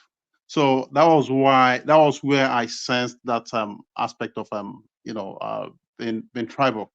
Okay, because I thought, well, if we have to be talking about BTO, which is of course Tunji Ojo, who is from certain part of the country, and of course Betta Edu'S. I think she's from Cross River, I believe, right? And people are looking at it, well, since she's been asked to recuse herself, right, from office, and Tunji Ojo is in the midst of this scandal, he should be asked to recuse himself. So I was thinking, what's the correlation here? Okay, so that was what I saw in that little conversation or arguments that actually prompted what I said. I mean, my last statement. I wasn't singling out anybody. That somebody said or somebody said this, and as a result, that person was tribal. No, I was just making a general statement. Okay. Mike, and, can I say something? Yeah, go ahead, Kenny, go ahead. Okay, but before I go, I understand what the guy is trying to establish here, but I made that statement that I was making earlier about the campaign fund. The reason is this: guy, you supported a candidate in the last election, which I know is not Obi. You funded that candidate or you supported that candidate in one way or the other. So at the end of everything, somebody emerged as a president of this country. So being a president, you owe every Nigerian that responsibility of accountability. And that's how I understand it. Even from Labour Party, from PDP, from any other party, you owe Nigerians accountability. You came to govern the whole country. So you don't refer it to a presidential candidate that went to an election. So, and you are not asking that presidential candidate to because your minister misbehave, you are not referring it to a presidential candidate to establish his own account, campaign fund. How does that, people that make that argument, how does it sound to them? So I was trying to tell them that me that funded that candidate, supported him. I'm not asking for his accountability. I'm not asking for it. You have not asked for your APC own. You have not asked for your PDP own. You're asking for Labour Party accountability. And I'm saying that is hypocrisy in the highest order. So it's not about being tribal. Emeka, can I interject you? I mean, can I interject you? You understand? Can I interject you? Crown doesn't say a word at all. Like, Hey, Crown, okay, Mike. do you want to? Okay, you Crown, are you there? Yes, I'm here. Can I Okay, can you come after? You come next after. Mike, I still have the floor. Like, can I just make it? I have it. Like, let me just make this last submission. Then Crown can come in. We are dragging these things too Hold much. on, the other people have to speak. Like, Crown has been here for like. Give it just a second. Doesn't Just say a word. a second. Let me just throw this in real quick. Okay, I have a caveat to everything I've said earlier on. Okay, now I am that Hold that thought. You will say, because I know they will have to respond to you. You will say, but let's hear something for Crown real quick. At least let him say something. Oh, okay. Thank you, Mike. Thanks. I don't really have too much to say. Because I follow platform a lot, and I just want to put a question to Ekene, because all of us agree that what Betta Edu, what she did is wrong.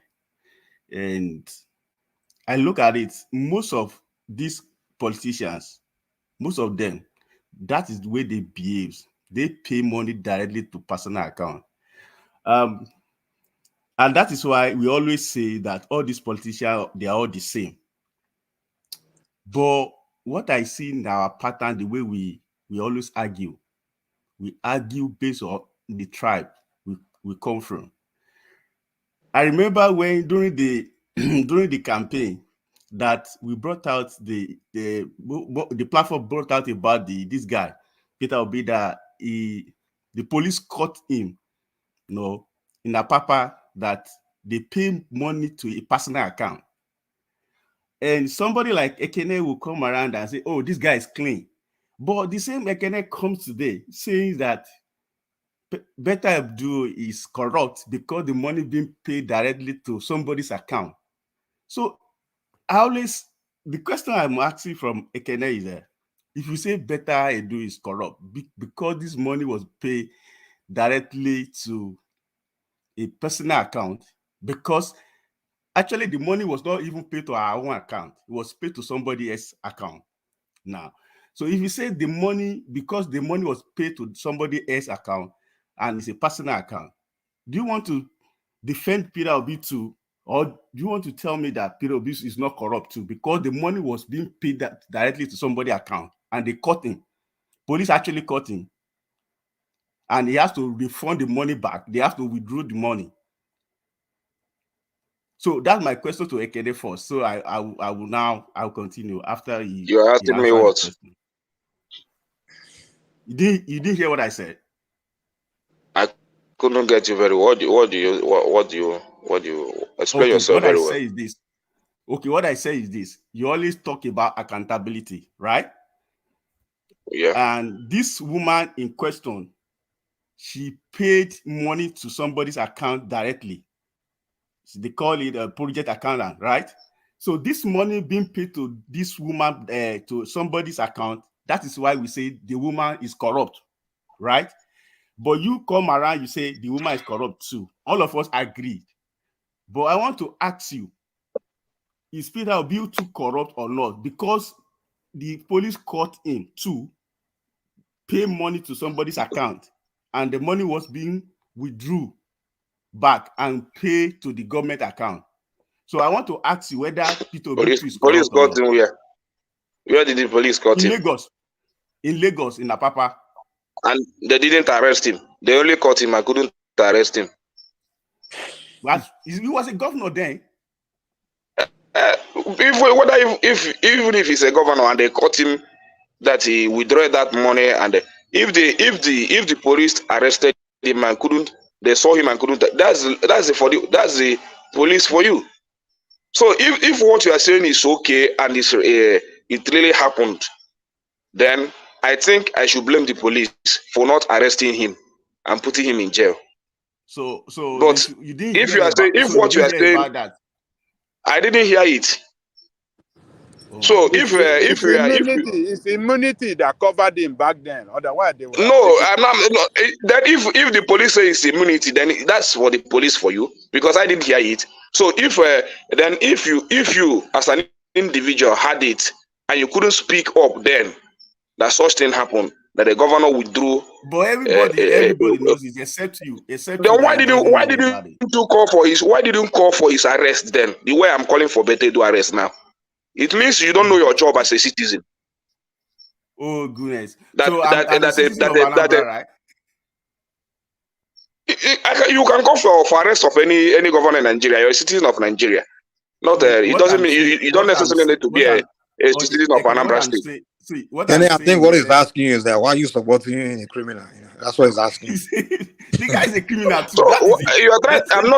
I'm not supporting a criminal. If what I'm saying is this: if what you said, let me finish, Mike.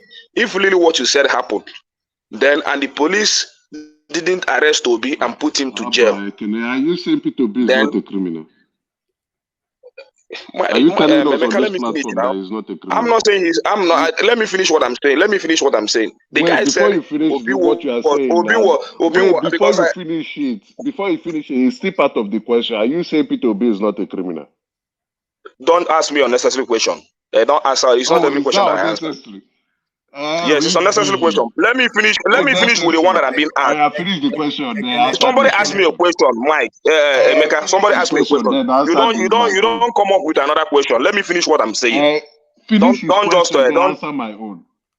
I will not answer your own. Your own is unnecessary. So let me answer the guy that asked me a question. If you said that Obi was caught with money in Apapa, a huge quantum of money, and the police arrested him. Wow, the police is a very corrupt police, yo. Maybe I don't know what happened. Why would they leave him? They would have put him in jail. That is what I'm saying. They would have put Obi in jail. So that means because I only hear about that incident here. I talk what I know about him as my former governor. Then you talk what you know outside of Anambra State. Maybe he carried the money all the way from Anambra State to the border of Lagos State. They didn't arrest him in Anambra. He crossed all the roads and he didn't know how to carry it. He used vehicle. Okay, check your story now. But if it really happened, if that incident really happened, I think I blame the police for not arresting him or the EFCC for not investigating him. I blame them for not investigating him properly. But you blame only the you blame only the police. You don't blame the Peter Obi, right? They would have caught him. They would have caught him. That is my point. The way I just said that they should sack. The way I said they should sack Betta Edu'S. So you don't know your argument as a citizen. That's what I'm saying. If that thing had happened then, and you know that this really happened, what we would have done, the way we are campaigning against Betta Edu'S now, you should have raised your voice and campaign against Obi so that they will arrest him. It's not just coming now to come and they bring up story, cook up something and say this happened. I should compare it with this, because if I should compare even your current president's own, his own is even worse. But I don't want to go that round. But you brought up who's your current president? Who's your own president? Your president, and the one you are supporting now, Bola Tinubu now. Who's your own president? Let me know your president. I say your president and my president now. Is it because I say it's your president? You understand? So, if you want to make it, let me finish. Somebody said, and they put it to you, all Nigerian. If you find anywhere when I was governor that your 1 naira is missing, come and they arrest me. He said it. But you only say police caught him, police did this, and you have not find anywhere or the EFCC go and arrest him. Can I ask you a simple question now? Can you tell this platform that P2B is not a criminal? I want to answer that to you, Emeka. Go answer that to yourself. You are not confident to answer the question. You are not confident, right? Ekene, don't let me make it as your this thing. I just want to ask you. And I know that, the answer you will give me. So the point is because I have been listening to you for a while now. You always talk about accountability. So when this thing happened, because if you look at this issue now, this one always related to the Betta Edu'S issue. If you look at it very well, But if you don't want, because you are supporting him, the way you explain you it, don't want, Zev, Obi own is even worse. The way you explain it, Obi own is even worse. But that is my annoyance. That why should Obi commit such crime and should be walking free in Nigeria today? That is my own point. Oh, that means so. The way you even explain it, Obi own is even worse than Betta Edu, what you are saying. So, and I am saying, if that really happened, why should the police leave Obi to be walking freely in Nigeria today? But you know the law in Nigeria that is my point. City governor. But wait, now you know the law in Nigeria that a city governor has immunity. So he has immunity. No, there is nothing like law. There is nothing like even after you hand over, that case would have been raised against him. You see, what we are fighting here is a free, corrupt society. Nobody is exempted from it. If I know what you are saying, and when let me finish. If I know what you are saying, and when it happened, and if I've seen it and how it happened, if I didn't speak against it, then I'm a hypocrite. But what you are saying, I don't know you too. Honestly speaking, let me finish. He was my governor for 8 years. I didn't know what you are. Honestly speaking, I didn't know it. I didn't hear about it. Let me just. But I wonder how somebody like me, my former governor, I didn't hear it. It is you that even stay in Lagos abroad. Let me say something. Let me say something. See, a lot of this thing we are discussing today, it's because of social media. See, all these people, maybe governors or all these civil servants, they always do this. They does it every time. The reason why I'm blaming this woman is this. She herself said that, because of the woman intervention, like people are sharing money with cash, they are taking cash around. That is why there's corruption in that ministry. That she has started a platform that everybody, even if you don't have an account number, they will have to get a wallet that at the end of the day, nobody will be giving anybody cash. So the practice there, it is always like that. Most state governors, that's what they do. When I serve in Bayelsa State, they will come to the local government. They will come to the local government to share money for the salary. I'm talking about salary. They will share money, cash. Somebody will come with millions of nairas. They will come around. The day they want to share the money in the local government, you would think maybe today is a market day in that local government. That's how the staff of the local government will queue and be collecting money back by cash. So this thing happens is because of social media today and all these things that we are now getting to know all this, what is going on there. So for you to say, Peter Obi did not send money to another, just forget about it. That is what all of them do. So I maybe he did it and the other people are doing it. I'm not saying maybe or not maybe he did. But my own in this is this. I speak what I know. You understand? I don't say what I don't know. You understand? Jonathan was the president when Obi left office. Jonathan wasn't really going after corruption like that. So maybe that's. I don't know whether Jonathan is going after corruption, but I know that there was a time EFCC invited. Let me finish. There was a time EFCC. Hold on 1 minute. We see during during Buhari regime, we see Osibajo sharing money inside the market. We see, is it not somebody that they transfer that money to somebody's account to be shared? Is it the company account? That's what they have been doing. So don't let us look as if this thing just happening today. We want accountability and all that. No, even if we wake up today to fight it, we start on time. You understand? So it happened yesterday. Let me say this. That it happened yesterday doesn't mean that we should allow it to continue happening. You understand? So, but I like that you said that. I like that you said that. I agree with you on that. Yeah. Mm-hmm. So I cannot. Let me ask you a question. So, do you still do you still? Do you still support, or how do I even put the question?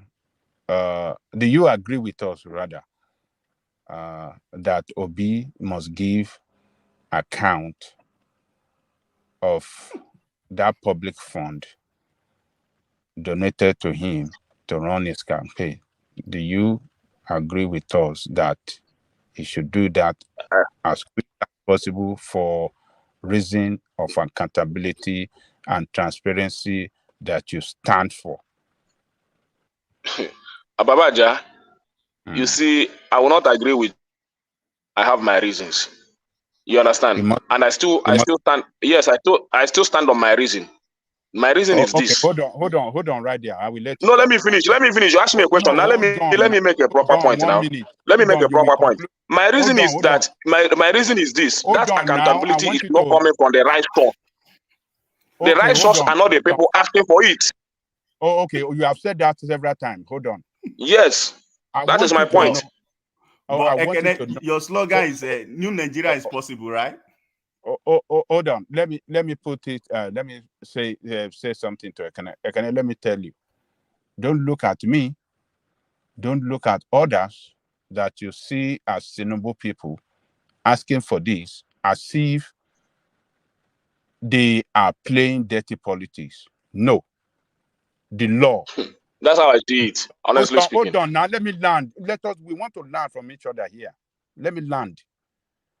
The law requires that anybody seeking for public office, if he wishes, he can call for public donation. And the law requires that once you ask for public donation, you must give accountability of how that money was spent. It is the law. It is not me. Don't look at me as a Janle Koko. Don't look at me or others as if we are playing politics. But that is what the law says. So are you telling us Obi must not follow the law? Is that what you are saying? For not?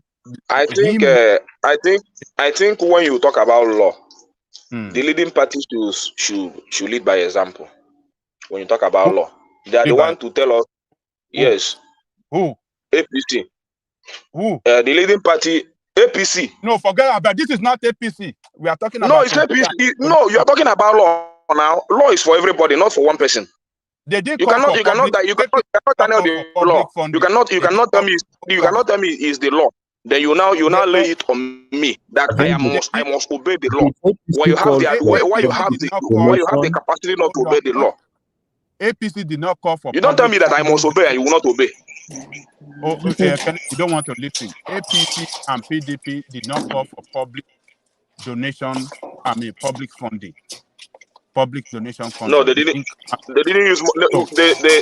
They plug their money. They plug the money from the tree. The money they use for the campaign, they plug it from the tree. Okay, so Obi people donated money to Obi here. They donated money that in everyone of them are campaigning there. This is the way campaign must be run. Look at transparency. Oh, this is like a transparency. Now it is time to give account. But did you really like that transparency? When he was speaking about it, a lot of you condemn it. You don't like it. So what I expect from you guys now. Not lead by example now. You don't. Even if he publish that account, even if he publish it, I believe he will not satisfy you. You understand? So I don't expect him to do anything to please you. Publish it first. Don't worry so about it. No, you don't have the right. I said you are not the right people are not asking for it. If I want to ask for you tomorrow, the law. The law must start from the leading party. PDP has. Let me finish, Aja. No, I will have my say. Let me have my say. PDP has gone through election cycle many years. APC has gone through election cycle many years. It is only this time that I heard that a candidate must surely publish the account of his campaign fund and all that. You understand? And that is hypocrisy to the highest order. That's how I see it. I don't see it as any law. I see it as hypocrisy. But I don't see it as any law. Real quick, yeah. If you see it as hypocrisy, okay, who are those asking that he should publish his the money he received? Are they Ghanaians? The people asking for it are they Togolese? Are they not Nigerians? You are not a party member. I'm a party member. No. I have the right. Put party on the people side. that have the right. No, let me tell you. Let me finish. Let me tell you. You are not a party member. You can either belong to APC or PD, but you are not my party member. How do you know that? You understand? I'm a member of Labour Party. Can you prove I'm not a Labour Party member? Can you prove it? I don't know whether you are not a Labour Party member. I can prove that. How do you know? How do you know? Where's your word? I don't. Where's your word? I don't have to have one. I don't have to have one. Anyway, you don't have to have one. Then you're not a party member. Yeah, no. Forget it. There. You're not answering the question. The point is that no, I'm asking the question. You don't have the right. You didn't contribute for that election. I contributed to it. I'm a party member. I'm everything. You don't have any proof. You do not have any proof to that. You don't have any proof to that. Okay, you can ask me. I can prove to you. I'm in Nigeria. I have the right to ask any of these guys. Tinubu, you don't have the right, Oga. You don't have the only place you have the right to ask for it. The only place you have the right to ask for it is in APC. Go and ask for it in APC. Don't ask for it in Labour Party. That's what I'm saying. I'm not even APC, member. Not at all. Okay. Kenny, are we welcome to join the Labour Party? Or is he? You can join the Labour Party. I welcome you, every one of you. You can join. The way you guys campaign is like you push people away from your party. Ekene on a lighter note, is it under Papa or the Abure? Which one are we joining now? Are we to join? It's Abure now. Who be a Papa? Who be a Papa? Who's a Papa? No, you're not sure. You know, you're only a Papa. Not sure. We don't know. We don't know which one is the chairman now. So we want to know whether it's Abure be our chairman now. Until we have our convention very soon. So when that convention, when we do that convention in Ojo Alaba, right? No, I'm not the chairman. But I'm a full force member. Ojo is very close to my house, so I know that area very well. So you guys, I'm a full force. I'm a full force member in Ojo. So we know the panic. But you don't know the chairman yet. But ordinarily, what Baba Jani Koko was saying is true. When you say you guys want to do something different, and you are saying, "Oh, let the old party, let them do their own, let them reconcile their account, let them give their account first before you guys will be able to do." That means you guys are all the same. You know why I said that? Because I'm not. You know why I said that? You know why I said that? I'm not bothered. I'm not bothered about that. I give that money. I give it freely. A lot of us did that. Okay, you understand? But my problem is this. My problem is this. Why won't I be? I'm not. The thing is not giving me sleepless nights. I'm not thinking about it. I've already forgotten about it. How is it now? Why will APC? Why will Abadorian drinking Panadol in another person's headache? They want to raise a headache or they don't want to raise some. I don't understand. Ajatu is an Agbadorian. He's a Showore person. Yeah, he's not even fighting for Showore. He's not even campaigning for Showore. But it's not good for Labour Party to do something differently than the other. No, don't tell us how to do it. We know how to do it. We know how to do it. Forget it. So and you are seeking for Obi can. I will not fight Obi if he does that. But making it a mandate, coming every day to say he must do that is my problem. I'm not saying that if he decides to do that, I will not fight him. So and you are seeking for public vote. You want to vote from people and you don't want to give account. Okay, guys. As for where everybody should give account of themselves. It's not only Obi. You understand? You don't lay it on one man. Okay, cool, no problem. The money is accepted globally in Africa. What I want to Ekene, what I want to establish, I've already established it that all of them, they are all the same. So, and you have already given me that answer. All of them might be the same to you. When you come on the platform now, you are talking about accountability. I will know that you are talking about. No, I must talk about accountability. I must talk about based on the people in government. You see, you don't know what it means to us. You see, what happened now is a plus to APC. To it's Tinubu. Not a plus. Whether it's a plus or not. No, it's a plus. Everybody should give an account. Wait. No, it's a plus to his government. It's a plus to him. But when we talk about it, you people think we are fighting the man. Nobody because when we are talking about this Betta Edu'S stuff, a lot of people, even one man was why would he sack her? They were trying to defend it. I came up there, I told them no. Wait. You don't know the details before you say she should be sacked, which is wrong. You have to wait. And when everybody have seen a lot of evidences about it, that's why okay. Even if you have taken a position before, you can still change it. Like, okay, because of the evidence we have seen now, that means she have to go. Bro, you hear about it. Oh, we want accountability. We want this and that. And you have somebody you call a Saint Peter that, oh, he has done a lot of things that even he used his company money. Even the Fidelity Bank that he used in Alhambra, the Fidelity Bank belonged to him. But you don't want to talk about that. But you want to. The only thing I will tell you here is this. I believe, just like what you said about Obi. Honestly speaking, I don't know about it. If I know about it, I will speak last time. It's only. Or not. But me, let me finish. Let me finish. Let me tell you one thing.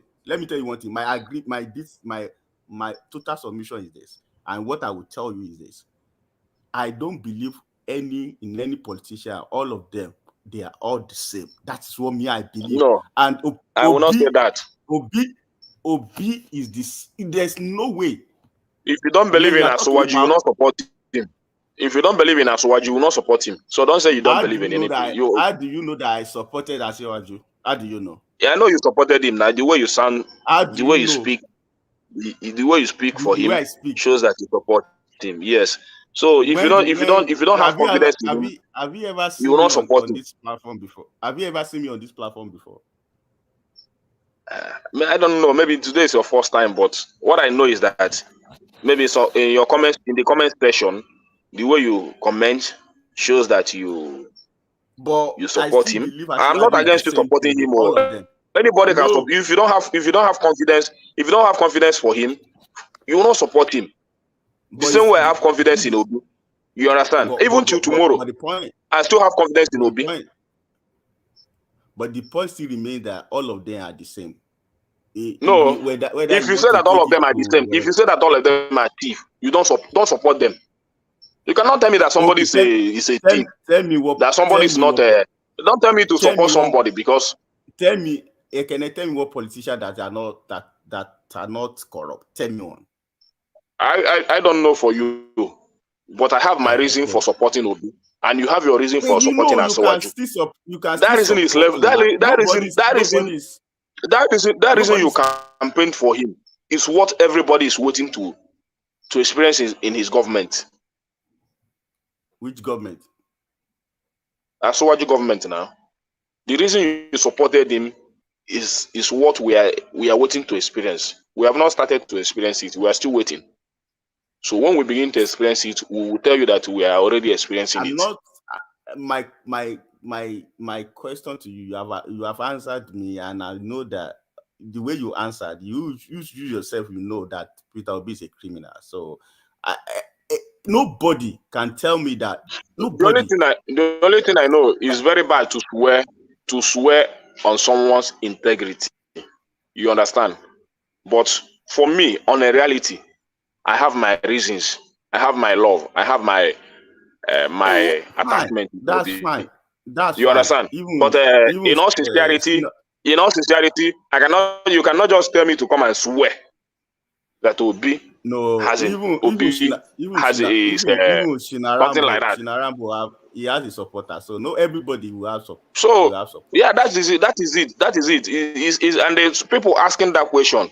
I don't know where they are coming. So people like Emeka will ask you, do you think Obi is this? Do you think it's not the right question to ask? Even I will tell you not to swear for me. Even if you know me very well, even if you know my in and out, and you come in to swear for me, you have killed yourself. But you know the reason why people are asking you for that account, because you always talk about accountability. We must talk about it now. It promotes the system. At least, but when if Nigeria can show if Nigeria can show 70% accountability, don't you think that this country will be better? But when they and if you don't speak about accountability, if you don't speak about accountability and integrity, how will the society know about it, or the government act on it? If we are serious about it, the government will be serious too, just the way they show seriousness in Betta Edu. If they continue to do that, don't you know that this system will begin? They will start to cleanse the system. Okay, everything will start to normalize. Hold on 1 minute. So what's the difference between what they were asking you and the one we are talking about, Betta Edu? What's the difference? Different between what? The one that they are talking about the fund, the campaign fund, which is a public fund, and this particular one. What's the difference between Obi corruption and Betty corruption? What's the difference? The difference between it is this. The difference between it is that this government is for Nigerians. You understand? Oh, okay. And another thing is that what you are asking of Obi is for hypocrisy and for politics. It will not benefit you. No, wait, hold on, don't go there. The difference is that it will not benefit you directly. It will not benefit you directly. No. What did the law say? How is it going to benefit you? If Obi established, let me wait now. Not about him. Hold on. Let me even support Ekene here. It's okay to be a criminal, okay, as long as it doesn't have any significant effects on those people you govern. Okay, I mean that's what he's trying to say. Yeah, you put it very well. Hold on. Obi is not governing you now. It's Asuwaju that is governing you. Hold on now. Are they supporting? Did you vote for him? Relax now. Relax. It's okay to be a criminal. We all know that even here in America, the last president, we saw everything that transpired, right? But did he do well in a way? Of course. If you ask some people, he did well. Some people will come at you and say, "Hey, what are you talking about?"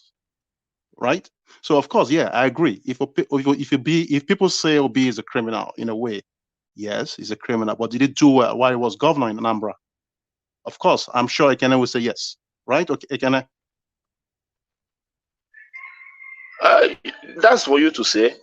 If he didn't do well as my governor, I will not support him. Yeah, there you go. That's my point. So we're making the same point there. We're in agreement, So he did well, even though he was a criminal then, You understand?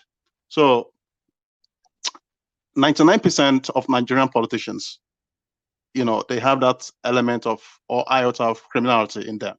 But now the one we then catch, now we know. 100%, not 99. 100%. Okay. Yeah. They all of them they help themselves. They put let me tell you. When it comes to this accountability, I've already established what I know. Forget about accountability. Let me finish. I cannot forget about it because when somebody do that maybe in an act of being a governor, I notice it. I know, you say Obi do this and Obi do that. But if I tell you Obi do this also, you might not agree. And that is the aspect I'm looking at him for. You understand? Yeah. So I know how he handed over. Let me finish. I know how he handed over as a governor. I know his handover note. I saw it. Well written. When were you there? Well documented to the eyes of every Anambrarians. Let me finish. Let me finish. Where were you? Where were you? When he handed over to Obiano, where were you? Were you in Anambra? When what? When what? When were you? Were you there? Were you there? When he handed over? Yes. Yes, now. You were there. I travel anytime I want. I can even travel to my village to vote. I'm in the village. I'm in the village as I'm talking to you now. I'm close to 3 weeks in the village. Were you there when he handed over? Okay. Even if I'm not in Ekwueme Square when he was handing over, there is no television in my house that I'll be seeing it. What I'm trying to say is that what you saw, that is what we too see. We saw. You saw when they handed over. So there's no difference between us and you. So maybe what you saw in his handover note is not what I'm saying. You understand? You are looking at it. You watched it on channel, but you couldn't see the handover note. Let's forget about it. Let's forget about it.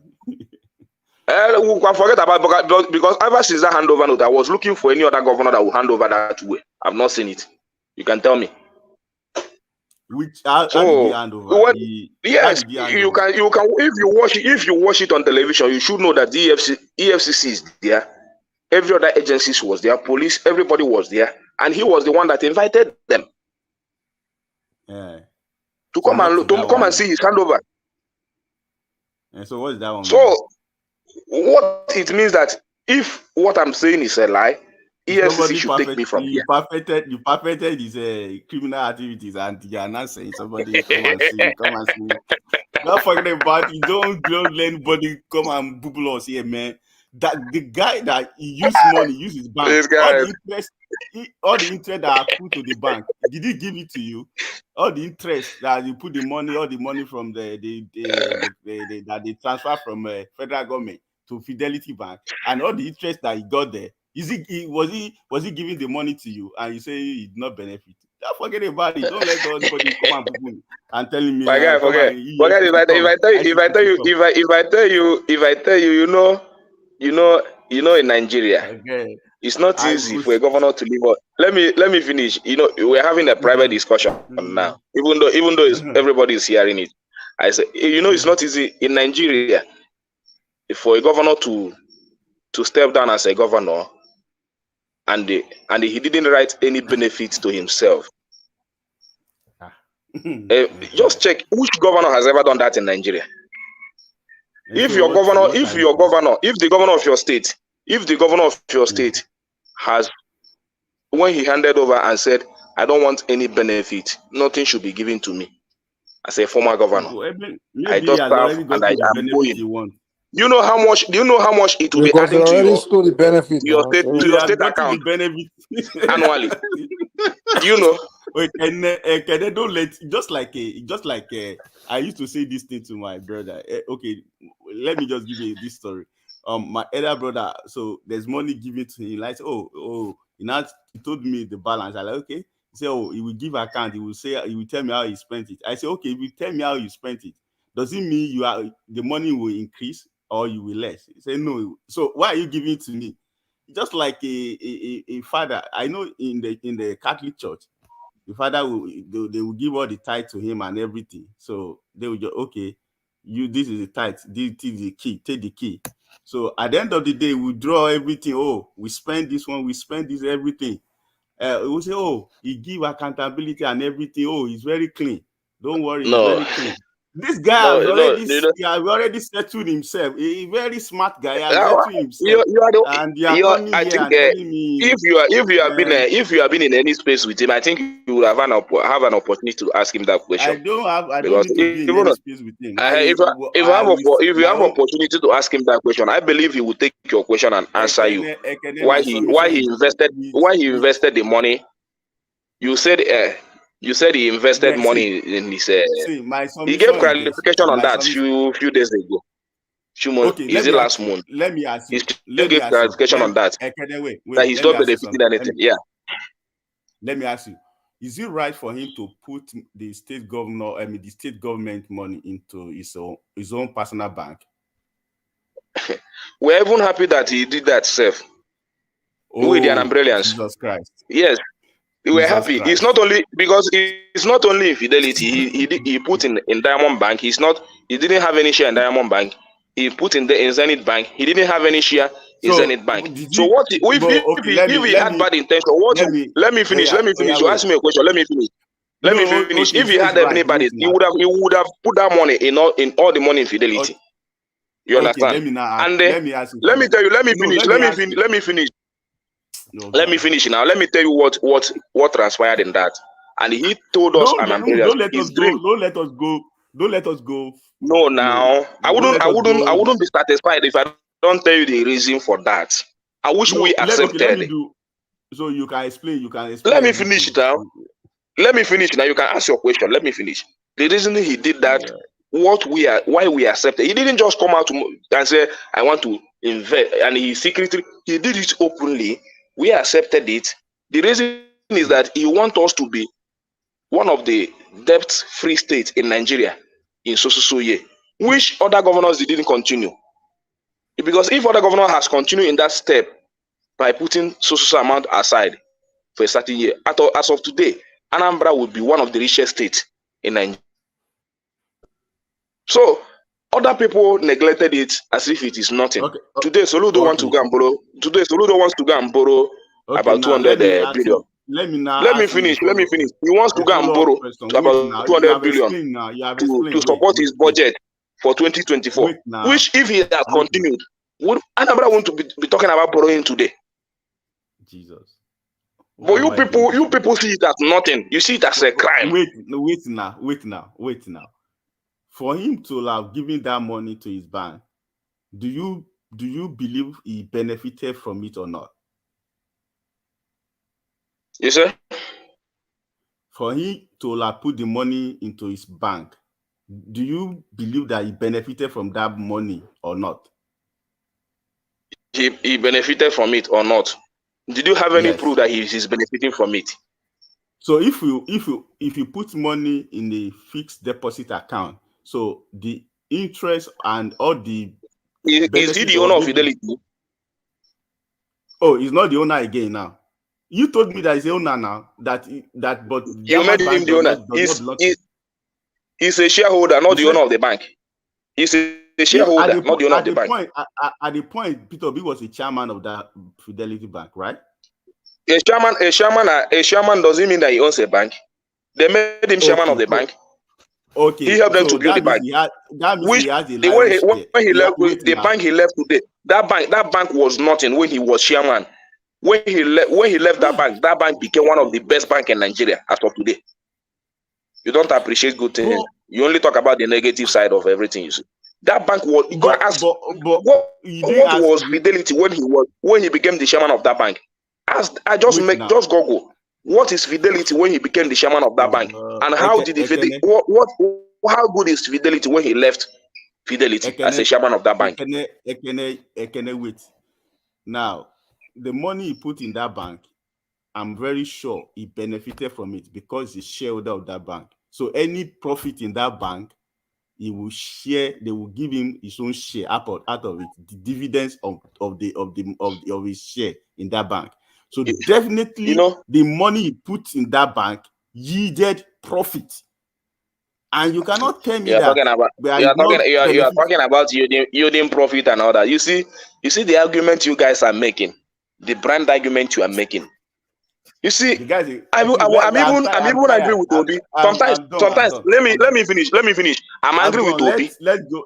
Especially that money he left that he was supposed to be earning every year as a former governor. I'm angry with him. Why he didn't take it? Sometimes it's too bad to be too good. It's too bad to be too good. That guy is too good to maybe to Nigerians because it's not good. It's not bad to me. That man, I love him so much. What he did for my state, I love him so much. What he did for my state. But to you guys, let me finish. To you guys, what you see him as a hypocrite, as an evil man. He's not evil. But let me tell you, as of today, in Anambra State, nothing is great in there. You can come into Anambra and ask. I'm not exaggerating him.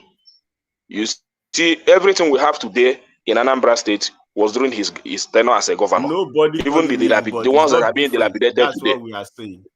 Nobody call him evil, but it's not different. Let me finish now. When he, like, I can testify to that. All the hospitals we have today was the one he built. Because you are supporting him. All the schools we have today was the one he rehabilitated and the ones he built. All the vehicles, security vehicles and school vehicles we have today that are dilapidated are the ones he bought.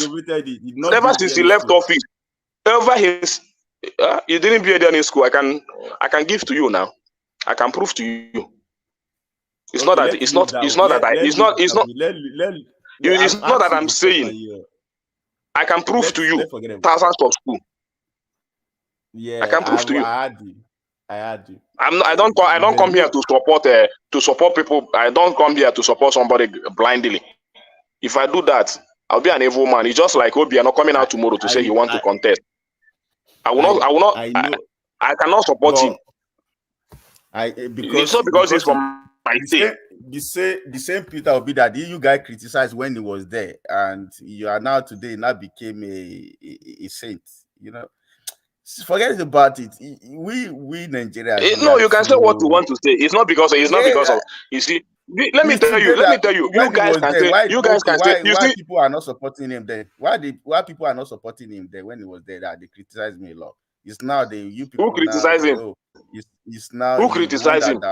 Nobody I didn't criticize him when he was a governor. Every government must have an opposition, whether you are doing good or bad. Every government must have an opposition.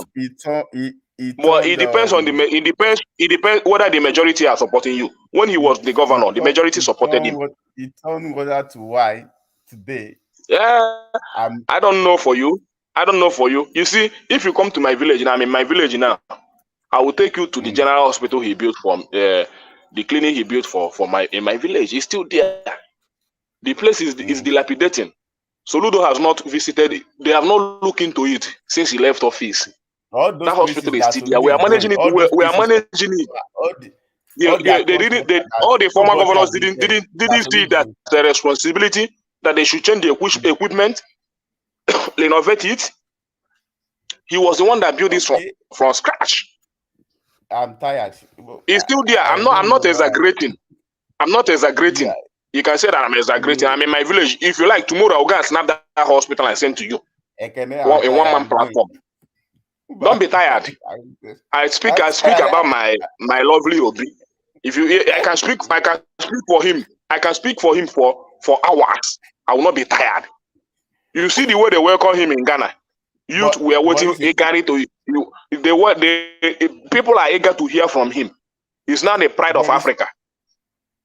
For what did he do that people are working? What did you do? You didn't watch the video. Even the Ghana government was afraid that he was coming to Ghana to educate the youth of Ghana, and they now canceled the event. When he go around, he doesn't say anything tangible. Now he doesn't say anything sensible.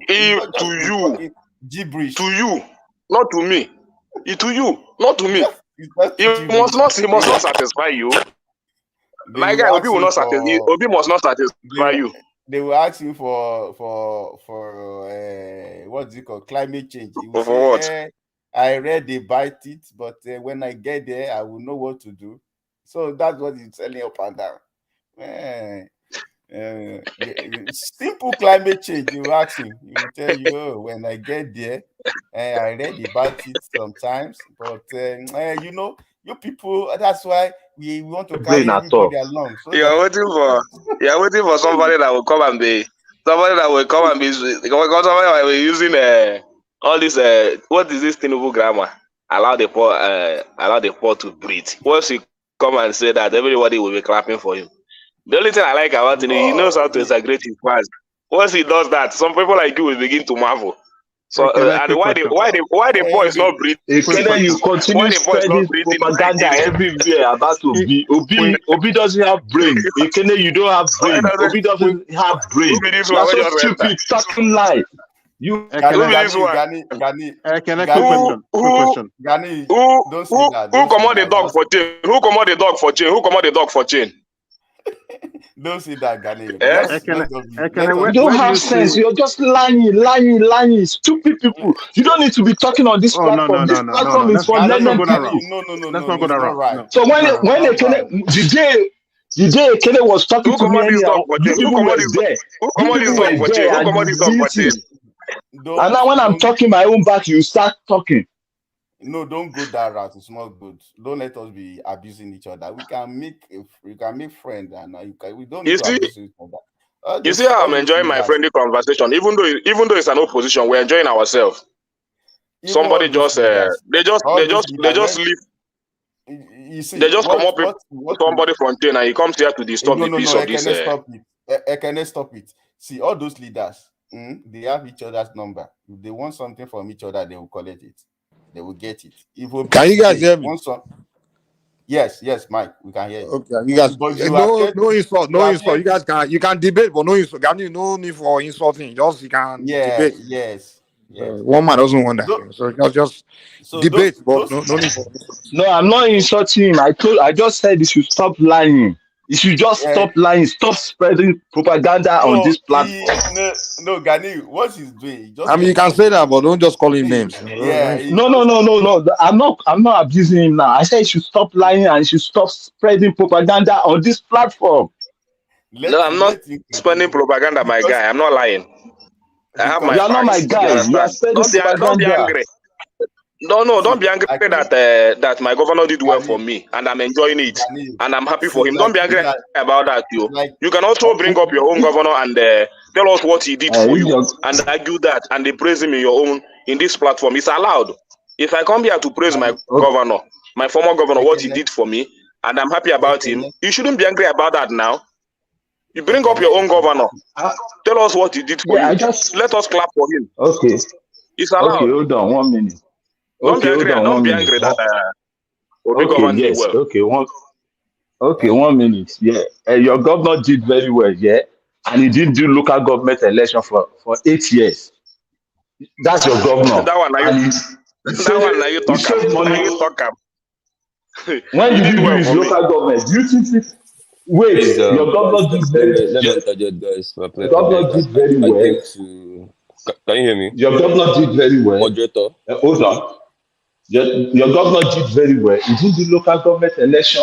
He saved the money and he didn't use the money to do any infrastructure. And now you are still talking. Your governor did very well. What has he done? We can count the infrastructure he did. If you talk about infrastructure, I can begin to count for you. Just that you will not believe. You only want to believe what you want to believe. No. Anybody that did well. Hold on. Anybody that did well, it's not you that you will tell me that he did the infrastructure. I will see everything. Everything's online. You are not in Anambra State. How can you see infrastructure when you occupy only one space in Nigeria? You don't want to travel. What? If you want to see it, you can come to Anambra State. I will show you around. Come to Anambra State. Like how?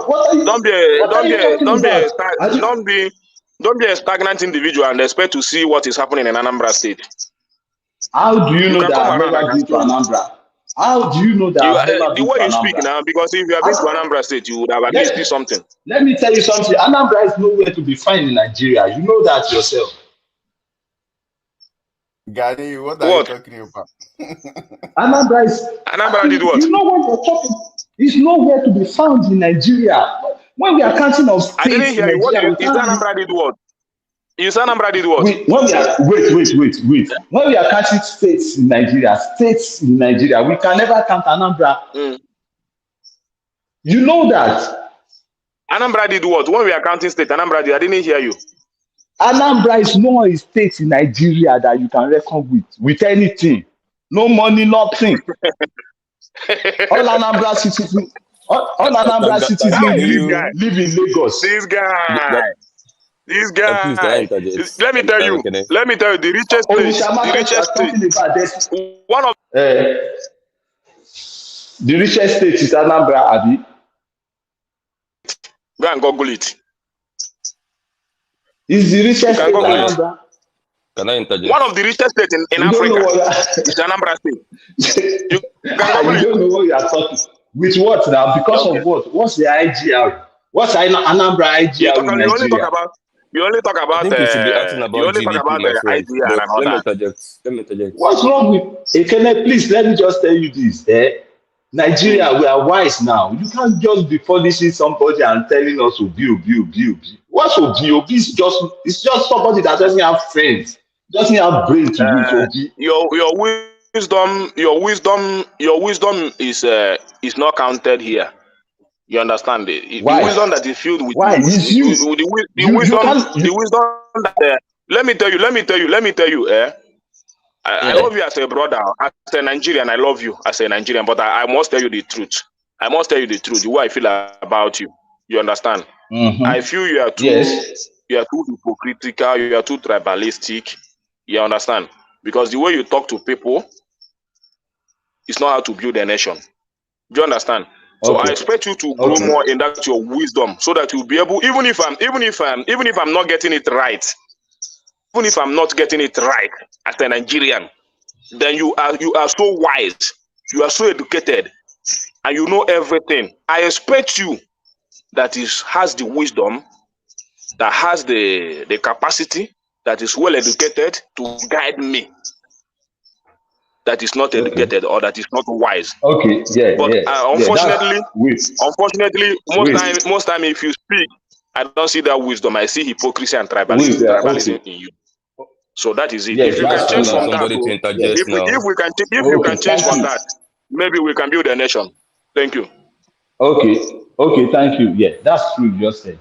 You see, when you people are talking, you call people tribalistic or something like that. Yeah, and you never think about yourself. You yourself, personally inside you, I can tell you, lot of people, yeah, they are my best friend. Ushena is my best friend. Chidi Nwegbene is my best friend. They know me.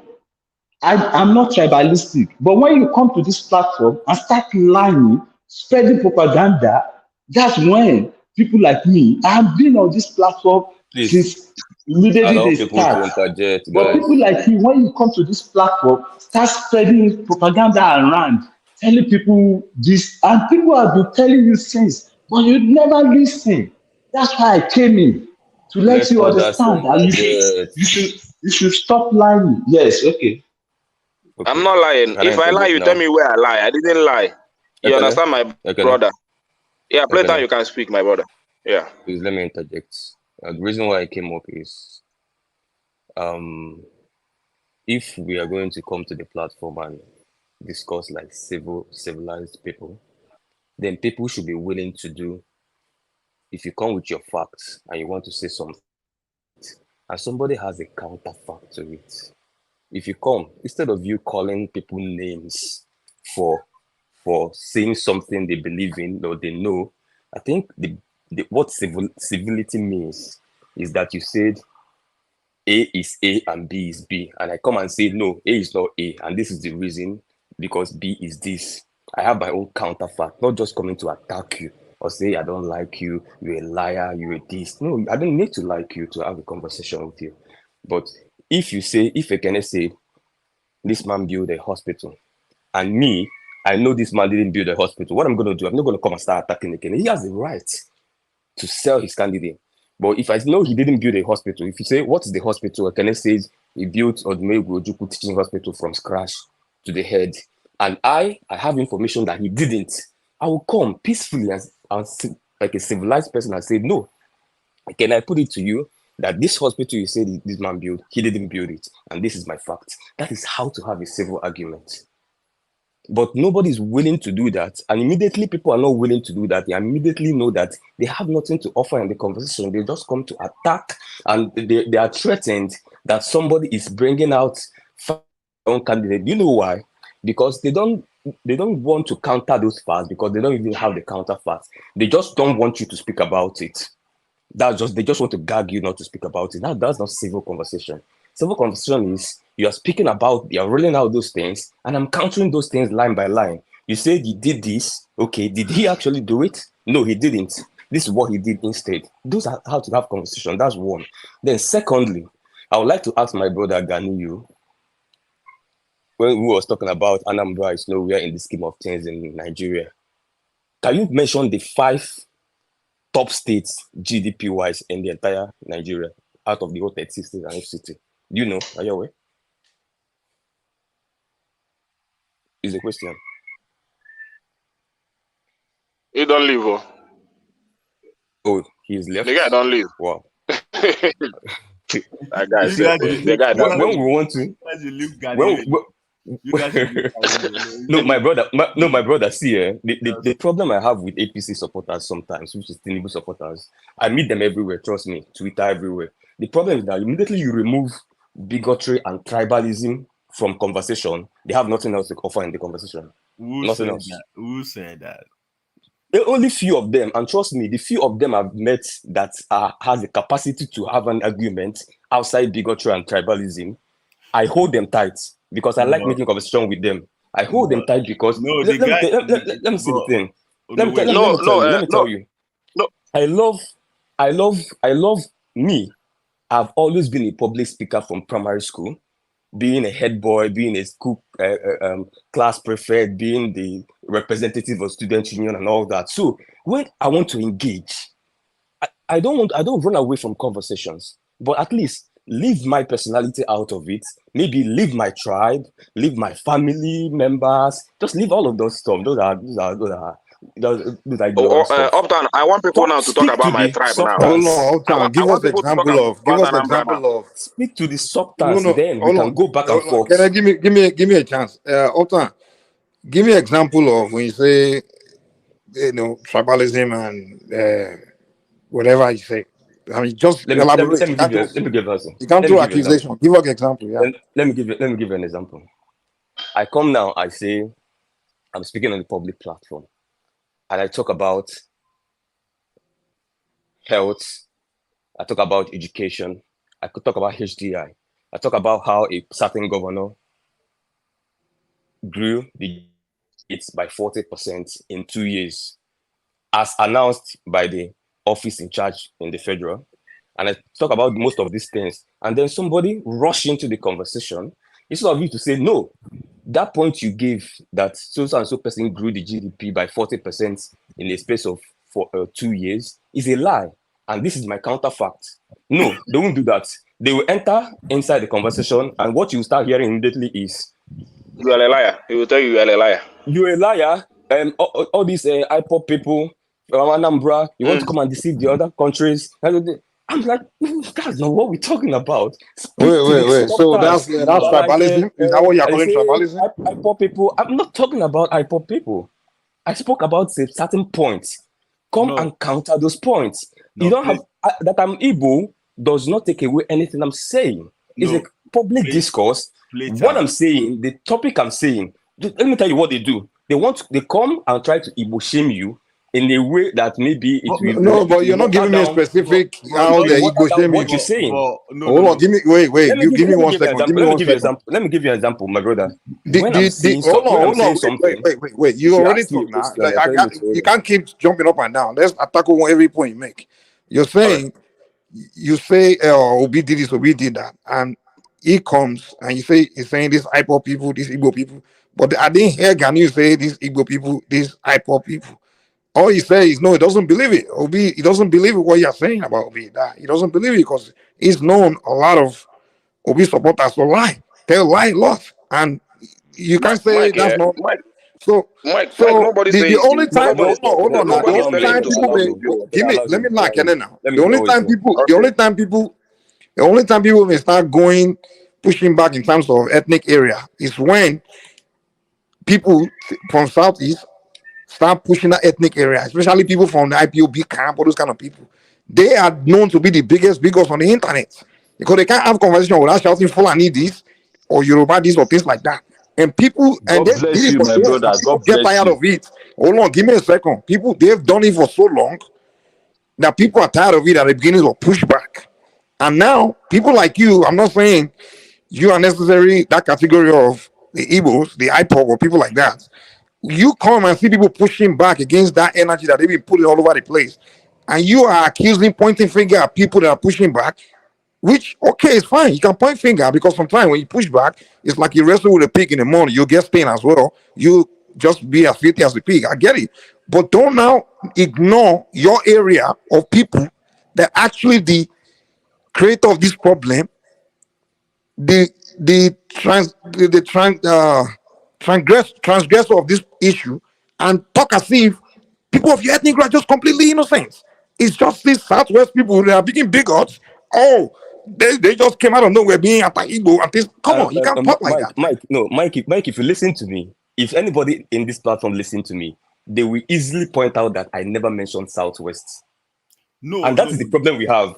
I said these APC supporters, this is the way they think.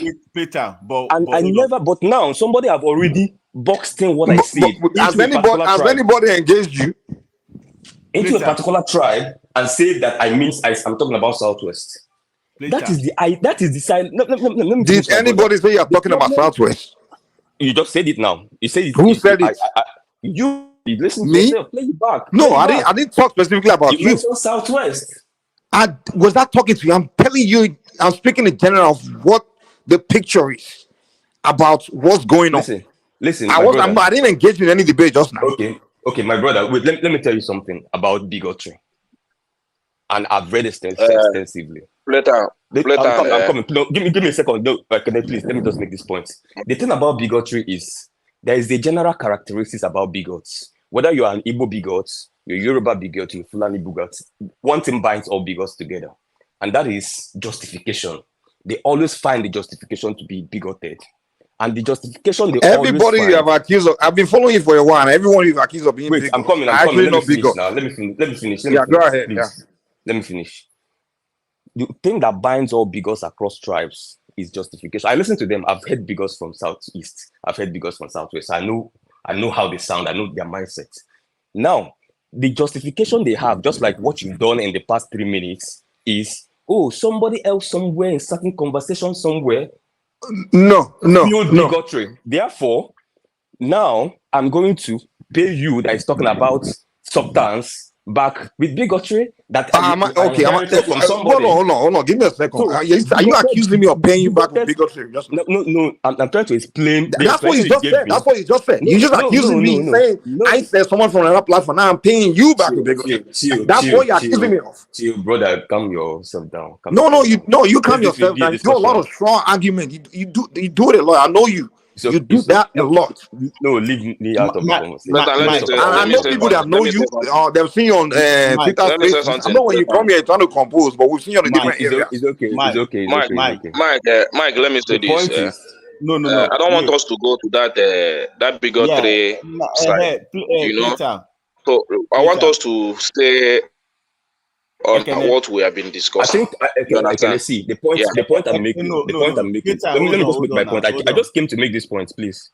Let me just make this point so that what he pushed back on will not swallow the larger point I came to make. And the point is, please, and this is once people are stick to this rule, that's when you will know people that their head is empty. Wait, now. The rule is if I cannot say A, B, and C, and you want to counter, forget about I don't believe, I'm a liar, you're a liar, you're not a liar. No, forget about us. Just tell us that I'm coming. Just tell us that this thing you say, Dekene, is wrong, and this is why it's wrong. This is the fact. Tell me that. If you don't have it, then you don't have no place in public conversation. That is it. Every one of us know that Playtown. Every one of us know that, and for me in this platform, yeah. Later, you don't need to come and expand on this thing. Immediately, Ganeo came. He said some things, and even Mike said, no, you don't need to go that way.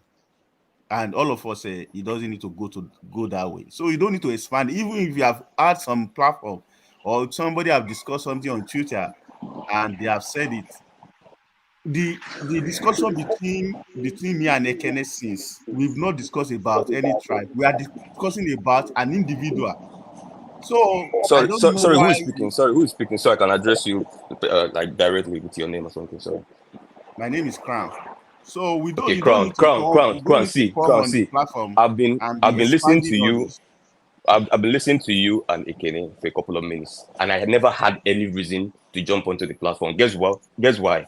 Because you were actually pushing back based on what he was saying, which is a lovely conversation. You know what I'm saying? Even though I had reservations that, okay, Ekene, there's some points Ekene wasn't bringing. You know what I'm saying? But I thought he was bringing just enough. Okay. one Nigeria But who removed his comment? Who banned him from the comment section? No, the guys addressed me personally now. No, the guy not they talk anything bad now. No, he's addressing me personally. He's calling me a bigot. So what do I do if I have a button in my hand? Mike, oh, Nigerians. Okay. No, the guys are addressing me personally. Mike, this little position they just give you now, just exercise them that. No, it's not me abusing any. No, if you abuse me, I can't abuse him back. I will if you come personally at me, I will get back at you, Abi. Oh, the guy never say anything bad now. No. He's coming and insulting me when I'm the one moderating. Are you kidding me? Mike, so I shouldn't moderate his comments. Okay, Mike. The only thing you do is correct him. But I don't like when you remove my supporter. You remove my supporter. Who cares? You think I care about you? Are you paying my bills? No, I'm not paying your bills. But I don't care about your supporter, man. Your supporters can go to hell, man. You need to have your support. You need to have your support. Somebody is there insulting me when I'm moderating. I will take it because I'm. So don't let us expand what. Don't remove my support base now. So let's. Mike, you see people abuse media. So I need his own support base now. No. I don't care. Hold on, listen. If people abuse me all the time, I don't care what they are typing on the comment section. But the fact of the matter is, if I'm controlling a button, that's not the time to abuse me because I will do something about it. I know. Normally, I'll go there. Hold on. Normally, when I'm not in the one moderator, I'm just another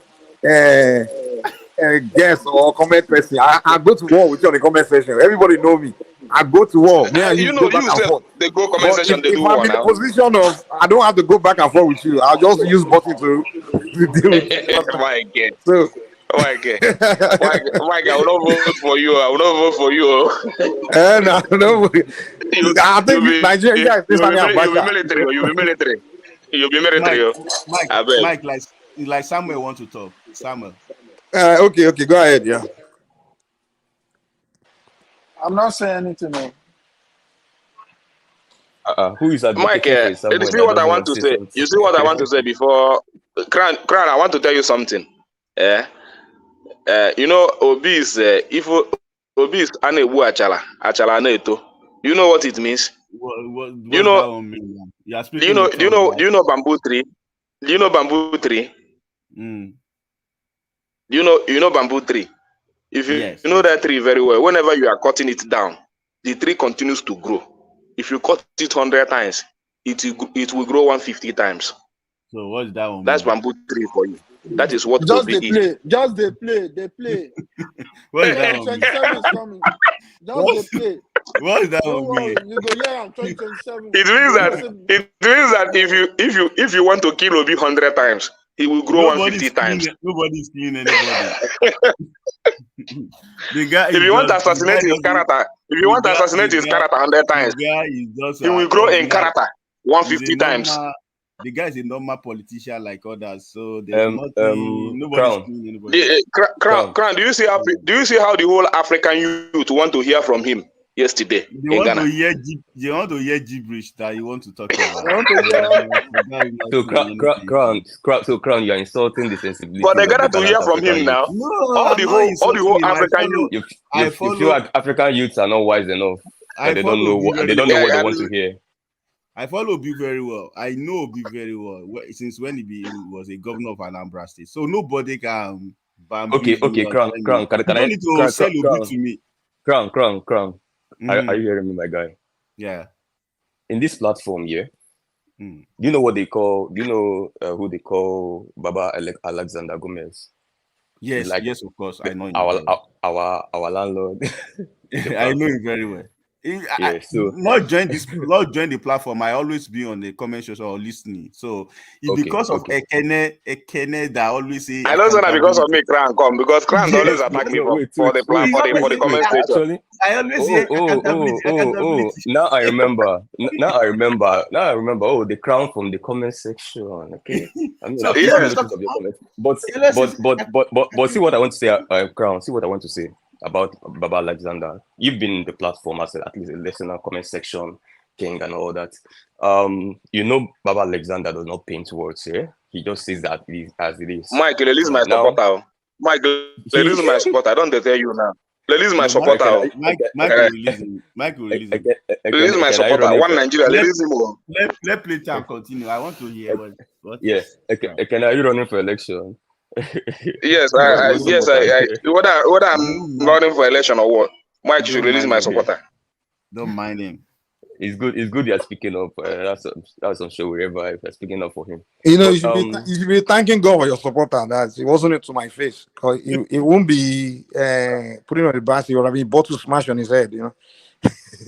Mike, release my hand. They can move for this platform or one Nigeria. Your iPhone supporters. You are saying something about. All right. Crown. Yeah. So there's something Baba Alexander said here a couple of weeks ago when the likes of Kulatas and every naysayers of Obi, when he said something about Obi's character, and then they were like, hey, but all these things are pretense, they're not real.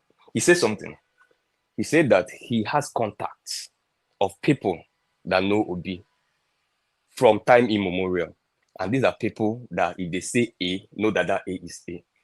And he told them that Baba Alexander, can tell you that with Obi, what you see is what you get. Yeah, I heard that him. He can tell you that. He said that you heard him, right? Yeah, I heard him that. So for somebody that he does not paint, he does not even Peter Obi supporter anyways. For somebody like that to tell you this, that with this guy, see, let me tell you, I used to be one of the doubters of the. Wait. Do you know him personally? No, I'm just asking. Do you know personally? Do you know him personally? I know you're the moderator.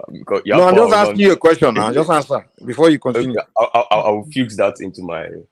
Okay, you don't know him. Okay, all right, cool. No. I've had personal interactions with him even when I was in secondary school.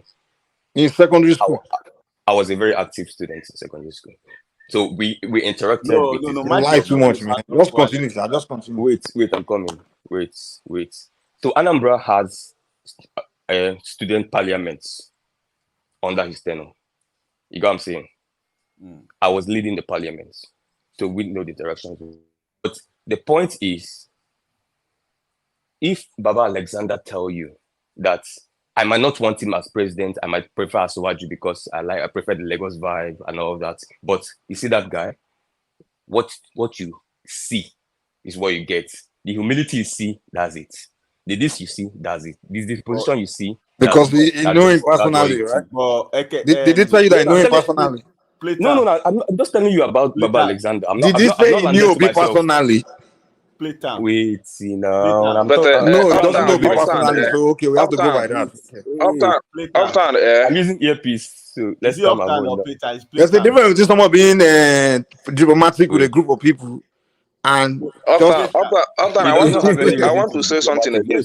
I want to say something again that will annoy Crown here. No, I went to go. No. Let's not annoy him. It's not like getting him. It's not like getting him, and I know what I mean. I went to Agro last week. We have to let Adewale speak, sir. Adewale hasn't said anything. Let's let Adewale speak. I went to Agro last week, yeah. All the road that Obi built in Agro. All the road that Obi built in Agro since he left office. That road should be like that today. What are you talking about? You've been talking all night. Let me finish. Okay, learn what you are saying.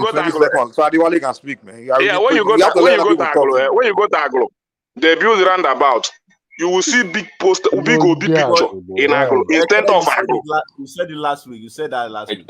Can I just like everything still there, and the picture they center of Agro like this. They build them very big one. They know they come out them. So all this in one that they talk. If you talk and reach Agro people go show and say now na phone that they talk against. Okay, thank you, Mr. Aguro. Let's start the one speak a bit. I think I want to speak. When the concern is the concern Agolo, what be Agolo? Who be Agolo? Who comes from Agolo? What the concern with Agolo? You can take your Agolo and put it in Agolo, whatever it is. In his village now. That's concern us with your Agolo.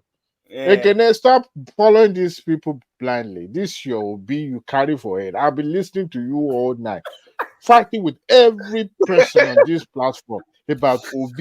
Why are you carrying for your head? Now your brother, now your uncle, carry your money. I do love him, Adewale. I do love him.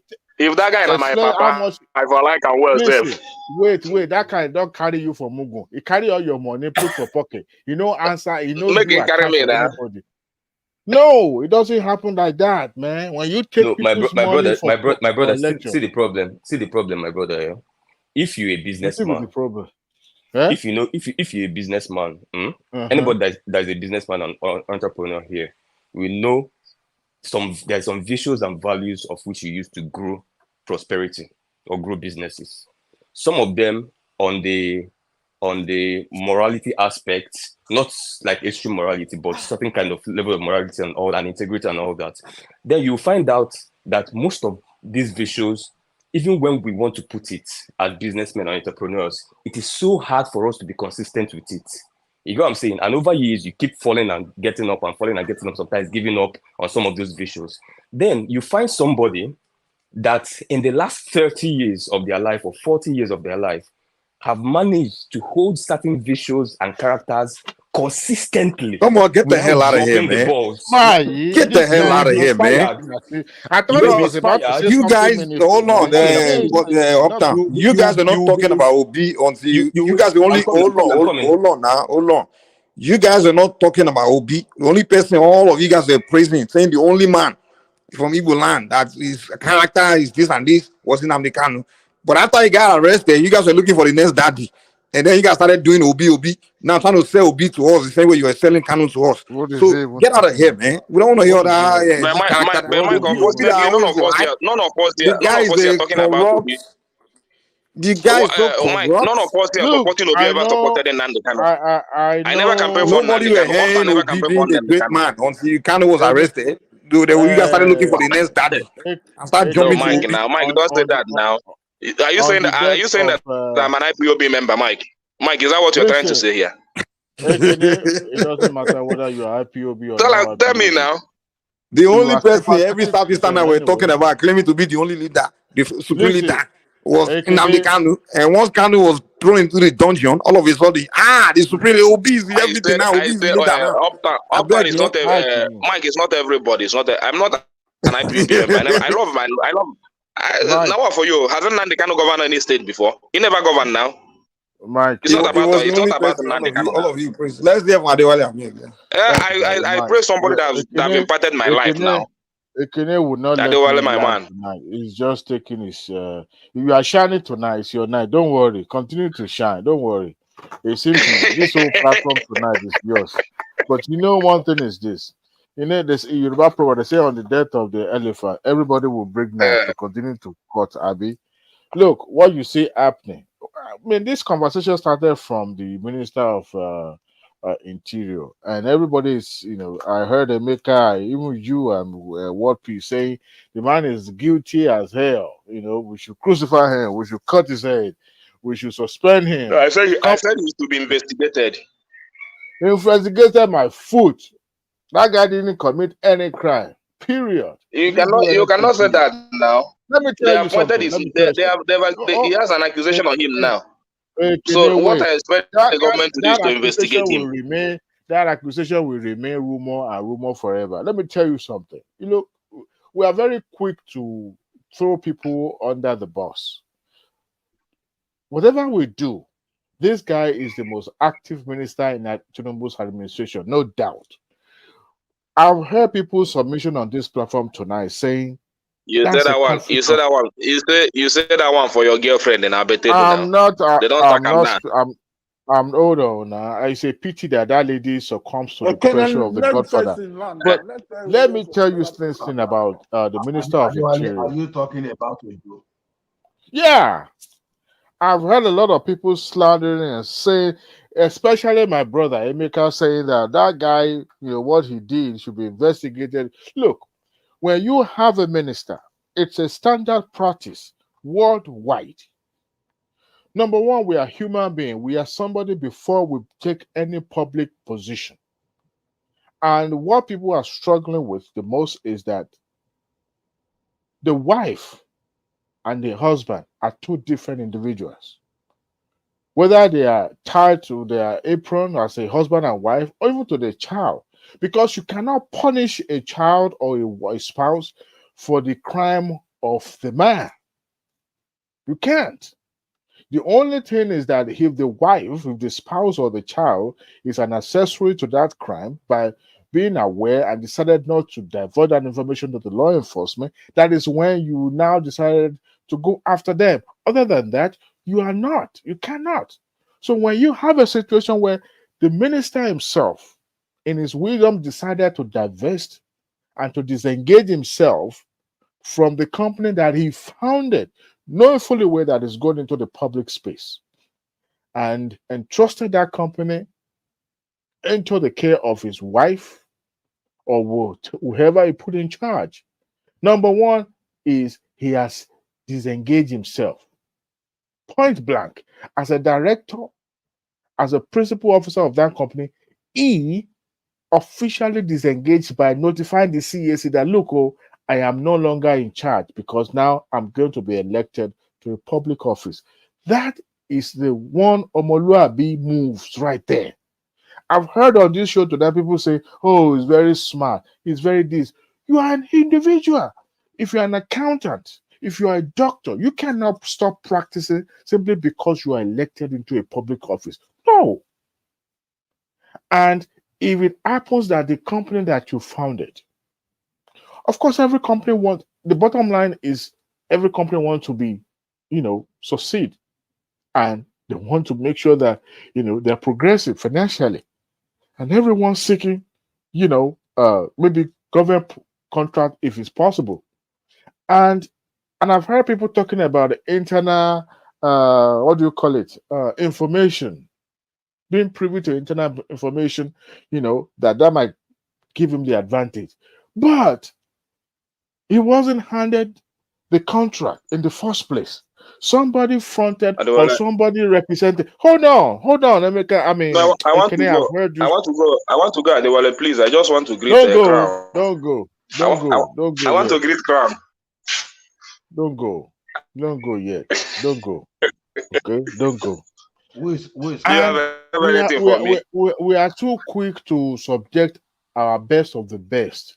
What I see happening is the handwork of detractor or people who actually maybe after that office or people who are not benefiting from that man occupying that position and they want to make sure that they do whatever it takes to slander his name. And that man, God bless his soul, he was one step ahead of every detractor by ensuring that he notified the CAC. And somebody said, why was it press? Why did he go to China's television news to speak up? If he didn't speak up, people will blame him. If he speak up, he's damned. Why? Because he knows that people like us on this platform will be busy discussing about what he did wrong or what he didn't do right. And he engaged the public by going public and intimating the public that, look, this is what I've done. I'm not involved in this. And I've done this according to the law. And here we have say, I even heard somebody saying, oh, it's the same thing with what our sister did. What our sister did was wrong, point blank. No doubt about it. As a matter of fact, I've been having a scenario playing in my head since this news broke. Maybe one way or the other, because he didn't get to that ministerial position by our own sheer luck or educational attainment. He got there by the sponsor or by the virtue of godfathers that submitted a name. But you see, that office, that ministerial ministry has been so wrapped up in corruption and a lot of controversies since the inception of that ministry. But what I see playing out is this, because since it has been the most juicy ministry in the federal government, a lot of people have been having hard time being posted into that position, and now they are jostling to take that position from anybody. So initially, when he told the public that this is going to be a transfer from the federal government, from the CBN to the account, even those who do not have an account will be created a wallet, a wallet or whatever it is, so that it will be traceable. Only to turn around. In my head, I'm thinking, she's a politician. Even if your hands are tied and the Godfather are after you that you must drop something, you must do this, you must do that, should you play ball? Why can't you placate them in social? Because now your job is on the line, your reputation is on the line, what you stood for, what you are known for is on the line. You are a 37 years old lady, and as a woman, you are considered to be a minority. You are supposed to be the exceptionally shining example in Tinubu's cabinet, and you are being subjected to this ridiculed scenario. That is the most unfortunate thing coming out from this news. But she should have known better, and she should not be spared. She should not be spared. But comparing what happens to her or what she did to what my brother, my one and only brother from Ondo State, my former state, Is it did, from or Ondo or Ekiti? from Ondo State, not Ekiti, Okay. just from Ondo State, did, to be honest with you, that is a calculated move to slander and to subject him to ridicule, and it would not stand the test of time. But I can see the opposition and the detractor lining up. Every little thing will be magnified and expanded and make it look as if the heaven is crashing. But I can tell you, Tinubu need to watch it, because on the flip side, I can understand that public will be benefited by knowing what is transpiring or happening in the government circle. But they need to watch it the way some of these confidential documents are leaking to the public. It is not good. The other day, our brother in Ghana, who is on exile by his, imposed by himself, published an internal memo showing that Nigerian military personnel have been stationed around Niger. That is a breach of government. How do you say it? Because internal memo should not even get to the public. But you have these people. I don't know. Maybe this is the opposition that are sponsoring it, that are hell bent. I can tell you. I can There's tell a you procedure. Hold on. There's a procedure. I can tell you for sure that most of the people leaking these memos are obedient. And I said it in the beginning of his administration. I'm coming. They've been I said planted it in the in the civil beginning. service. I said it in the beginning of this administration that if this administration fails, it will be obedience. If it succeeds, it will be obedient. And the reason I say this shortly, Adewale, is that obedience are actually mostly young people. And these people are ardent supporters of the fact that, see, the status quo will not continue. And whether they're within the civil service or anywhere, and they get their hands on something which is actually the status quo that has been going on before, they're going to release it to the public. And the public will shout, and then that thing must be corrected. So I don't think the administration should see it as something wrong. Because if I'm coming, if the old boss, I'm coming. If the old balls, these things we are releasing now, these things that people are shouting about now, these things has been going on. It didn't start now. This is normal status quo in government. This is normal status quo. The problem is that. Okay, can I say something in this, if you don't mind? The problem is that nobody really cared. So people were just going along with these things, doing these things and all of that. But now, this government's foot will be on the fire every week. I hope Asuwaju is ready for it. There's nothing wrong in holding them to that standard. There's nothing wrong. Okay, there's nothing wrong. As a matter of fact, opposition should do more than they are doing. But let me tell you this thing. if you work, I'm a civil servant in the United States. I'm opportune to have confidential information, but they don't bore me well because on a daily basis I relate with the public. I repeat, they don't bore me well to divulge any of this information to the public, not even to my immediate family. Is there an information against the public that's going to hurt Hold the on, public, hold on. hurt You the see, masses? no. Because we don't have a standard in Nigeria. That is why we see this thing as being normal. No, we have a standard. People don't just violate the standard. Okay, if that is the case, no, but if they want to get that guy, We have a standard of corruption. No, That's why it needs to be violated. See, hold on, Adewale, just 1 minute. The memo that was leaked is good for us as a public, but if you are working as a civil servant there, no, it's wrong. If you have worked if you have worked in a private company, people like that are dangerous to the security you of the can never. I'm telling you, it's not done. Because there is a They are only dangerous to the security of the system, the corrupt system. That dangerous to the you cannot be continuation of sending the every memo out to people to see. No, anyone that is anti-people needs to come out. The way Playtime is talking about. Can I please say something? Hold on 1 minute, Ola, please. Because Playtime has never worked in a company. Our country is not in a normal situation. We're in a dire situation. This is not the time to pamper the establishment and say, "Oh my God, just cover it." The rule is don't diverge. No, the country is in a dire situation. Everybody needs to play their rule. This is the time to break the rules for the greater good. It may be the country is in a dire situation. Okay, it may be good for the public, but we are just talking about the moral side of the person that died. Yes, because sometimes you can lay your hand on information to even go to court. Yeah, it's good. Court will even admit the evidence, but we are just talking of the moral standard. I got the point. Ola. Let me ask Playtime. Covering up immorality is not a moral standard. No, it's not a moral standard. Hold on, Playtime. No, it's not the ethics of the question. Let me ask you a question. Let me ask you a question. Truthful about that. If you have a company now and you employ somebody and you have a secret in the company that make you to excel, and one of your employee now divulge that information out, are you going to sack the person or you still leave the person because he's sending something out that the public can see it? Okay, can I respond? Yes. Okay, so if I have a company that is supposed to be serving a group of people, you know what I'm saying? Be it board members or people that have a stake in the company. You know what I'm saying? And there are dealings in the company that are contrary to the interest of those people my company is serving.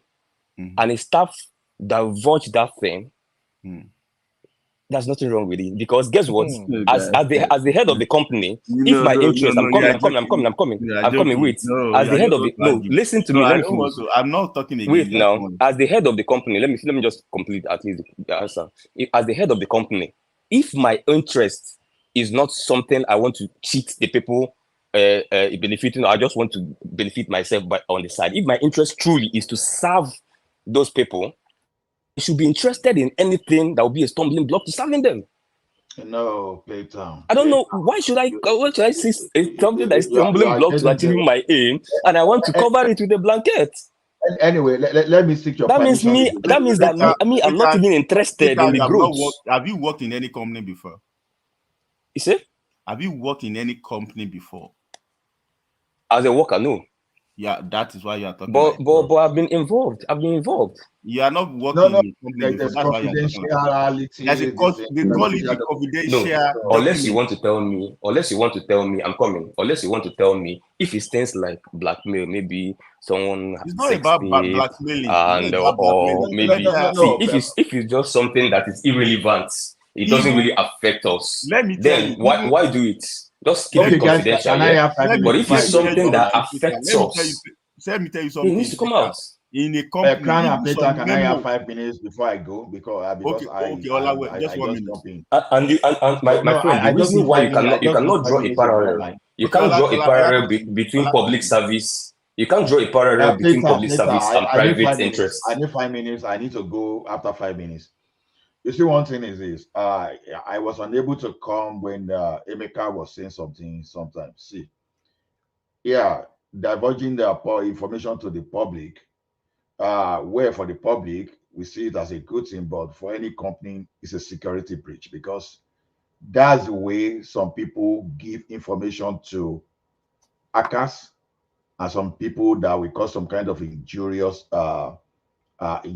activity on the company. So when you see people breaking into the database and breaking into the financial detail of a corporation, they are the like of those people that are divulging information. So as a matter of fact, if they are caught, all those are jailable offense. So we may But my we may brother, say can you draw a parallel between private company wait, and public service? wait, even in the Because public even the service, word, in the public public, service, I'm coming. Even the word itself, public service, means service to the Playtown, public. in the So I public don't know service why is we're a bringing in jailable private offense. company to use to If you justify are caught, would you want me to later, explain if you are something to caught, you it's a after jailable Ola? offense. If you are caught, it's a jailable offense. Prison. Forget it. Felony. Now, so now, see, all this thing, morality we are talking about, listening to what people talk about Ojo and all those things. Very easy to say. When Emeka was talking the other time, unfortunately, I was so busy, I could not come online because I would have taken him up. In Canada, that he was using as an example, mothers, fathers, they employ their daughters, their sons into the same department where they serve. In Canada here. In Canada that I'm talking about here. You are working for, let's say, Revenue Canada. Can employ your son. Because this idea of nepotism is that people don't really understand what they call nepotism. I Nepotism don't is have this. It much can be problem with friends. that one. No. Even our chief judge is putting their Wait now. sons and No, whatever into it court. can So be your friends. I don't have much problem with that. And before you make sales, you have to make friends. So whosoever that is giving you contracts, sometimes it is deemed to be your friend because I don't want to give enemy my own business. But what I need to do is to follow the procurement law. If I follow the procurement law and the aggrieved party that didn't win the contract will take me to the court, I just want to be very sure that I'm on the right side of the law. So let's get that thing right. And I listen to people compare that as conflict of interest and insider trading. They are two different things. Clearly, insider trading is a jailable offense. It's a jailable offense. Conflict of interest is another thing entirely that it depends, it varies from place to place. So it's not it might be jailable offense somewhere, it may not be jailable offense in You know another one place. thing, Ola. Ola, can I ask you a question? Can I ask you a question? Direct question to you, Ola. Okay, please go ahead. But Please. I have short time to. Yeah. Let me just ask you. You see, I'm still the one on the floor. Please, sorry, my brother. So Ola, let's assume you are working in the Nigeria Civil Service as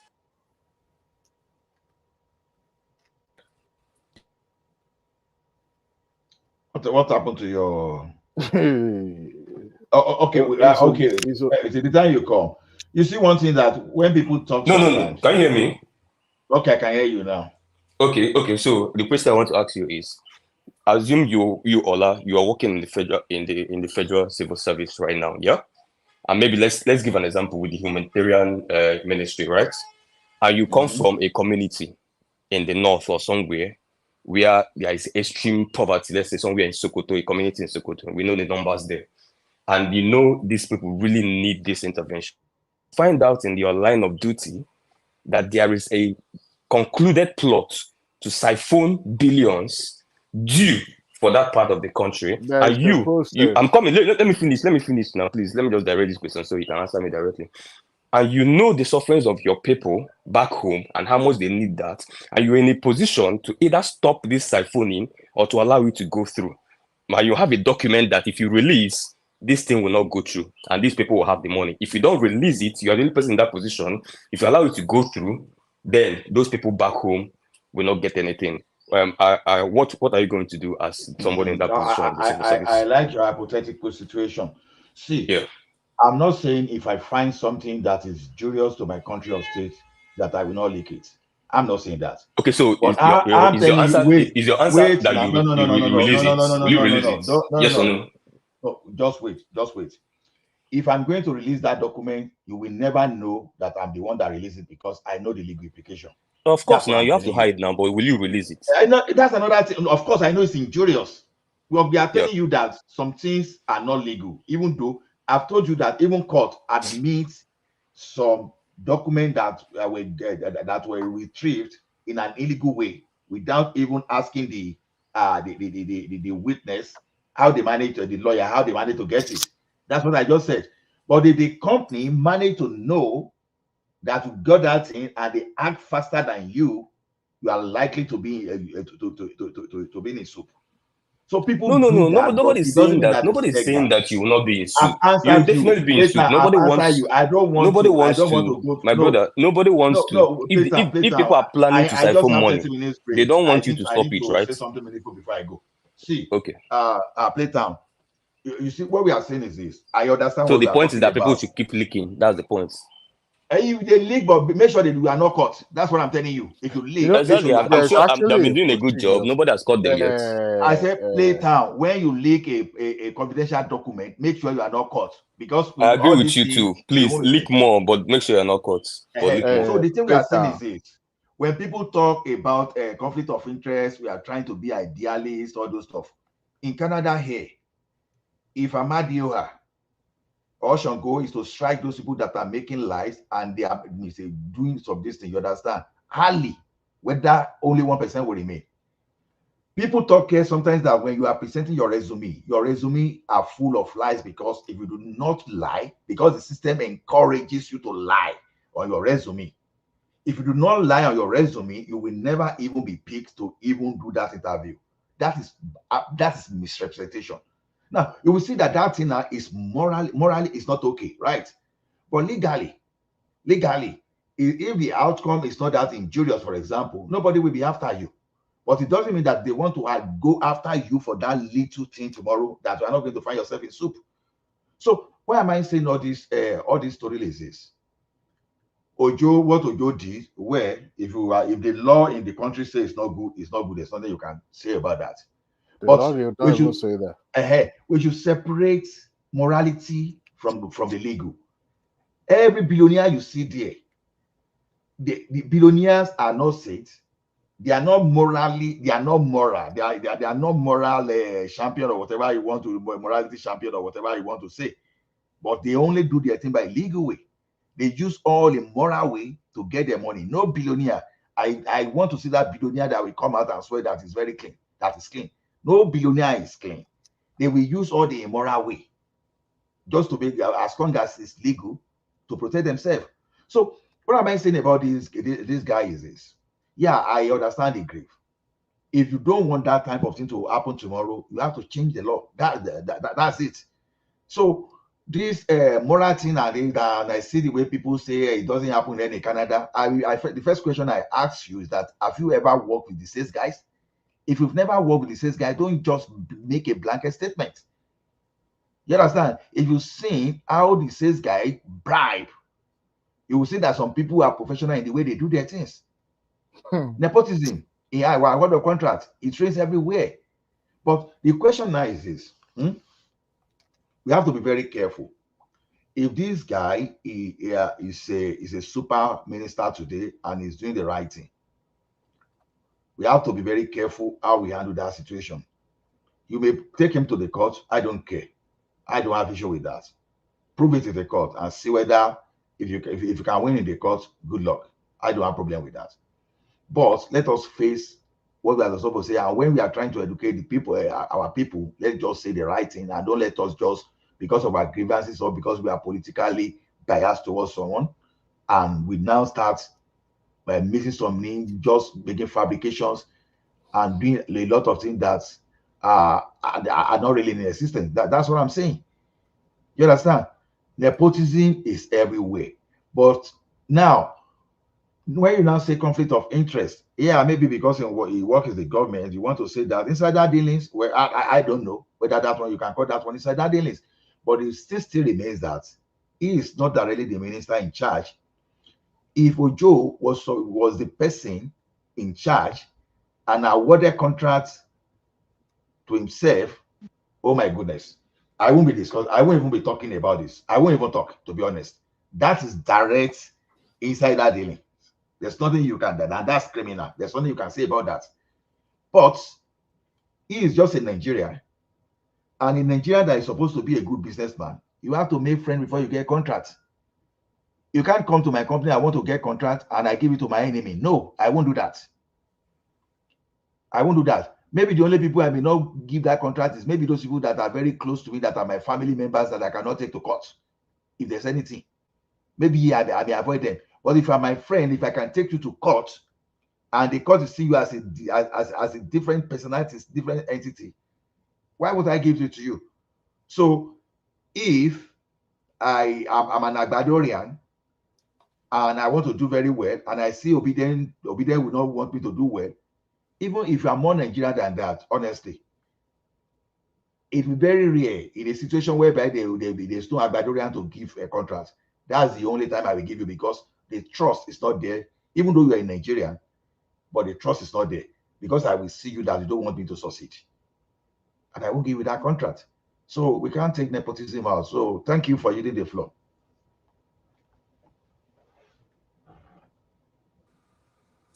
Hello. Thank you, sir. We can hear you. I don't know if others can. Okay. Sorry, I'm kind of like doing something here, but I was the one speaking earlier. Sorry, if you can give me like a 5 minute, I'll be right back.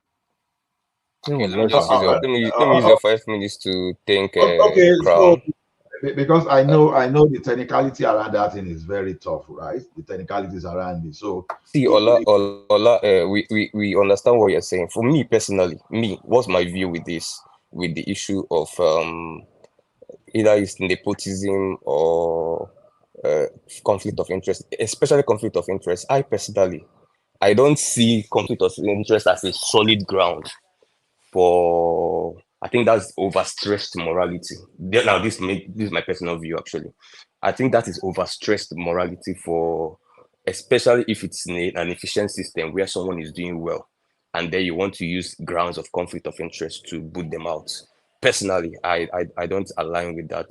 I think that is overstressed morality, because conflict of interest could happen without necessarily being any reason for inefficiency or anything. I mean, even my brother, my sister, my cousin could be running an independent company which is really very active, that does the job, and my ministry or whatever it is finds that, okay, this is the people that are going to deliver, and you will now say, no, we have to stop the delivery of that thing for the public because somehow the people that are going to do it well is somebody within the system is related to me somehow. I think that's overstressed morality. Now, that's my personal view with the conflict of it. So I kind of align with you slightly on that argument. And this Ojo guy is obviously doing well in the ministry. So I think we should also consider the fact that if he's a very poor performing minister, perhaps we might just stress it like that. But then, I mean, we could probably cut in a slack for the fact that he's doing well. You know how government is run. The way government is run, when you are working as a civil servant, and also you are working with certain instruments that are considered to be very, very crucial in the running of the government, in which you might be privy to some information. Some are considered to be confidential, some are considered to be secret, top secret. There is a level to this, and you must handle it with care in such a way that, as a matter of fact, if you get exposed to the one that is beyond your level, you have to notify the authorities so that they would they'll find a way to remedy that. But you see, today we are clapping for the liquor and say, look, we should have more of that. No doubt, as a patriot, as a Nigerian, I want that because I want to know what is going on in the government. But you see, there's a limit and there's a danger in that. As a matter of fact, the person that is doing it, if we were to be in a country that is, take security seriously, that person will be in prison for the rest of his life. And that is one thing people are not, those who engage in these activities do not understand. I know saying this is not going to be popular because a lot of people, oh, we want people to be leaking what is going on in the government, but it's not done. Let me tell you something. The Apple, as a company, they have numerous products out there, and it's still an American company till today. There's this level of protection that they get from the government because it's considered to be a American company, American technology. They don't want it to get into the hands of opponent out there, especially China. So they protect it with everything. That is why if there's any form of leaking in That one is Apple, different now. no. I'm just It telling does you not if harm it the could public. happen in the private. Now consider the scale that it will, the way the government will handle it if it happens in the government. Now, people are doing this leaking with impunity because they believe that they are doing a service to their country, but not knowing that what they are doing is a breach of their own ethic rules that they signed to. Now, government must do everything in its own way to ensure that information like this do not get into the public. And if you are privy to this information and you are troubled as a civil servant, there's a process. In every government organization or agency, there's an ombudsman, okay? Or there's a whistleblowing agency that you report. Let's just assume you do not trust. As a Nigerian, we don't even trust one another. Don't even talk about trusting government agency that handles, somebody snitching, somebody speaking up, right? Because you might end up, getting punished. Adewale, let me add one dangerous thing to what you are saying. You know the reason our soldiers were being ambushed are the people like this that leak information. Oh, absolutely. That's why I said it's dangerous. When you see a bank act, it's just because you have insider. All those hackers, they are not superwoman. Most of the time they have collaborators working with them. Oh, absolutely. Absolutely. That one is wrong. I But think we should be specific about what is wrong. Don't let us moralize whether it's wrong if or you right. leak our military intelligence, But you remember when Playtown, the person that leaked security information may be plans, doing that one for monetary benefits. Of course, it's wrong. It's wrong now. We are leaking our military intelligence for money. It's wrong. If I were to be a minister in the Tinubu's cabinet today, just like what you said, what my I would brother. do? Sorry, just like what you said about Apple. Yeah, you leak. Why will you leak their technology or whatever to the public? Why? It's not for only benefit to the public. But see the point. See what you will do. I'm coming. Because that one is just for your personal deal. Playtown. Sorry, just to benefit yourself. This how it was Playtown. They might have promised that one monetary. Okay, they say okay. Oh boy, look, give us that information. We are going to pay you a sum of $1 million. That is wrong. At times you may find yourself at a crossroads. You know what I'm saying? You are but see, my brother, because if you are working in a pharmaceutical company, like the giant pharmaceutical companies around, and there is a controversy that this is going to endanger the health of millions of people across the world, and you leak it, that is right. It's still wrong. It's the distinction. Let's draw a distinction between them. It's still wrong. There was a scenario in America where a medication was tested and tried on the people of color. I'm talking about black people, and it was administered under a disguise of eradicating was it the cholera or polio or something like that in America. But it's COVID. No, it wasn't COVID. It wasn't COVID. This was in the 60s. And this medication was administered, especially it was targeted to the black community, and it was successful. Government has a way of declassifying information after a certain period of time where they know that majority of people that were active principal actors in that scenario who are no longer around, or they are dead, or they are old, or and then the government will now begin to declassify some of this information. At that time, people were skeptical. Now, if you work in the government at that time and you're privy to the such information, of course you will be conflicted, especially if you come from the people of color. But guess what? People of color were not even allowed to even get to the civil service, not to talk about even having the privilege to know those information. And those who actually not people of color that know this information, that this is what the government is trying to do to achieve. Because not like now that the pharmaceutical company will advertise people who wanted to be the guinea pig or something, then they just go after and started administering the way they like. But guess what? People will be conflicted at that moment. But there's a way you handle it. You speak. There's a certain agency that you speak to. Now, for example, if you see somebody doing something wrong in your organization, you know who to go to. You go to HR and you lodge a complaint, right? You don't just go to the media and tell the channels television and say, "Oh, this is what I see this person doing. Stealing money, embezzling money as admin of a manager in this bank." No, you won't do that, right? So government also have agency like that, but there's That's a a chances private that entity, my brother. no. Government does have a body that you have to report. But I give you a scenario.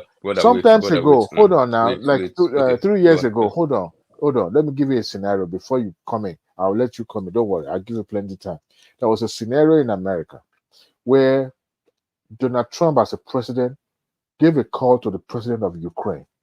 And in that conversation, not all Americans have privilege to eavesdrop on what they were talking about, but we have professionals that were expert in Ukraine issue that were listening on the other hand, that will be an advisory body or serve as an advisor to the presidency by telling them this is what you should tell the president, this is what you should do.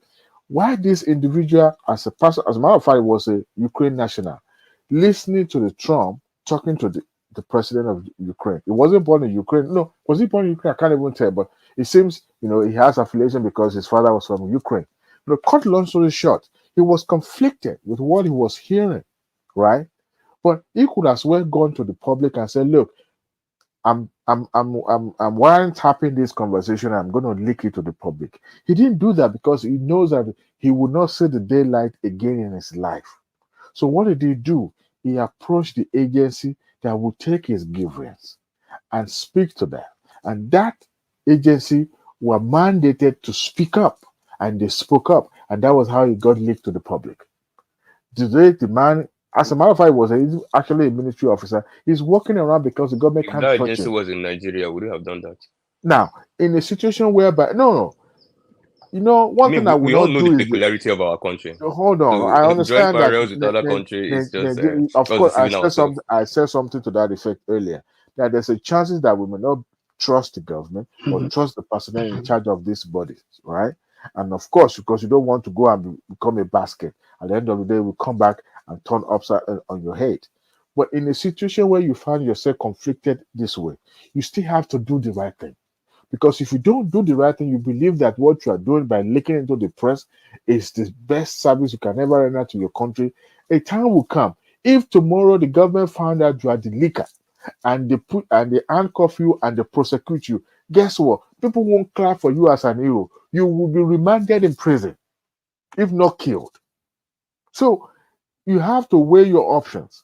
I know if I'm the minister in the Tinubu's cabinet today, I will request that every principal officers in my office will redeploy completely, and every single one coming to that office, working in that ministry with me, I will interrogate and interview them myself personally, because I wouldn't want my job to be on the line. That's because you have a sometimes. plan. What do you There have are to hide? times as a leader, there are times some of the things that the leaders, the politicians or the public order discuss.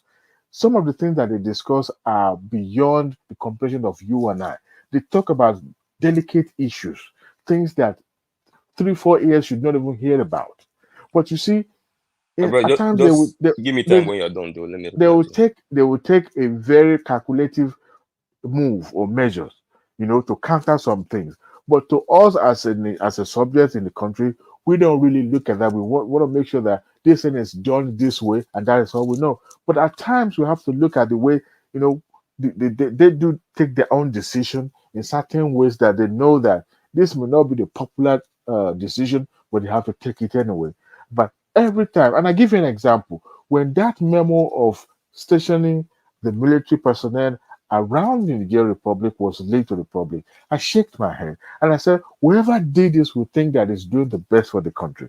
I supported the invasion, the attack by the AU in the first place, but I also look at it from, if that's what the people of Nigeria said they want, fine, don't go there in the first place. But for somebody who took it upon himself to leak that memo, because I believe that memo is what you can call the top secret, and then publish it, that's a bigger crime. But you see, Nigeria will say, well, no big deal about this. This should be the normal. It's not normal. In any government, it's not a normal process. It's not. But of course, everything we do in Nigeria is not normal because we don't even trust each other. But like I said, whoever did it, good job to him. May you not be found. May you not be identified. But I can't guarantee that the next time you leak, you will not be found. If I'm in the government, Tinubu administration, I will tell them to take the internal communication very, very seriously. Adewale, can I speak now? Go ahead, please. Let me just start with your last statement. If the way we are advising this minister now to take internal communication so seriously and try to make sure that there are no breach of some of the shenanigans going on within the system, I think that energy should be focused to make sure that those shenanigans are not going, not to make sure that it's not uncovered. It's just like saying, instead of treating a malaria, you just have to hide the symptoms. We are not going to go anywhere as a country if that's the approach you're going to take. In fact, to even dissect this thing, we need to even first of all understand the concept of being a nation, a country. Because I saw a couple of you drew parallel with private establishments. And yes, you can draw parallel with that if you put it in proper context. What is the proper context? Adewale, Nigeria as a country, who are the shareholders of the company Nigeria? Do you know? What was the question? Nigeria is a corporation, a company. Who are the shareholders in the board? We the subjects, we the people. The subjects. So we own the company, right?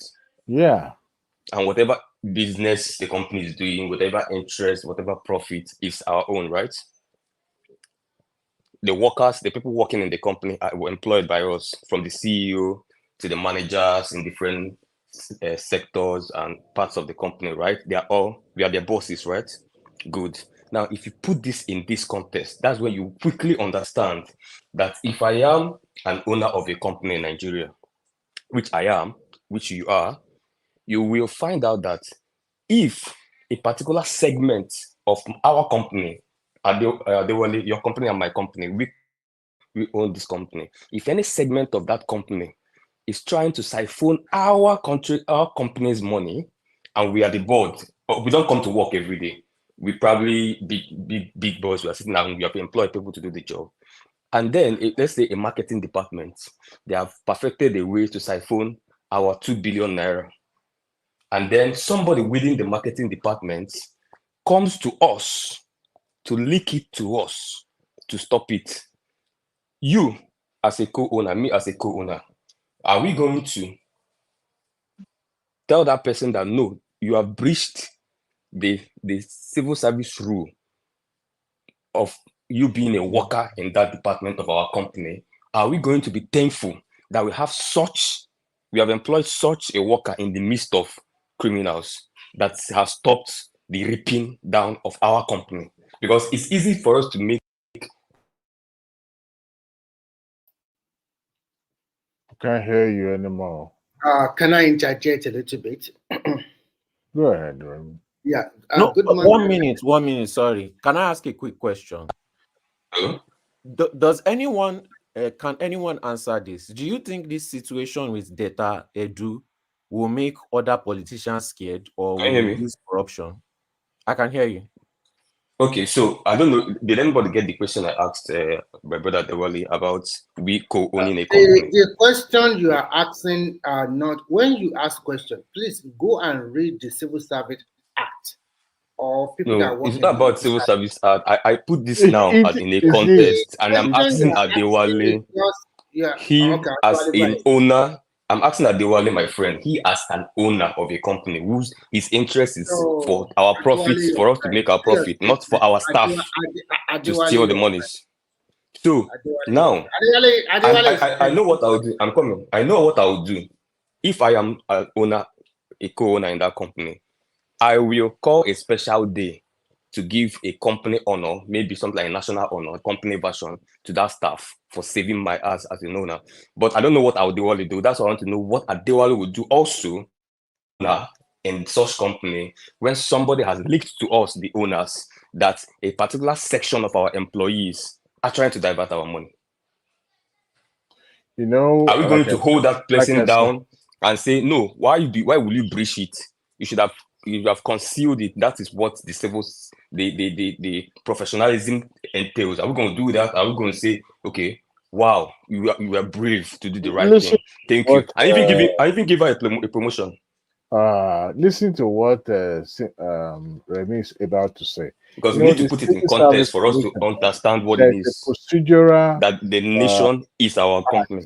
that you have to follow. If you don't follow it, you will regret taking such action. And I'm saying it because, you know, we do a lot of things without knowing the repercussion of what we are doing. We set precedent by actually not doing the right thing.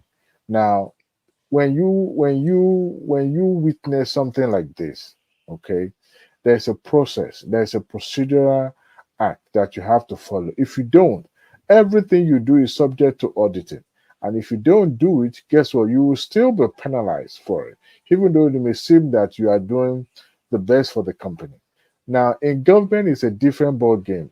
You don't treat government like a business. It's not a business. This is a serious issue where people's lives. No, that's where we are down. Adewale, I want to give Because you we're a not very treating good, our I want government to like a give you a very business. good That's example. where we are. Sorry, I want to give you a very good example. I The used to problem work. is that I people used to. allow what they can't allow in their private company. They allow it Can in the public you? space.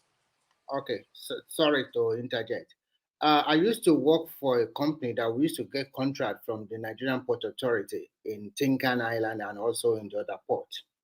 The process of getting a contract, do you know how many hands the contract will pass through? For example, let's say that the engineering department of Nigerian Port Authority, they are the one that always give out contract because most of their stuff is about procurement of machines and machinery to help the port or fencing around the port or so many other stuff. From the drafting of the contract from the engineering section, it has to go to like 6 tables from all departmental head up to the Nigerian Port Authority chairman that will have this final signature that approve the contract before execution. So here, you know that a lot of civil servants work in these positions. Some are low level, something like that. I mean, maybe below level 7 officer or something like that. They cannot just go out and just divert information like that because they will know where it comes from and they will be fired. And just quickly to just approve what you guys have been talking about, everywhere in the world, when you search for contract, you must know people. In America, they call it lobbying. In Nigeria, you can call it whatever you know. Do you think we will just give you contract without knowing you? And this man, the current Minister of Interior, have already resigned from that company. As that company is an entity on its own, they can go for contract, even if it's the president of the country. They can also go for contract and bid for contract. So far, they follow the laid down procedure and processes, and they were awarded the contract legally. There is no conflict of interest in it at all. I agree with that. Let me finish. First, this man have resigned or reduced his shareholder from resigned as a director of that company for over 5 years, for God's sake. No, he really said he's going to be a minister in 5 years' time. Maybe he has seen the handwriting on the wall. What about the furore about? Nigeria are too, sometimes I see Nigeria as a small country like to thrive in gossip and unnecessary. Because what happened here is that the contract was given to a company. The company happen to be the company of this man like 5 years ago. He has renounced his directorship, and the company still resides among other people. They are totally different entity, totally. So if you are looking, who is a big politician or a politician that will not be a business person? Are you just going to rely that, okay, I'm just being a governor today, senator today? Most of them have businesses. They have company. Some of them use fictitious name. Some of them use their real name. If they want to bid for contract, they know what to do. This is happening all over the world. Soli was trying to tell one man, I was listening. It's the same thing all over the world. Nobody's just going to give you contract because you do not belong to my party. And don't let anybody come here and be claiming it's the work of opposition. That's not work of opposition. That's the work of our internal wrangling between the people that are jostling for contract or people that does not want the face of the minister. It's always like this. So please, let's be reasonable and objective now. And I say for Betta Edu'S, she might have a case to answer, but at the same time, she might also go free. She might also return. She will go free. Same no, she will go free. All of this thing you guys are crying about. The money has not even been released. The money has not been released. Although the intention is there, we don't know whether the intention is to steal. After the investigation, we know the real truth. You know what I said? I've been just condemn them, kill them, something like that. You that have been here, what position have you held? Have you been a public servant before? Have you worked directly with them before and see the procedure? Even if you want to get a contract, you will be so tired. Oh my God, a simple contract of 1 million, you might be following it for the next 6 months or 8 months. You didn't get it in the end of the Nigerian private startup. So, and if you know people, then it's speed up. But if you don't know them, oh my God, forget it. If they don't even know, they won't answer you. Even if you're the best, your company is the best.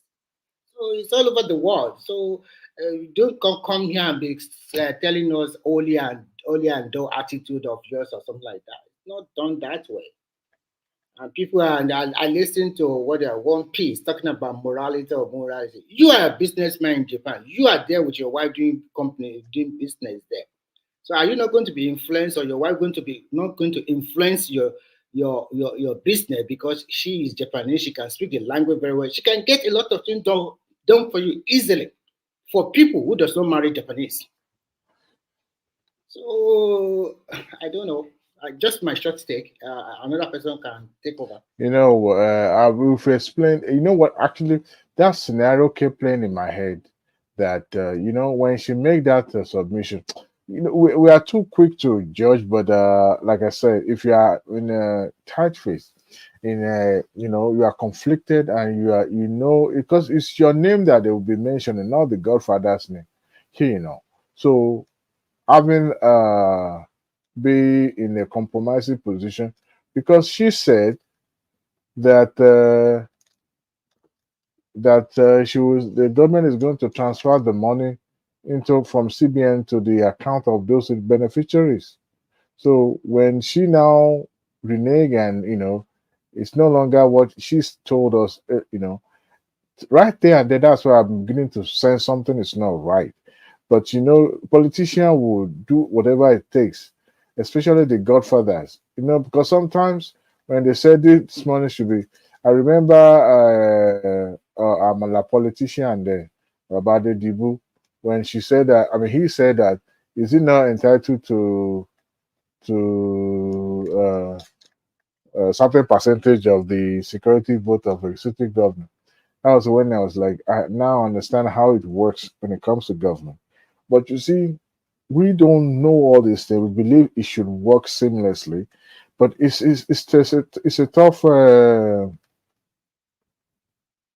a tough decision, and she herself will have to placate this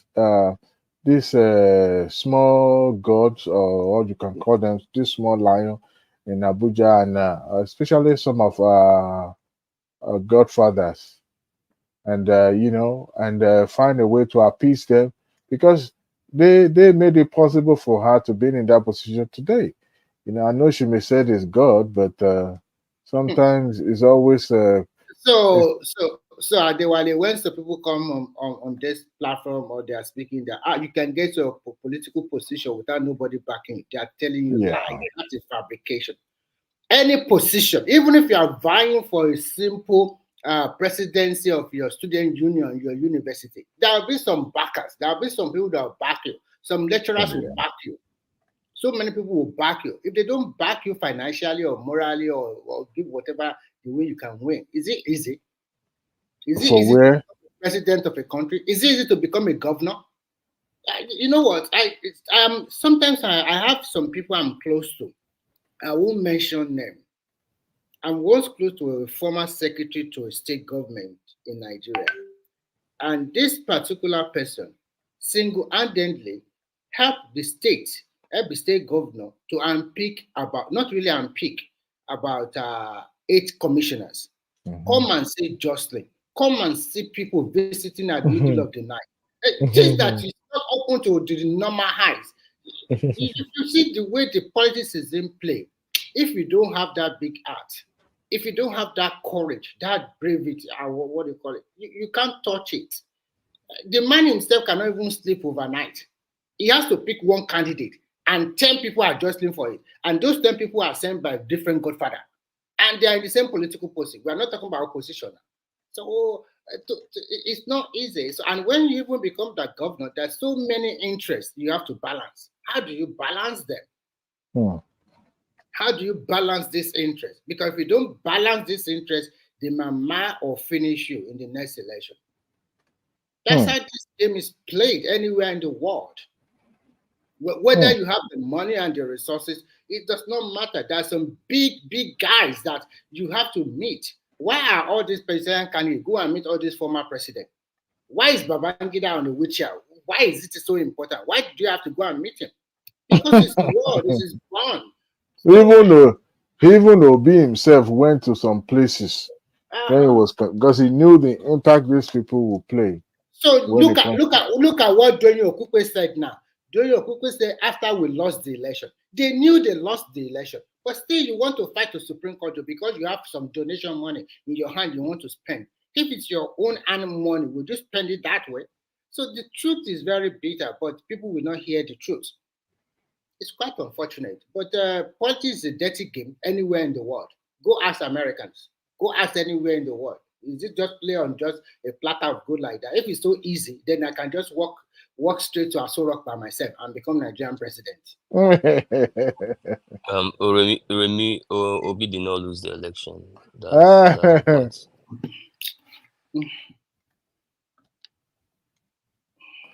If I'm yet to read that Okupe's interview, I have it open somewhere, but I haven't read it. This is a man.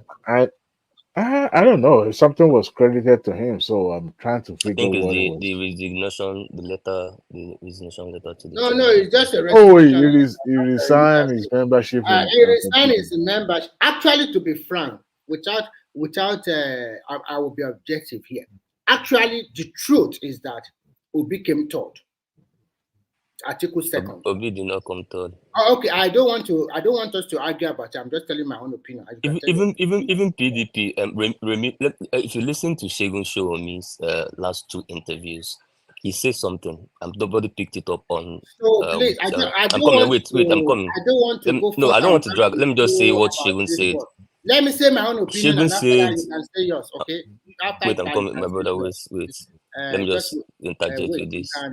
Segun said. Can I say my own before yours? Say, sir. Let me say my, and then you can say your own. The election has come and gone. I don't want us to go back to it. But everybody knows the truth. Because if truly Atiku won the election, why didn't go to the court of law and prove with numbers that he has won? That I won this state. The same with Obi.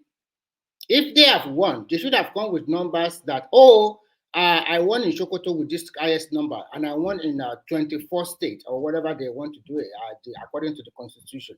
They didn't prove any of that in the court. They were looking at before the election cases, university degree, and also something like that.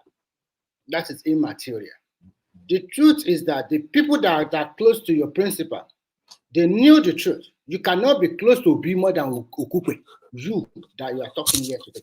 That is the fact. And he knows the truth. He knows everything more than you, 100%. So let's. He was actually generous. I read it, the letter. He was actually generous. So that just my take. I don't want to go too far into that. So, and I don't thank want you, us to. You can say your own, but I don't want. No, I'll just say my own. We're not gonna drag it. Don't worry. It's something everybody on ground on Nigeria knows, even market women.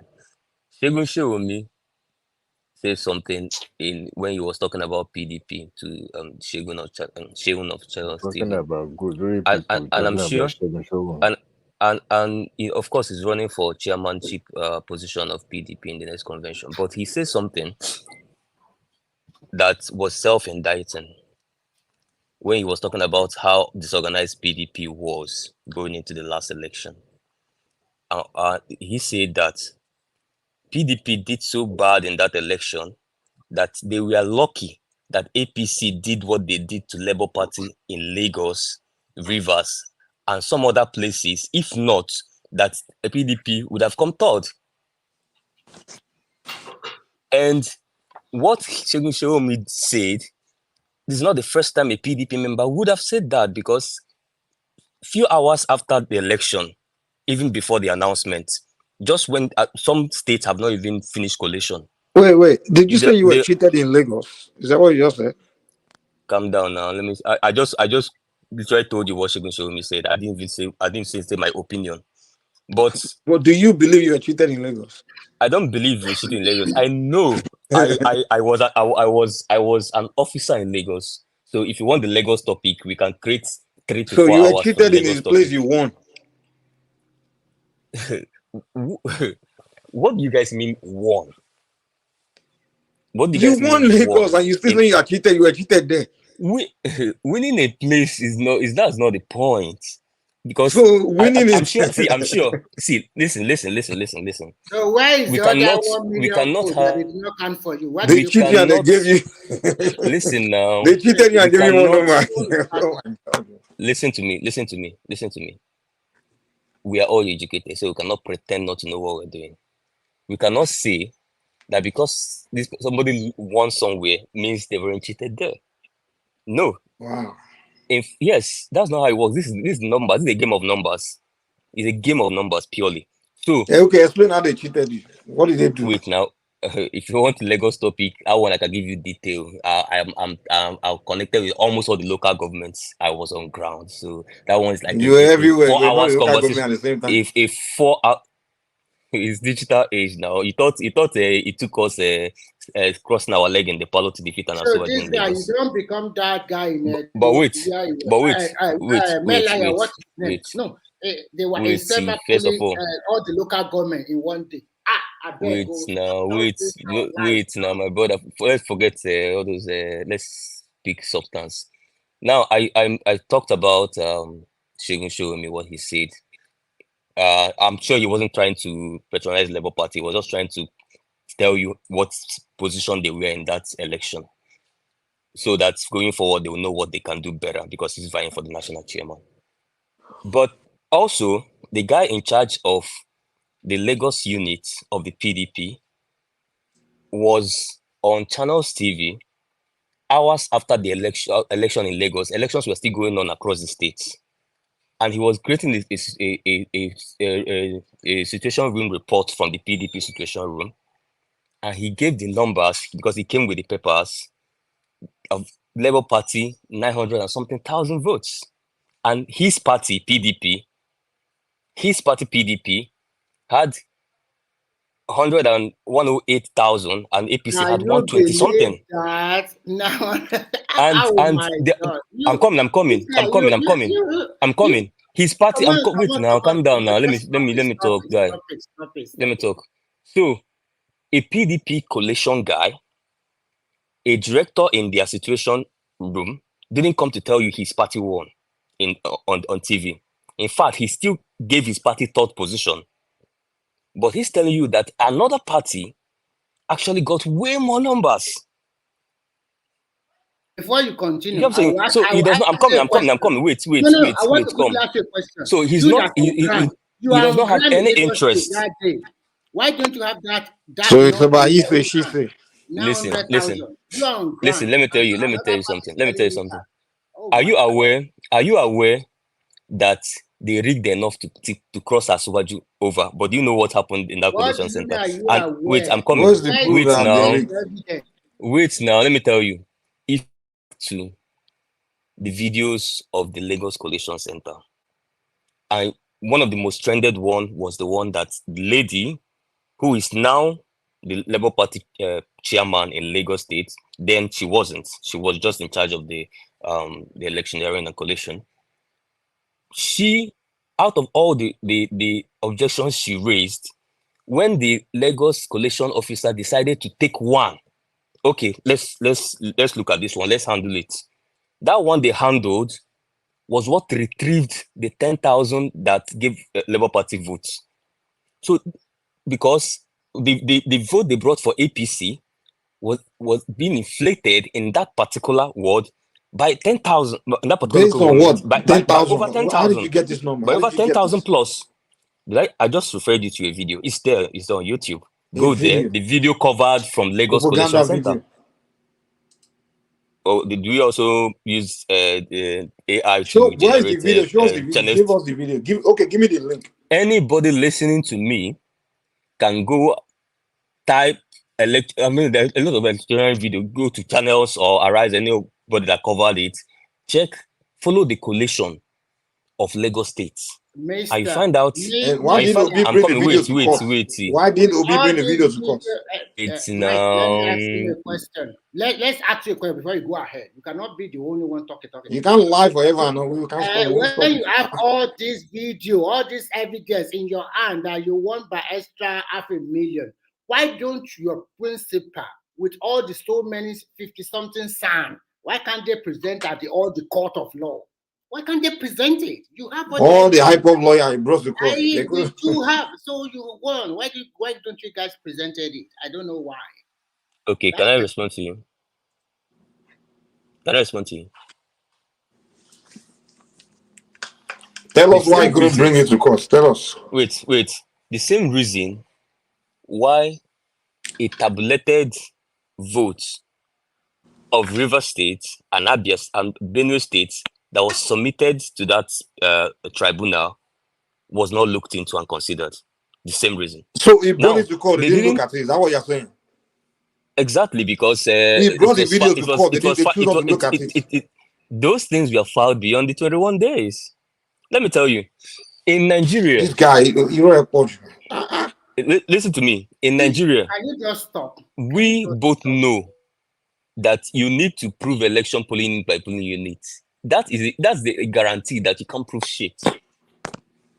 They place that obstacle so that a presidential election will never be turned over. So and Obi didn't come and tell us that he brought video to court. And they didn't look at it. Obi didn't come and tell us that. This is when you look at certain paragraphs. So Obi brought video to court showing evidence, and they refused to look at it. And Obi never come out to tell us that I brought video to court. They didn't look at it. Forget that. I just lying, man. You lie too much. The videos that went. How well did you even follow the court process? You lie too much. The videos that went the court process, did they use it? The one that was being played was used. You lie too much. See, it is Obi easy hasn't for come us out to tell us that he brought any evidence that they didn't look. It is easy for you.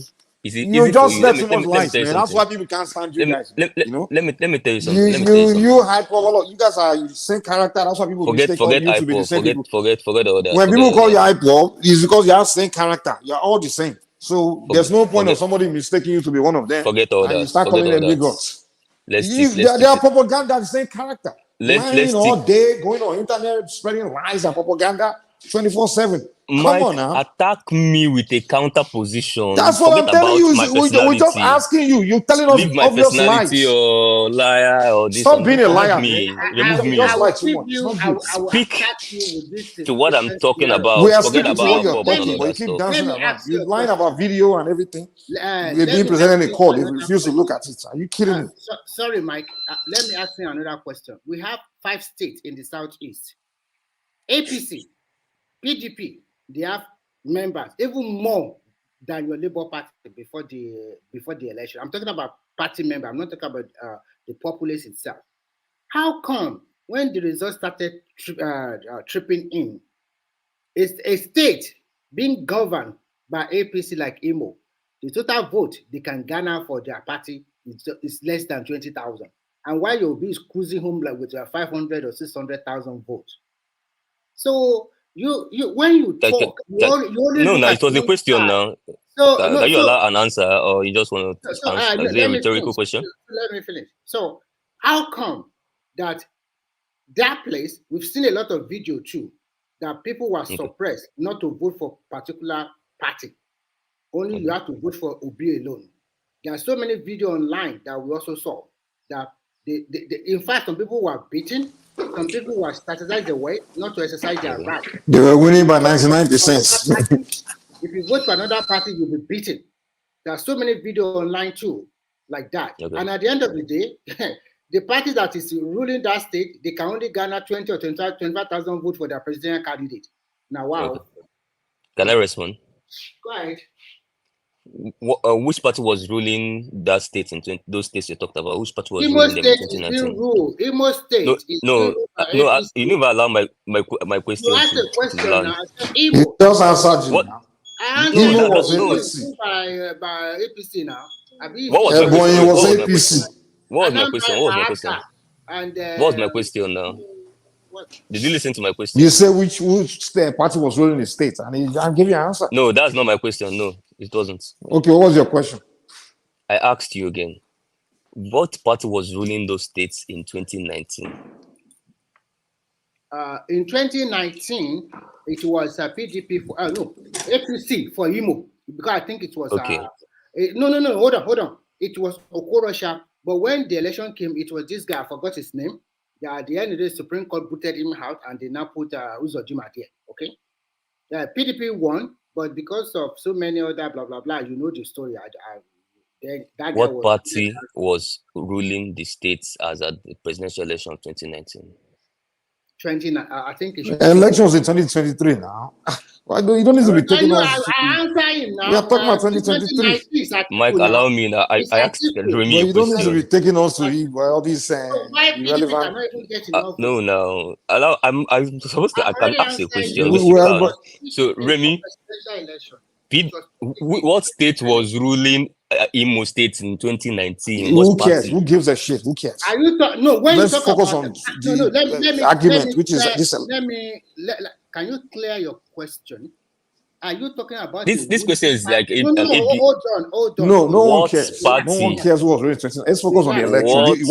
Your claim is that he's telling you that how can APC be the ruling party during 2023 election and they can't even get 1% votes. Are you kidding me? Wait now. I'm clearing it for you. Remy, what party was ruling that state in 2019? No one cares. Okay, give us the answer and go to your point. Let him go to your point. APC. If that's what you want to hear. Thank you. This is a very simple answer. Thank you very much. APC. What vote did they get in 2019? You mean for which APC? One? For which one? APC for Buhari now. APC government at the federal for the president. I don't know. I don't have an idea. I can't recollect. Is there any difference between the votes APC gathered there in 2019 and 2023? So, you've always do the same thing. That's why you don't allow. Okay, so no, he called it an Obi factor. It was Obi that was running in 2019. Was it not? Was it not the vice president?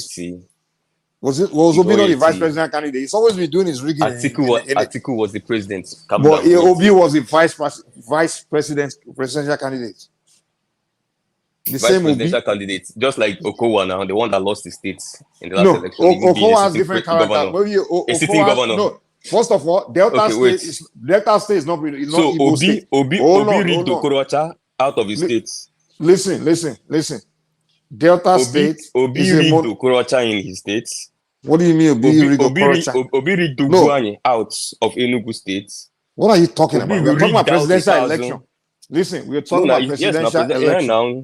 Now we know the powers, the incumbent power, whether you are talking about the ward chairman, the local government chairman, and all the state structures is lying on the hands of the government. No, we are not saying Obi. I'm coming, calm down we are talking about Obi, who is neither a governor nor has any sort of a chairman or council, ward chairman or whatever in Imo State, entered Imo State, rigged those of them, and every hierarchy of structure, APC structure it has there. Their vote was suppressed. Out. If you don't vote any Igbo candidate, no way. Exactly. By who? The local government chairman. First of all, ward councilmen. Wait, let me put it this way. The councillors. Obi wasn't running against those guys. He was running against Asiwaju Yorubama. So we all know how tribalistic your people can be. So okay, they can, of course, the people didn't see. They didn't see it as Obi running against Uzozima, right? They saw it. The election. Hold on. Obi followers. Can you allow me to talk? Obi followers became. Thank God you call them Obi followers. Okay, continue. The Obi people, the people that are helping to do the rigging and everything, when they're doing their thing to, run aspect, the others don't see them as, they're not going to be fighting war for Yoruba man, of course, so they're not going to stand against it. But if it's like him going against, let's say, another Southeastern in a governorship something, yeah, of course, they'll fight each other. They can shoot each other down. Which Igbo person will go and be risking his life for Asiwaju to challenge those guys? So when they come out there to do their voter suppression, the APC guys will not risk getting injured or fighting back because they don't they're not going to do that. They will not do that. The governor that promised his principal 25%. They will. He doesn't want to get it. No. And the APC member, Southeasterners, the APC member in the Southeast, will not go. Wait. They will not go on. They will not go out and risk fighting or things like that. You know what Uzodinma did in Imo State in that election, friend, just the to get fact 25% and failed. You did your thing. If you know what Uzodinma before you start going to that election, another region. No. Before you start going to accuse Lagos, I'm not in another region. I'm in Imo State. No. Before you start accusing Lagos, I've not gone to any other region yet. Cheating you before accusing other people of being bigots and cheating you, even though you won. No, point finger at your own region where you got all the vote and nobody's complaining. So stop this crap, man. Your fight, your Igbo land, you didn't vote for you vote 99%. Who said Obi was not rigged in Igbo land? Who said that? So you still got rigged where you won 90-something%? Are you kidding me? Oh Lord have mercy, man.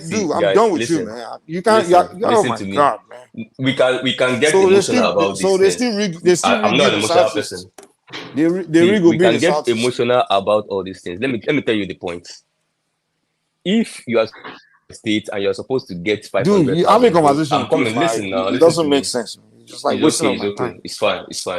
You can decide not to listen. But the point is, if you are supposed to get 500,000 votes from my state, and I'm able to shrink that vote to 150,000, I've rigged you. Even if you got 100% of 150,000, I've rigged you.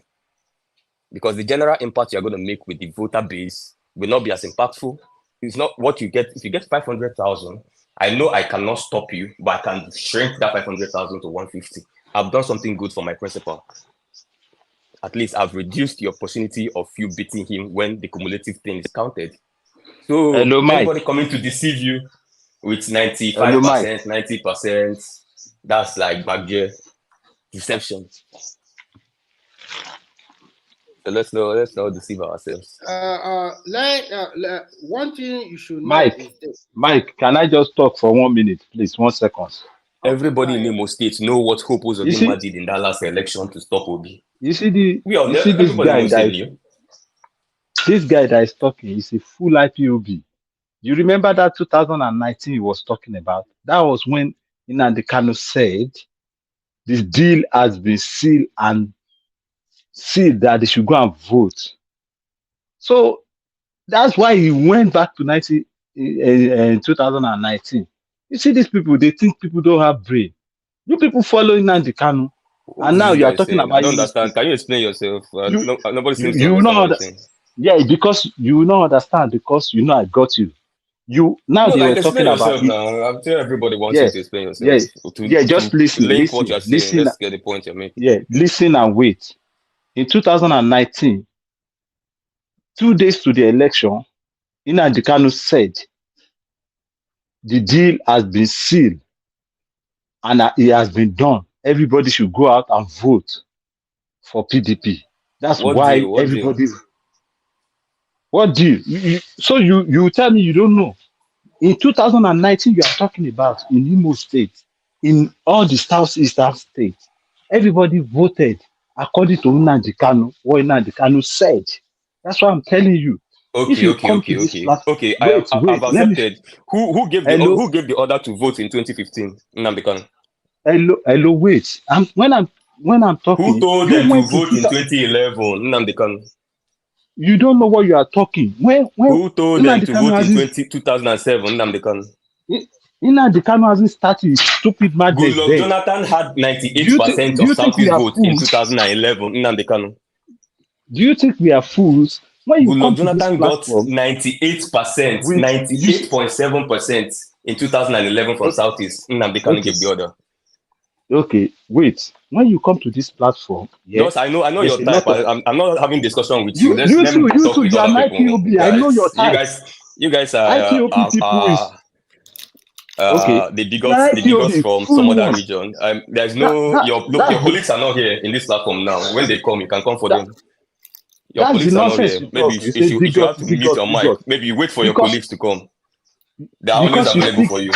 because you know you can speak English and you have time to say to parabolate or to My spread brother, your colleagues are propaganda not here now. everywhere. They're not here now. They're You not are here my now. colleague. I Wait can for them talk to to you. come. Why can't I'm I not your talk to colleague you? now. We are not in the same realm now. Of course, we can never be. Look You are an for IPOB. your fellow You are an bigots. IPOB. I'm not an Look for IPOB. them. That somewhere. I'm not an IPOB. You are an IPOB. I'm sure they'll be willing to engage you. I'm sure. I I am. trust their power. They can That's engage what I'm you telling you. I'm not on the an same IPOB. energy. Ganio and I'm not. and I'm not an IPOB. You are an IPOB. Is the Ganiyu guy? Okay. Okay, No surprises. Ganio, just calm down. Uptown also calm down. No surprises then. I thought it was somebody You are an sensible. IPOB. You see people there looking at you, people like they don't know you. I know you. You are an IPOB, full one. Okay, calm down. Everybody calm Ganiyu, down. I'm sorry for your wife or your future wife. The election has come and has gone. You are sorry for my wife. The Why amount should you of be sorry hatred in for your my wife? heart, the amount of Why dark soul should you have. I'm sorry for people around you. Where is Mike now? you don't? That means you don't know what you are saying. If you know me, you'll be happy that you met somebody in your I've life. listened to you. I've read your comments. I know.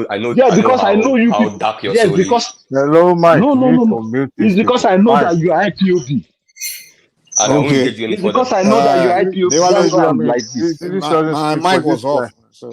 Oh, okay. Please mute these people. They are beginning to say This is things an that IPOB man make this talking nonsense.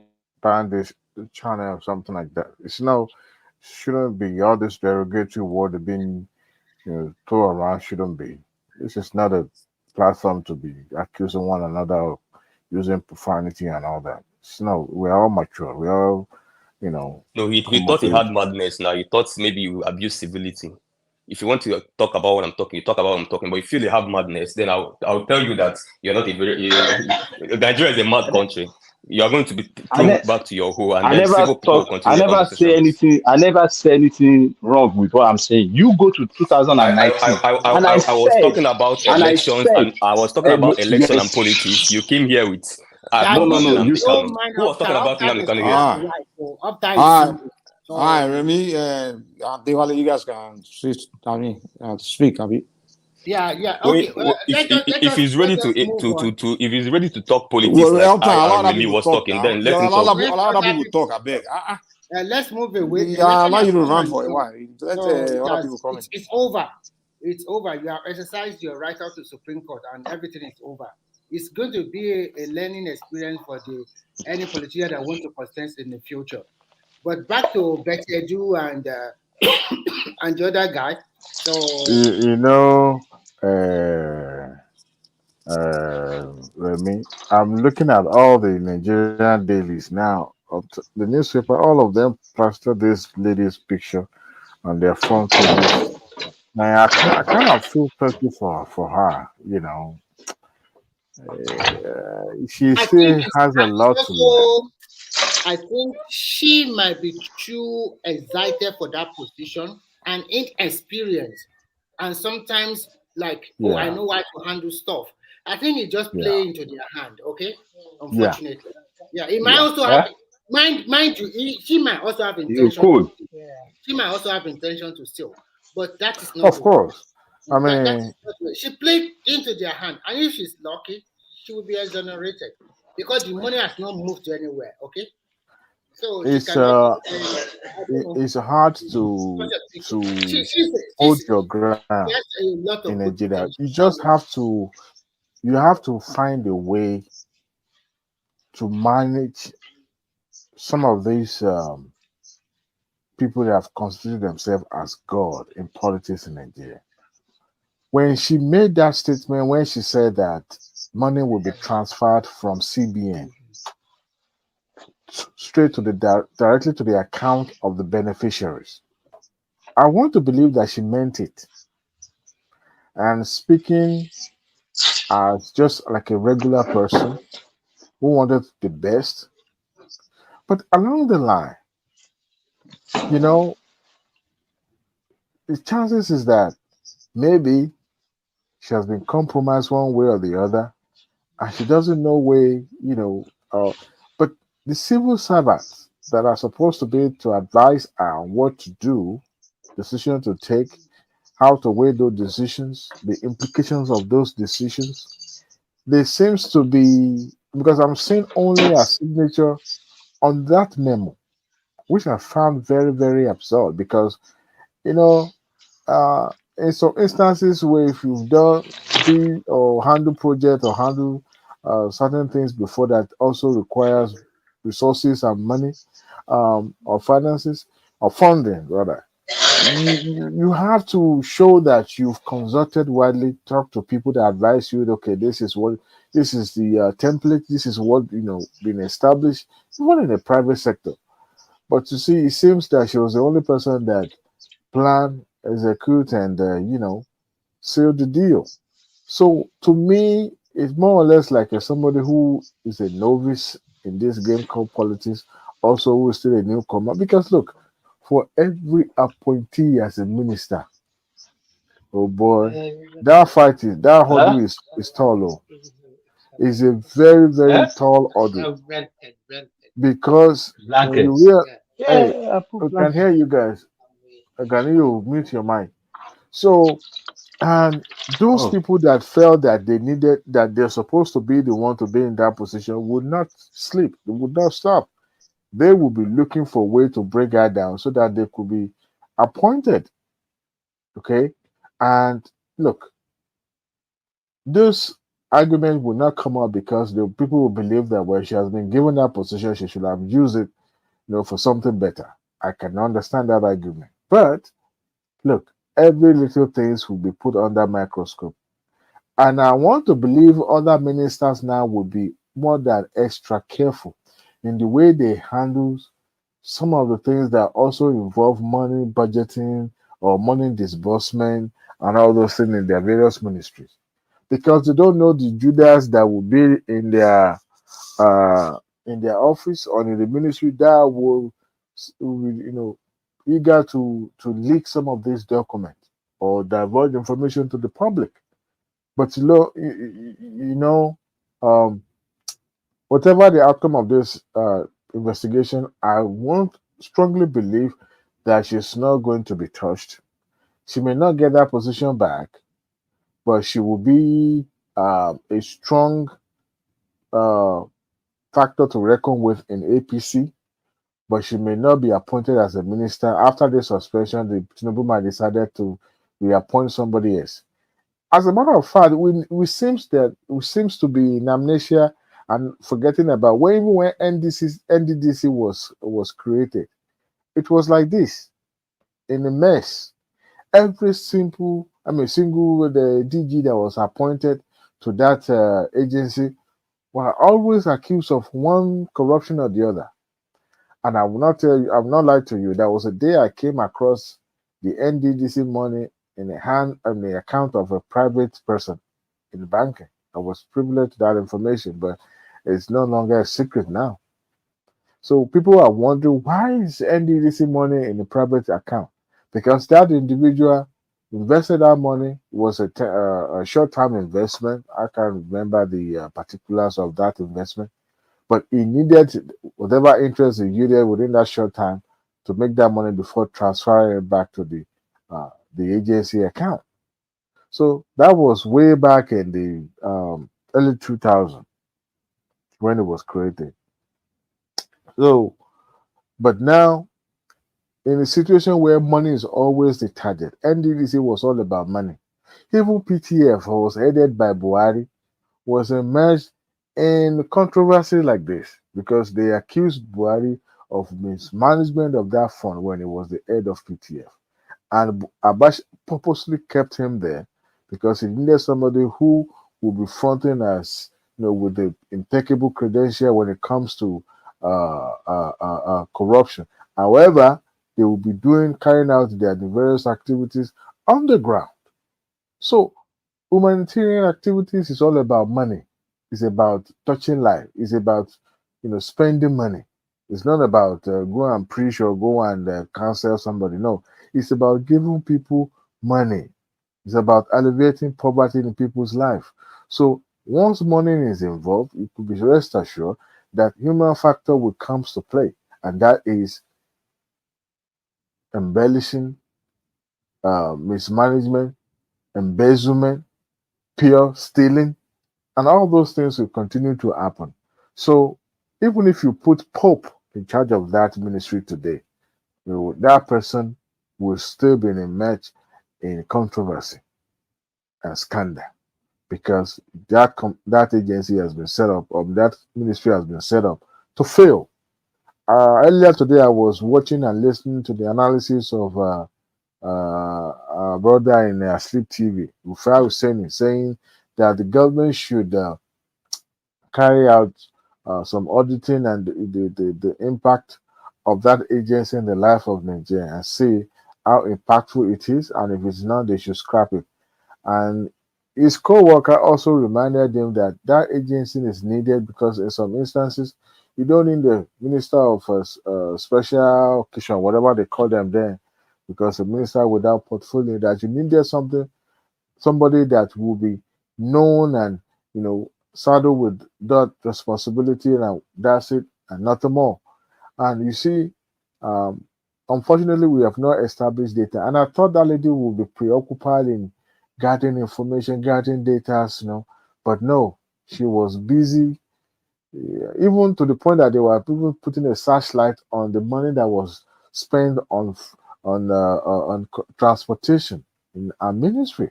They cited being traveled to Kogi State, and they were saying there was no viable helipad or airport in Kogi State. All these things. She approved it even for our own principal officers and some assistants. So every little things will be now put under a microscope, and people will begin to judge what she did, what she didn't do right. But I also want us to know that by the time the news comes to the public, number one, it has been embellished, subtract and addition has taken place. But may we not be subject to that scrutiny, because I can understand when it comes to something that somebody has done. Today, she's in the front page of every newspaper in Nigeria, which is a shame. Very disheartening, because this is a celebrated, minister in Tinubu cabinet when she was appointed as or maybe the youngest or second to the youngest minister. But now she's now the poster child of of corruption in Tinubu's cabinet, which is a shame. But I hope the investigation will be outcome will be made public, that they will be able to establish the way we carry out investigation in Nigeria is quite you know dubious. We don't know the methodology and the process that were adopted. You just come tell the public, look, this is it, and that's it. You take it, fine. If you don't take it, that's your problem. But in terms of how, do you think that lady? Do you think? I mean, what she did was a mistake because it looked too. It's like kind of like in your face, kind of trying to stiff. It's not like she was trying to. It didn't look like she was even trying to hide it. Like to. I mean, openly say, bring the money to my account like that. Like, I mean, do you know what you are doing? Do you know that this is illegal? I mean, it's almost like she's inexperienced. She didn't know what she was doing. But at the same time, I don't want to excuse that at all, because I mean that's just. I mean, or she think maybe she's just used to men allowing her to do what she likes. Maybe when she was in river, you know what I'm saying. You know all those pretty girls yeah, now, they believe yeah. when they do something, the men will She's just. not that pretty now. Come on, she's not I that. mean, for Niger standard now, say you don't take for Yankees, so all those things where they call pretty for Niger, it's nothing here now. I mean, like when I go to Nigeria, when boys they saliva about those girls, I'm like, come on, for Yankee, have you see the way they deal Puerto Ricans, they deal with after I come live in America, dating Puerto Ricans and Brazilians and all those. By the time I go to Nigeria, those Nigeria girls, they don't look anything. Yeah. So I'm not to insult any I Nigerian mean, kid. to me, she look older than her age. If at that age, at 37, she looked that way. I was thinking she's in her 40s or something. But she looked too way, She was old. in the, I think, is it Cross River State or Akwa Ibom? Oh. She was in the government there. So maybe she's used to just openly stealing where the man will catch her and just say, I mean, Betty, I see you. Betty, don't worry, federal child. government is different from state. In the state, you can do whatever you like. Yeah, maybe she brought that attitude to the federal. Not knowing how it's a different terrain.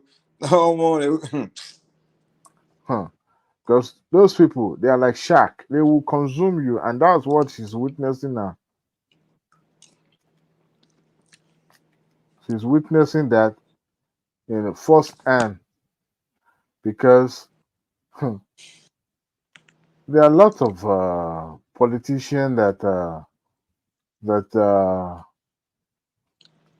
if they don't get what they want, they will, heaven and earth will fall, because they believe it is their birthright. For everyone that is not appointed that position, they will do and undo. But it's unfortunate. I can't believe that she would let herself being used that way. At least honestly, I don't like I know that we've talked about leaking and all that, but I still find it very repulsive. uh, there must be a way to handle situation. And what it kept playing in my head is that this lady is handicapped. Handicapped in the sense that she's exposed. May we not have people that will be making demand, because look, when you when you Àbí bóyá ó ṣe ni. Bóyá àwọn ọ̀rẹ́ tó ń jealous ẹ lọ ṣe wọn kàn máa ṣàṣeyọrí. no, she has to have something that she relied upon for her to have acted that way, knowing that it's against the Civil Service Act. That completely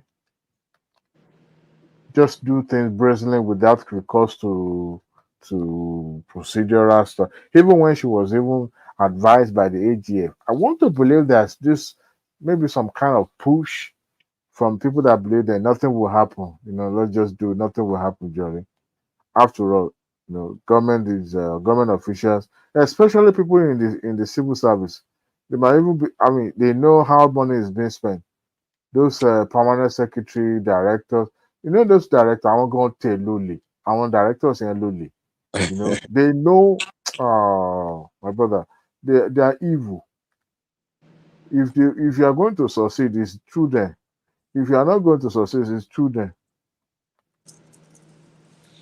Because So the job of the director is more like what's their role, say? I want to turn this on. See, they advise, they sign on things, and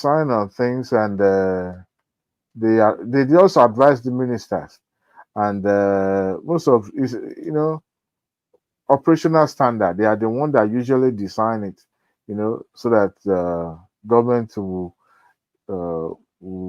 government official will follow it through. But most of the time, we just do things in the way that, especially when Bank the Godfather, I don't think Tinubu will let her suffer like that, but probably give her soft landing, maybe. I mean, if we take it easy, then you're encouraging corruption because There's always a way you fight around something. You don't just the style of your administration to just as being the youngest and as a lady, can't just let her be, because no matter what, the public are hungry to get information, make sure that she's crucified. The public are very, very hungry right now, especially the likes of Obidien. I want, in fact, when the Playtown said that she believes that those who leak those information are obedient, I want to believe too, because people are just doing things as if it's a service to the country. It's not a those service obedience to the they are country. very bitter. Very, very. I was watching one show when Obi was, I think on Twitter, he was talking to his followers, taking questions.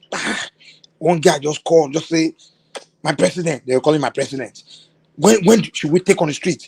When should we get on the street? The guy was, losing it. He was like, when should we take? We Honestly, are ready to if take on I the have any streets. Money or more. as a any minister now, whoever I do not trust in my kitchen cabinet, that person is a gunner. I will seek for the employment straight up. I don't want you. Another Cuba. The same Lagos State memo was leaked. The same way. So they have obedience. Dewale, good morning, Mike. Good morning, Dr. Lazare. Okay, good morning. Here is evening in your place. I tell you what, 12:55 now. It's almost 1. Okay. But what people are talking about, don't you think is good for democracy?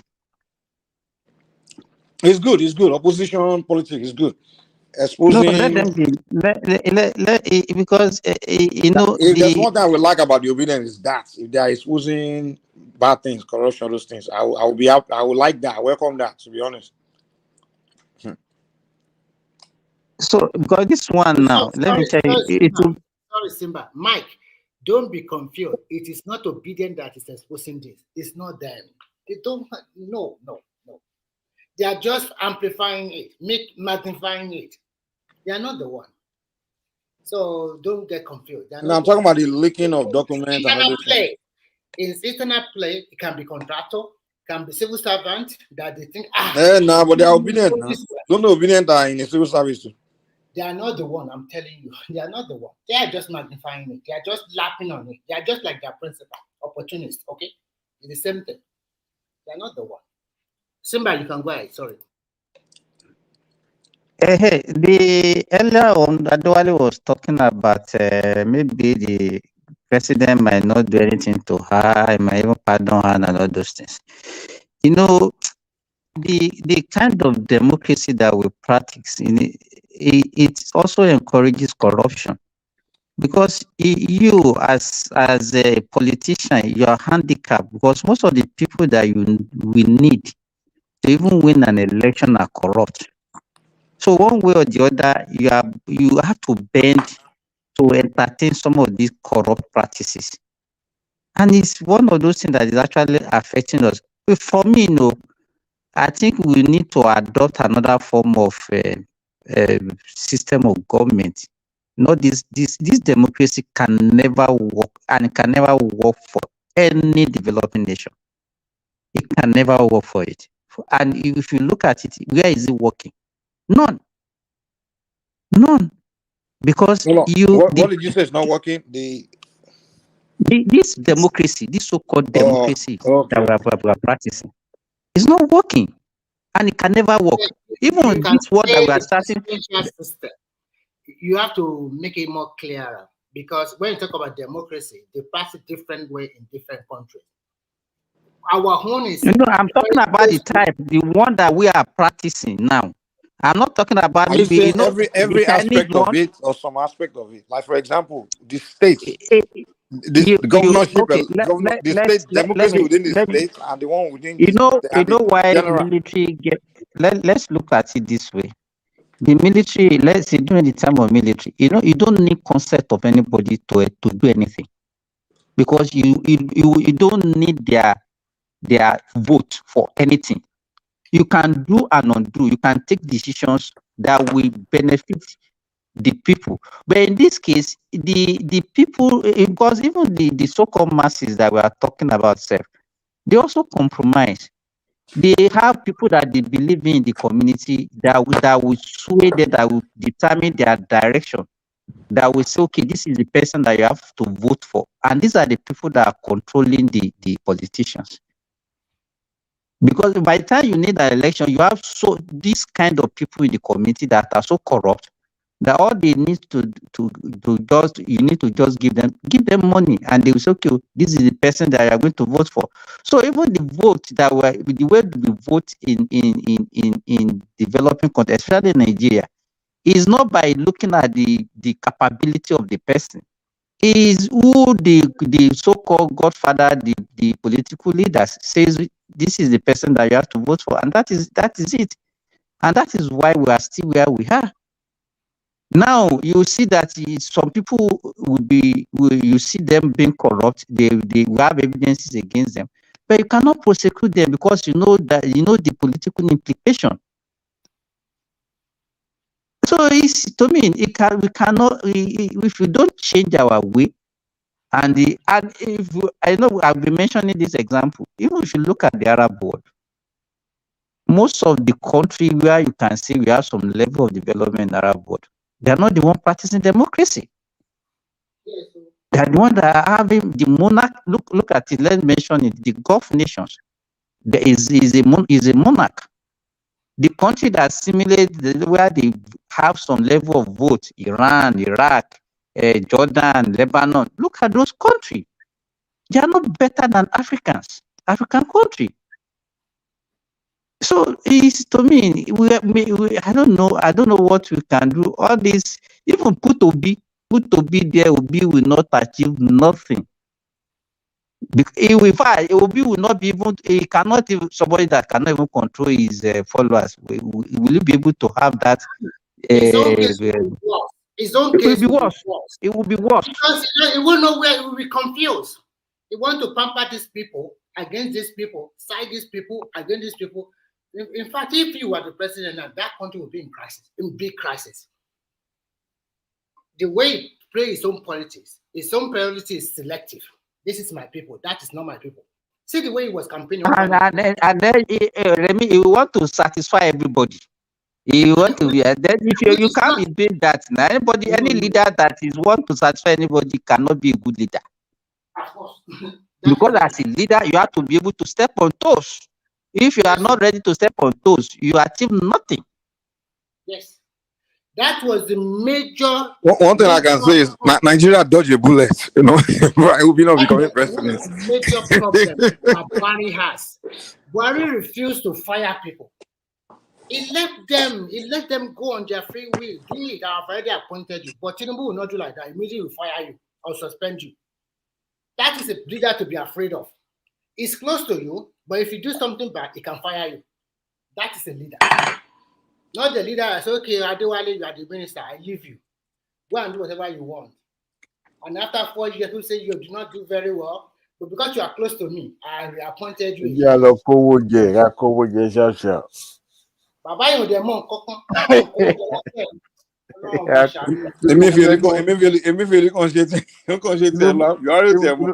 Tinubu go about only. Tinubu does not need federal government money. That's one thing I know for a fact. All she's after, is after is a recognition, just that position being called. Yeah, he wants to breed his legacy, Yeah. That's the reason why I even support. I kind of supported him over. Oh no, it's not. She's not coming back. Impossible. Once you are suspended. No, this one. No, it's just a semantic using suspension now. She's gone. She's a gunner. She's a gunner. Only unfortunately because she has a bright prospect. Oh my God! That is another thing. When we talk about youth, let's give youth a chance. All the youth have they achieved anything? They have been fumbling, all of them. She did a 37-year-old, or what do you call? First of all, the problem is not even youth or age or old. It's just the process of who's the people getting to that position. You understand? Because in that Nigeria, for you to get there, you really have to participate in some mad, especially as a lady. You might go to the level. Only qualify for position, but only need to go yeah, so when you say youth, if we are saying the best of the youth, like quality, incorruptible youth, the chance of an incorruptible youth to make it up there is very slim. I don't agree that as a lady you need to do such things before you get there. It's not their choice now. The men we trying to tell them say come before. No. Okay, let me give you an example. When Kemi Adeosun became a minister, do you think that lady is just like this one? This one is just a beauty pageant. But Kemi Adeosun, everybody know Kemi Adeosun. No, Kemi Adeosun didn't start to work herself politically into, she got into politics now. Kemi Adeosun again. Candidates are most soon now from Ogun State. So only godfather, no. I heard that the same. No, we're not saying that you will not have a godfather. I heard that the same machinery that brought her was the one that brought her down too. I'm talking about Kemi Adeosun. That's what I heard. The politics is very dirty. Honestly, once you're in a public office, to be honest with you, let me. If you have been to the ministry, or if you have been a civil servant before, that is when you understand the level of wrath in civil service. They are worse than the politicians that we used to blame. Most of the corruption is in the civil service now. It's not everybody else. Let me say the president. There was a time, I was invited for a seminar in Abuja in the Ministry of Health. That this seminar can be done in Abuja, but what they will do is this: they will take it out of Abuja for them to get tester code. All the participants that come from the ministry, they will not take it to all those neighboring states like Nasarawa, Kaduna, and all those neighboring states. That's what they used to do. The level of look at what Wiki exposed now. They have this land in Abuja that the government acquired. They put facilities there. They did the layout. They put electricity and everything. They now gave it free to a developer to build house and sell at no cost. When Wike became the minister, but he went and said, what kind of business is that? A place where government has invested billions and you are giving it out to some people to just make money, just like that. But let me tell you, if you are in that space in Nigeria, it's very easy for you to become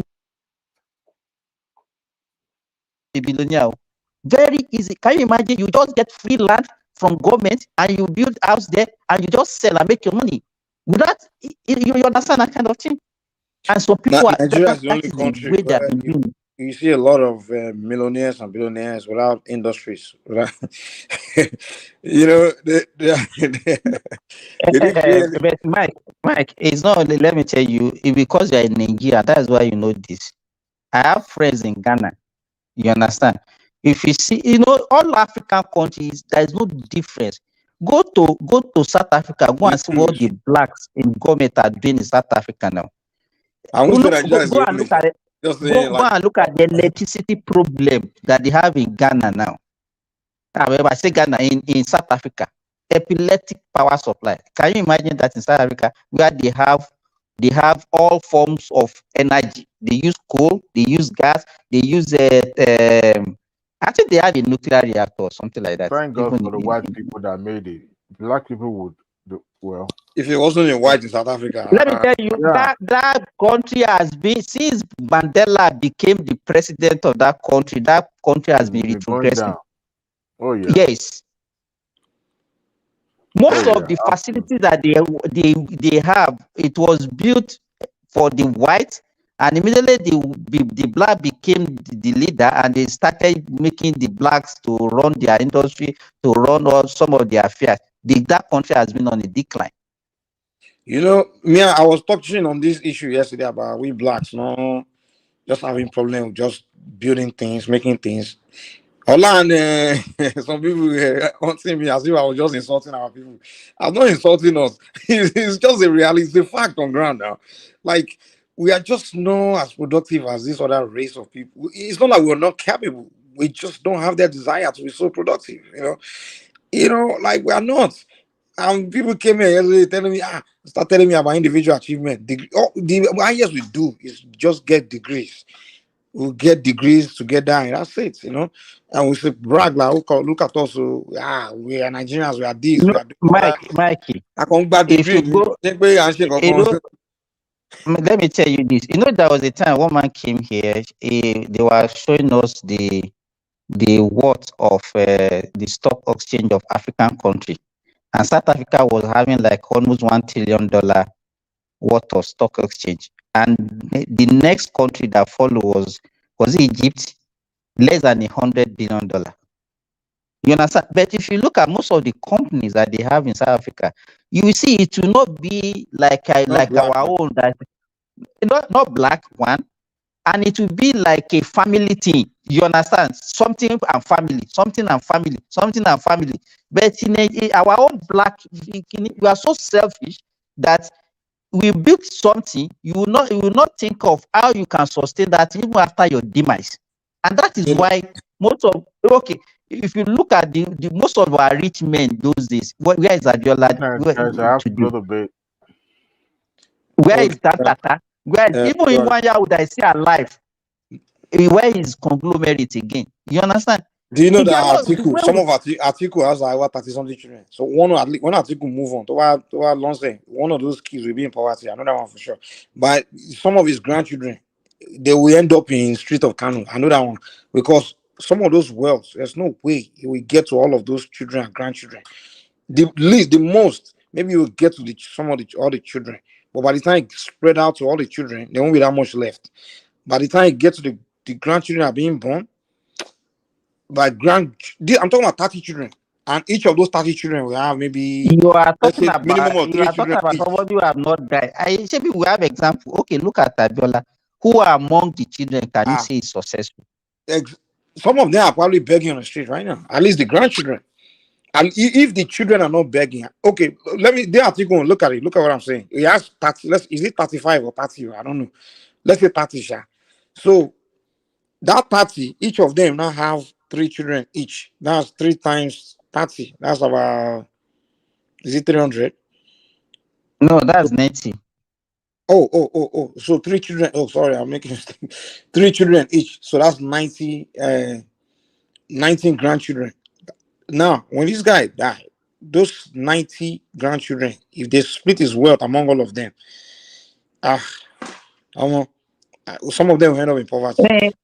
This is just one generation, though. One generation. No, Mikey, were they even trained to multiply that wealth? They were not trained to multiply. The way we train our children when we are rich also is a problem. You understand? We will not train them to be productive. First of all, those They will children, not be you won't even have time to raise most of them, because what time we have to even be raising 30 children, teaching them anything, passing your knowledge. Okay, you became a successful man. Well, we can say it's cook, whatever, but at least you have some knowledge of business. What time will you have to be passing this knowledge to them, and to make them even better than you, so that wealth can grow in the next generation and become, pass on to another we don't be generational way. That is our problem. We don't be generational, and we are so selfish.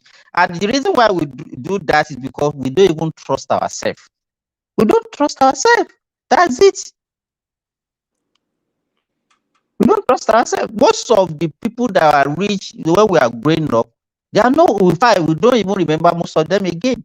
If you go to Ogun State, all the Adedoyins, the Oguntolas, and all those big companies, industry in the Jebus, in the Egbas, where are they today?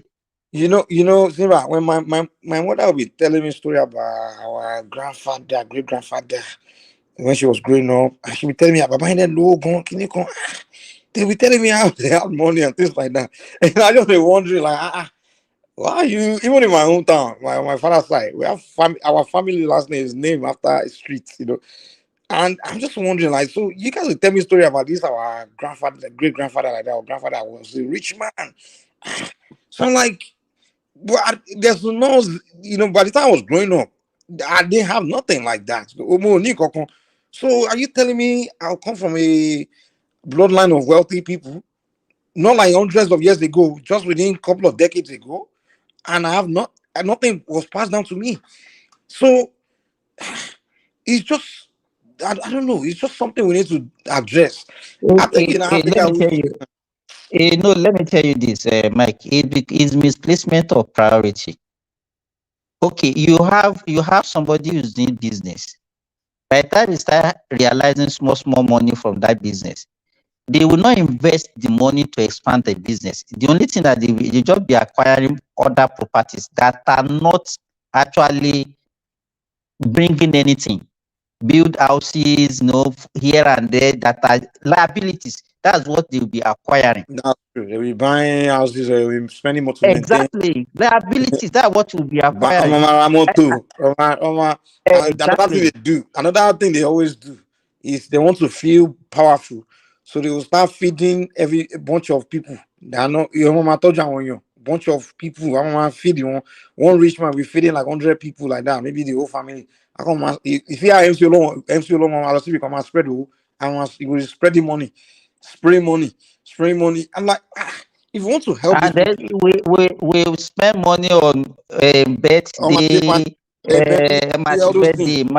wedding. Thank You understand? If you look, white people don't do that. They don't do that, man. When white people want to, if you look at their life, they don't spend money recklessly the way we spend money. They don't. And, okay, for example, let me tell you, Mike, it cut across everything. If you see black man in sports, they'll be the one that will go and buy this heavy gold, this thing that they put tattoos. They will buy $3 million chain.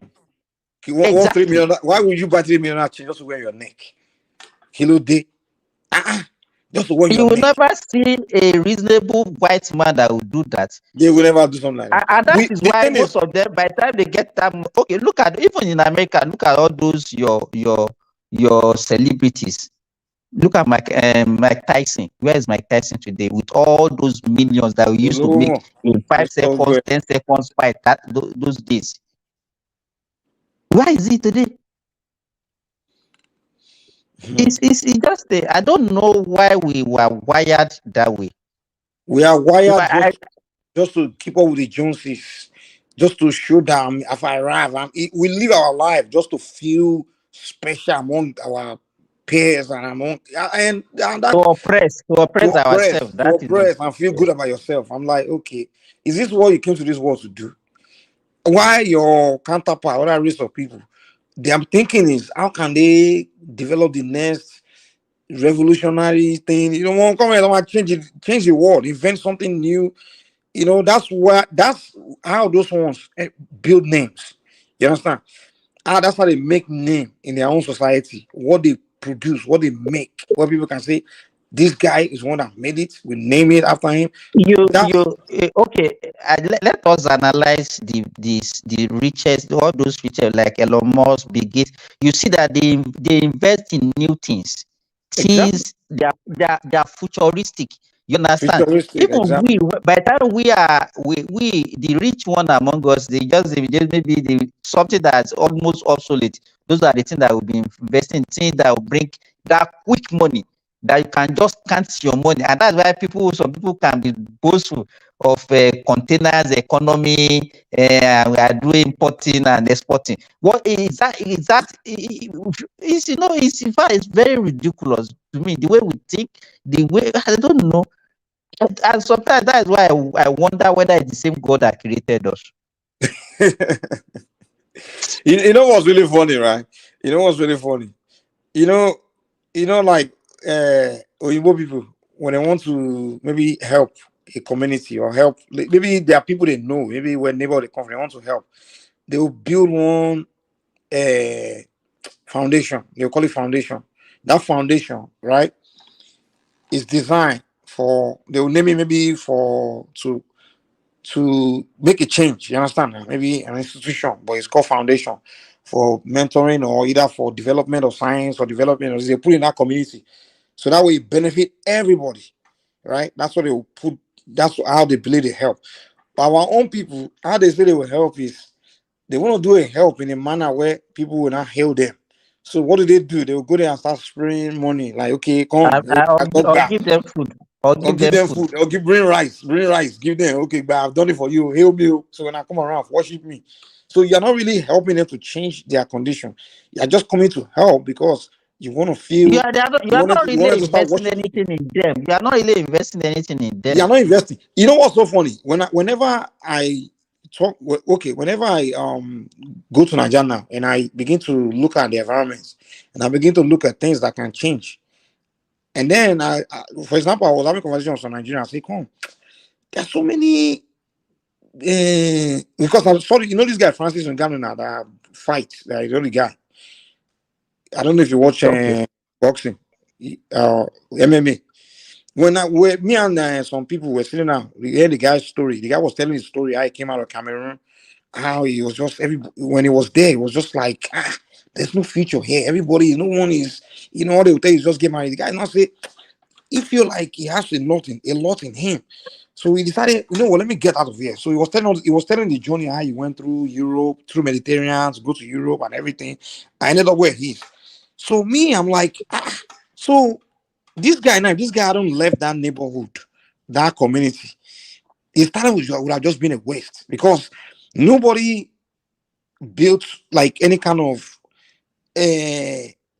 institution, no institution, just organize. Maybe like let's say a gym or some kind of academy that if you have this talent, it will be a platform for you to use to display yourself or to advance yourself, and then from there, from your community there, we can take you out to the world, can present you to the world, So it doesn't exist. So the guy had to leave Europe, in Cameroon, and go to France. And the moment he got to France, there's already gym, there's already all those organizations, facilities for him to even enter to start learning something, and then from there take it from there to go sign up for this thing, sign up for this competition. So everything's already set up for your talents to to take off. So I was not saying, what I can do from this guy's experience. I want to go to Nigeria and find a community and just build all this sport complex there. So any of these kids and just kind of make connection with some professionals here, whereby if I discover a talent in the community, I can, connect them and things like that. What people were telling me, you still want to be going to be building something for other people's children, instead of you to focus on your own. That money you could use it to buy your own children. I'm like, come on, man, come on. Why can't you encourage me? That's why I say we are selfish. That's why I say we are selfish. And you don't know that if you don't develop people around you, it's going to affect you also. Exactly. you don't invest in your environment, your community, and you sit down and complain. And at the end of the day, we know we all shout of unemployment, poverty, everything in Africa. Because no one is investing. Nobody exactly. Let me tell you, most of what our focus is upward. Everybody just want to go to school, you become this. How many people would school employ? Look at sports. Look at sports in America. You know how many? You know millions of people that sport employed. Look at the number of people that are playing basketball, all those various type of sports. So you can imagine they don't have all those facilities. All those ones, they'll be jobless now. And everybody will be scrambling for, I want to be an accountant, I want to be a doctor, I want to be all these small. Look at England. Look at even football. Only football in England employ millions of people, directly or indirectly. But in Nigeria, we have lost it. How many people can in sport employ in Africa? Only sport. Sport. If you focus on sport, that one can reduce unemployment to some extent. But we are not focusing on it. Everybody will just be shouting, and it be right deep inside our mind. We are not sincere. We are not. Everybody has one. They will just talk. They are not sincere. It's a lie. Simba, where have you been to? What do you mean? Where have I been to? I've not seen you since last year now. This is the first time I've seen you this year. So what are you talking about? I was busy now. We're in winter here. We used to have it's very cold here now. No, not your kind of cold though. Your own, you are in another rep. But here, these people that are very used to high, maybe 50 degrees centigrade. So by the time we are having like a sub 10 here, most of their children here, they be having all these flu, and so it's like an epidemic. So I've been very busy. So that is why I cannot join. By the time I finish my work, I'll be so tired. And the timing also, here now is around 10 o'clock here now. This is the time we do our work. So the timing is also not favorable. So that's why I've not been. I was on a Dupsy show on Sunday now when she was Dupsy and his boyfriend Mike did not allow us to talk. Oh, we have to agree with Dupsy. So Simba, all these ones now the lack of opportunity or the lack of development in the other sector of economy, we're still talking about now. Who is to blame for this? Because if you don't get who or is or are supposed to drive that economy, we will keep talking and we won't achieve anything. That's why I always have my favorite example, how our artists, how the humble beginning. It's not as if we were not having all this kind of music industry, but Kenny Ogungbe and D1, they took the thing to another level when they started developing our talent. Exactly, and that's what me and Simba was saying. Like, people need to invest in other people. If Kenny decide to invest in all these other guys. Wait, let me example that you are giving is a very good example. That example is a very good example. Let me land and give the gist fully. Not that people didn't want to do, when we used to have all those Michael Cree and all those, and they did their best to the best they could do. But then they were already established. And for the younger one coming up, it was even difficult for them to have some DJ or some radio presenter to even play their music that time. So they were busy playing the established one. I know you will know this Fatai Balogun, all those kind of Yonidiri, all those kind of things. I know they have all those radio presenters around Kwara State, Ilorin there. So the thing is, when the platform came, the like of D1, they used rape power and AIT to promote these people aggressively. How many people remember Clapperbot? I mean, you remember Mori? Muri International. Yes, now Muri International. Yes. So And Silverbed. And Silverbed, God bless you. So they use all those to promote guys, and they were bringing Americans, all those artists to Nigeria to blend with Nigerian people, the artists to develop them. With time, people just caught the bug, and from there, our music industry just fiam, Now, look at what we are doing in Nollywood today now. Look at what Funke Akindele is doing, right? You remember that the like of Alade Aromire and Co, they started this own video. But what made this thing even sweeter is the access to 24 hours TV service that people will now be pushing their movie, even though these people, they battle with a lot of piracy. But today, thankfully for them, we have the like of Amazon, we have of Netflix and Co that are helping them. So what I'm saying is this: some policy help these people to grow. Even the agriculture you are in today, we may look at it that it's not growing. No, agriculture is growing compared to 1999. Some policy helps you. You understand? Helps you to become a farmer.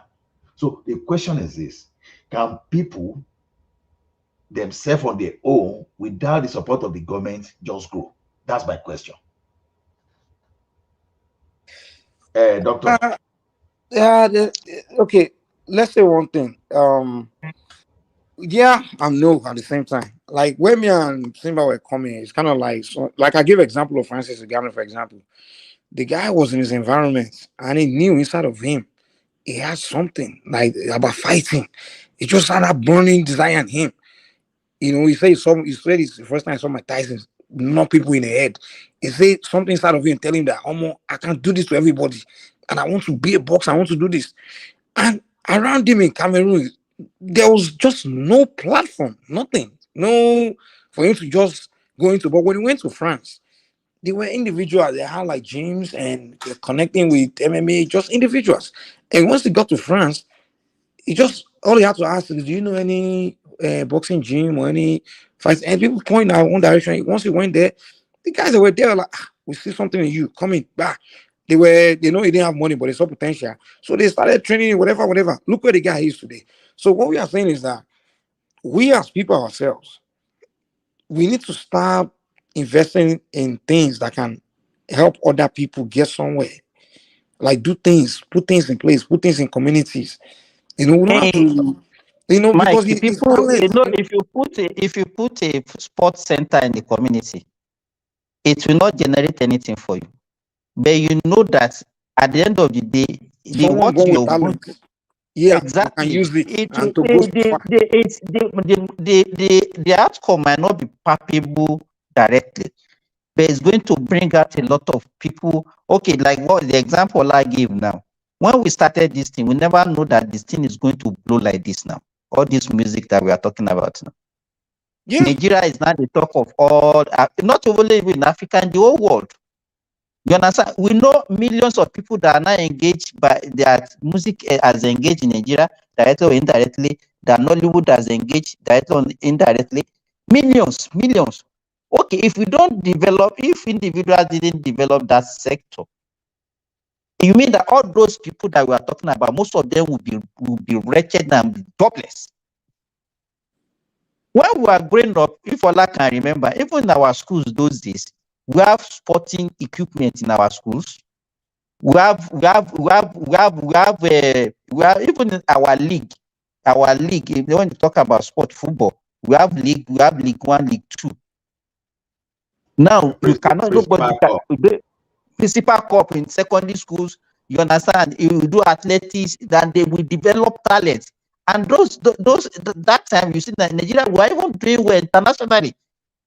You understand? But now you discover that even the people that are representing the country now, they are not even the ones that are living in the country. They are not even maybe they are born outside the country, maybe where they have the facilities, and because most of these facilities are moribund. You understand? Our children now in Nigeria, now even our educational system is only focused on all those frivolous things. You want to become a doctor, become an accountant. But even schools supposed to be the one identifying the skills, the talent in children. It's not everybody that become a doctor. It's not everybody that become an engineer. So why do you need to go to university if you know that you are going to play football? Why do you need to go to university if you are an athlete? If you want to be the next Usain Bolt? But Simba, that one you talk about, you know, Samuel Paraji now, you know, it's not even bad for someone to go to university because some people. No, what I'm saying, you understand? We don't even understand. We don't. Okay, let me give you an example. My daughter, there was a time she was not doing well in school. So the proprietor of the school invited me, and she was telling me that but she very good in garment, so maybe she want to become a tailor. You know what I said? I said, so what is wrong if she become a tailor? You can see the mentality. You understand that she's very good in garment making. So you know that she's very good. Why can't you develop her through that part? But everybody wanted, you have to be good in chemistry, you have to be good in agriculture science, you have to be good in accounting and all those things. That's not the way they do it in developed world. No, I got it. You know, Simba, what I'm saying is this: people didn't get to that place. You see, things went bad between early '84 and '88. That people started having a rethink because what was the purpose if you went to school and you studied geography and nothing to do, you know?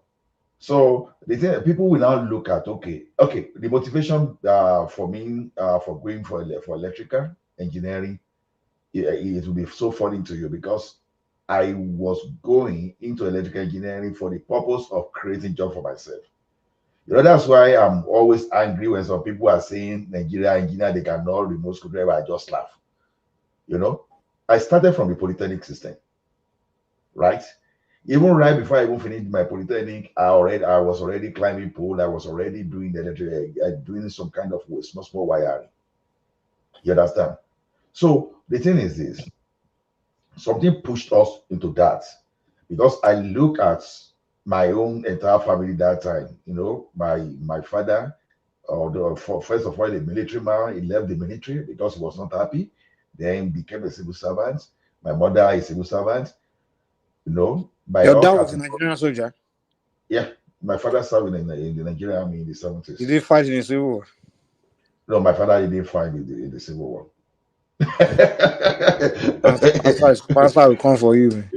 You understand? My father was my father was not even a combatant, so was not even what do you call all these normal soldiers that so the thing is what I'm saying is this: all of a sudden the economy of my family right and my present change. At that time we were not going to the farm. We went to farm. You know, for those of us that we belong to middle class that day, we used to raise our shoulder. We didn't even know the difference between us and the children of the like of upper class then. We used to think we are very rich. You understand? Until new policy came. Right to my presence, you know, our co-tenants were crying when they restriction from work and a lot. So a lot of things just change. A lot of things change. You know, during the dry season that time, you know, or maybe before the rainy season, they will bring tractor to grade the road on the street. They will even do all the water channel. All those things started disappearing. All those little tractor they used to do the farming, this thing, they started disappearing due to the mismanagement. Simba, how come you are appearing right and left? I was wondering too. I was like, I started seeing on the screen. I was just seeing backstage. So maybe this thing was one of them will talk. Let's see which one. One of them will work. Hello. Can you hear me? Okay, so then I'll remove the other one then. So that's how things started changing. So now that time, even initially, you know, my father was telling me though will be showing me picture of how I wanted to become a lawyer, that he could not become a lawyer, that you can become a lawyer. This same father changed immediately when the economy changed. You know, it now became a power tussle between my father and myself you are going for medicine. No. And I let my father know that okay, I'm better in mathematics, physics, and chemistry. I was okay with biology, but I know that I'm not good when it comes to cramming.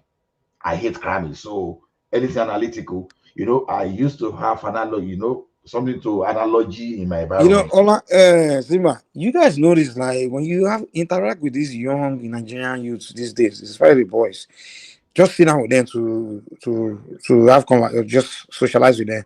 You know that the only thing they'll be talking about is Arsenal, Manchester United, and all this Premier League. Like they talk about it like all day long. I'm like, is this all you guys know? Like Premier League, Arsenal, they start joking about. I'm like, what the? It becomes so. I don't know which kind of Ninja boys with this. The kind of Mike, Ninja boys me I you, know. I mean, you like we talk don't, about. Mike, you are an old man now. See, No, I mean like. during our old time, now 4 o'clock TV they start and they'll be showing rainbow. And And they even will when we close are at 10. enjoying, exactly They will close at 10. we will be enjoying Cockroach down, we'll be enjoying the Team Fall Apart, we'll be enjoying the Bodo Forest, and NEPA will strike. But even back then, we don't sit around and start talking about TV. What's on TV now? We talk about life, man. We used to have conversation about that life. time, if you are outside 9 o'clock, my papa don't lock the gate.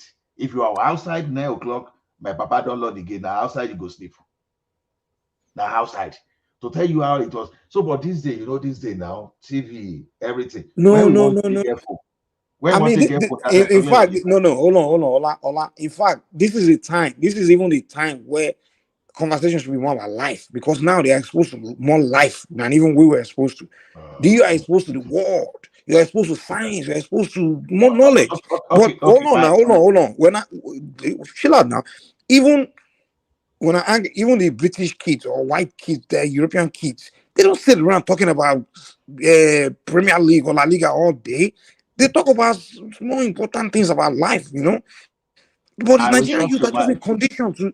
I don't know who brainwashed us again with this. Mike. Those children are smarter than us. They are more brilliant. They are not. Ola, don't agree with you. They are not smarter than us. Okay. Now, they are brilliant in toxic culture. I fought very hard because of the limited resources for me to learn programming, right? It took me several years to master programming. The same programming that it took me several years to master, these guys, they mastered it within a year to 2 years these days because of the access to technology. So those people that want to do it, what you are talking about is academia. We are talking about just regular. We are talking emotional intelligence, natural intelligence. Let me tell you this, Ola. Just give me a minute. I know I will. Ola, you read electrical engineering. Is it your father that pushed you to go and read electrical engineering? I said I wanted to survive. That was why. Everything, all the decisions were made by you. You have, let me tell you, in Nigeria, and I don't know of the Western world, though, you see a kid that is writing WAEC. He cannot even fill a WAEC form on his own. They cannot even fill JAM form on their own. Is it your father that filled your JAM form for you? Well, see. Those the two we have. Now, when you ask somebody, I just want to support what Mike is talking about. Though.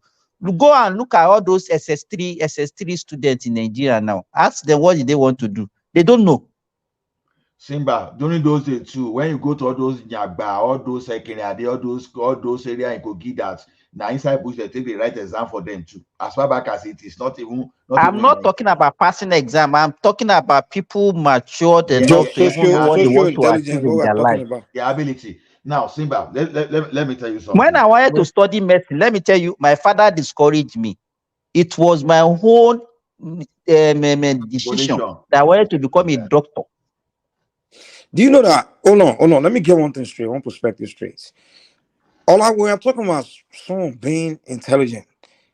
It's not measured by maybe your degree or things like that, or maybe you've been going to school to. That is just you becoming an expert in one particular field. But we're talking about general life, just social intelligence, like sitting down, understanding life.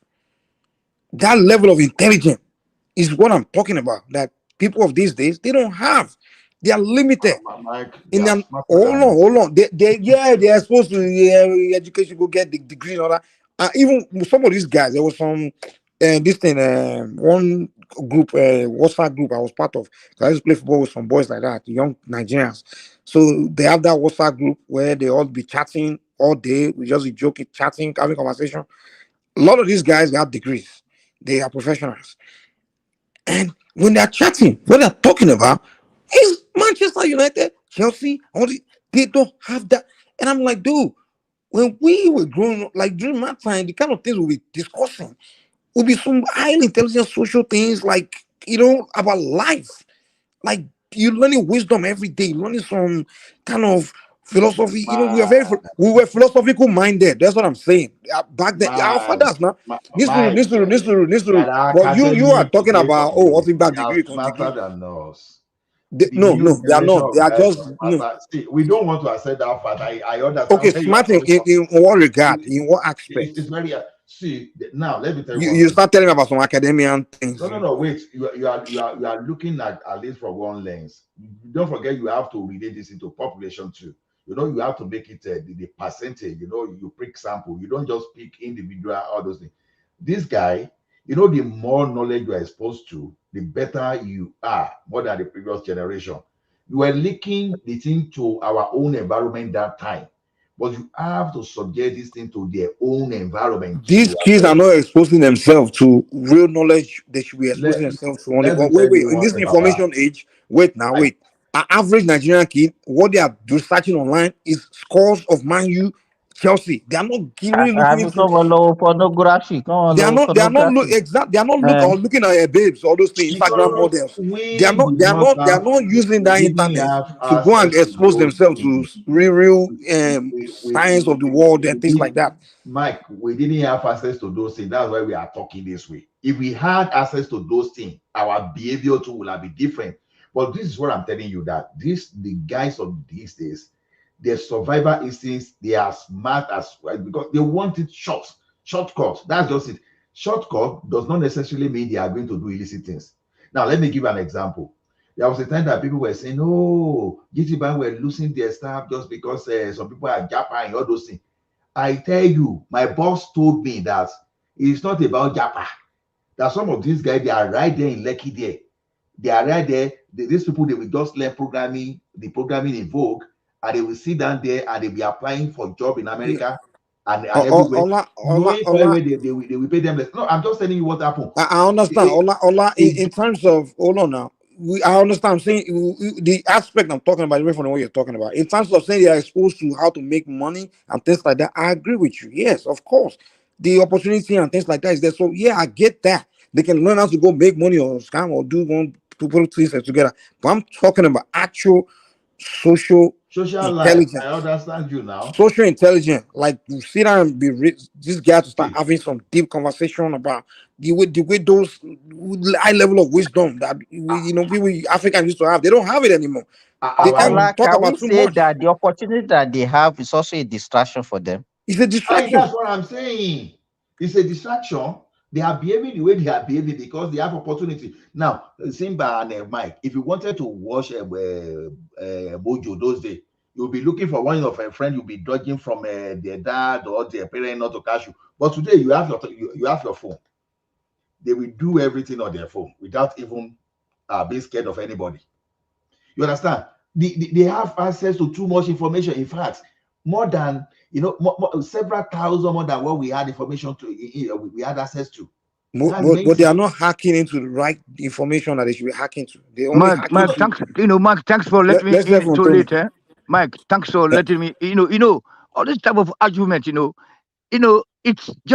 It's showing that there is no government in place. First of all, let me attack one of these. I don't know whether Nasim been Remy or whoever. Sports is not about money. It is about physical education. To prevent you from getting sick. We're going to use simple English here. You know what I'm saying? That is why that even so our own hero, our number one, we know already. If we don't mention his name, our war. He built Liberty Stadium. Then all the schools on the 1990s now, they were having football pitches. And then we have all these farms also where you can plant the corns. We have many things. So it is not about the social media that just suddenly appear. It is about lack of government. It simply means lack of government. The kids are no longer looking up to welfare offices to fear. You know what I'm talking about? You know, I still remember in Djibouti, if you move around in the street, you are not on uniform, school uniform. The police, sorry, you are on a uniform, you are not in the class, or you are not in the uniform. The police will call you. Why are you not in school? You know what I'm saying? So all those kind of stuff. It is about money, monetized society. That's for those gangsters they call themselves presidents, senators, governors, whatever you can call them. Those evil people, black Africans, Jamaicans, Kenyans, Rwandans, Ghana, every black people, look, they are like they just, it's all about Mercedes. That's what we forgot about about ICC Football Club. I'm very happy that Mike is following my comments. About the Betta insurance. All those hold on. Ola, you also made mistake now.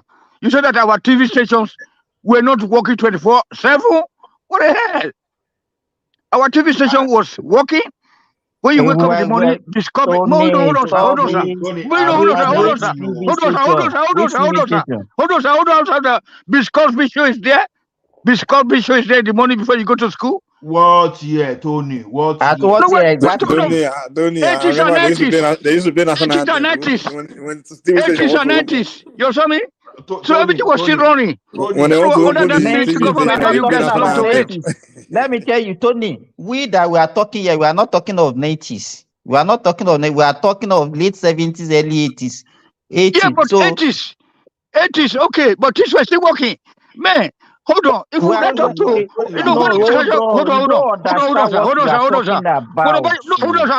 on, sir. What about yourself? Look, the moment that all of us are abroad, it means systemic failure. You know what I'm saying? Look, right now, hold on. Last night, I was stuck in the ice for more than several hours. Guys, let me German move this streets are conversation so to the back. slippery right To now. the backstage. Slippery. We're not, we just stay in abroad and what the hell? Our TV stations, Lagos TV station there,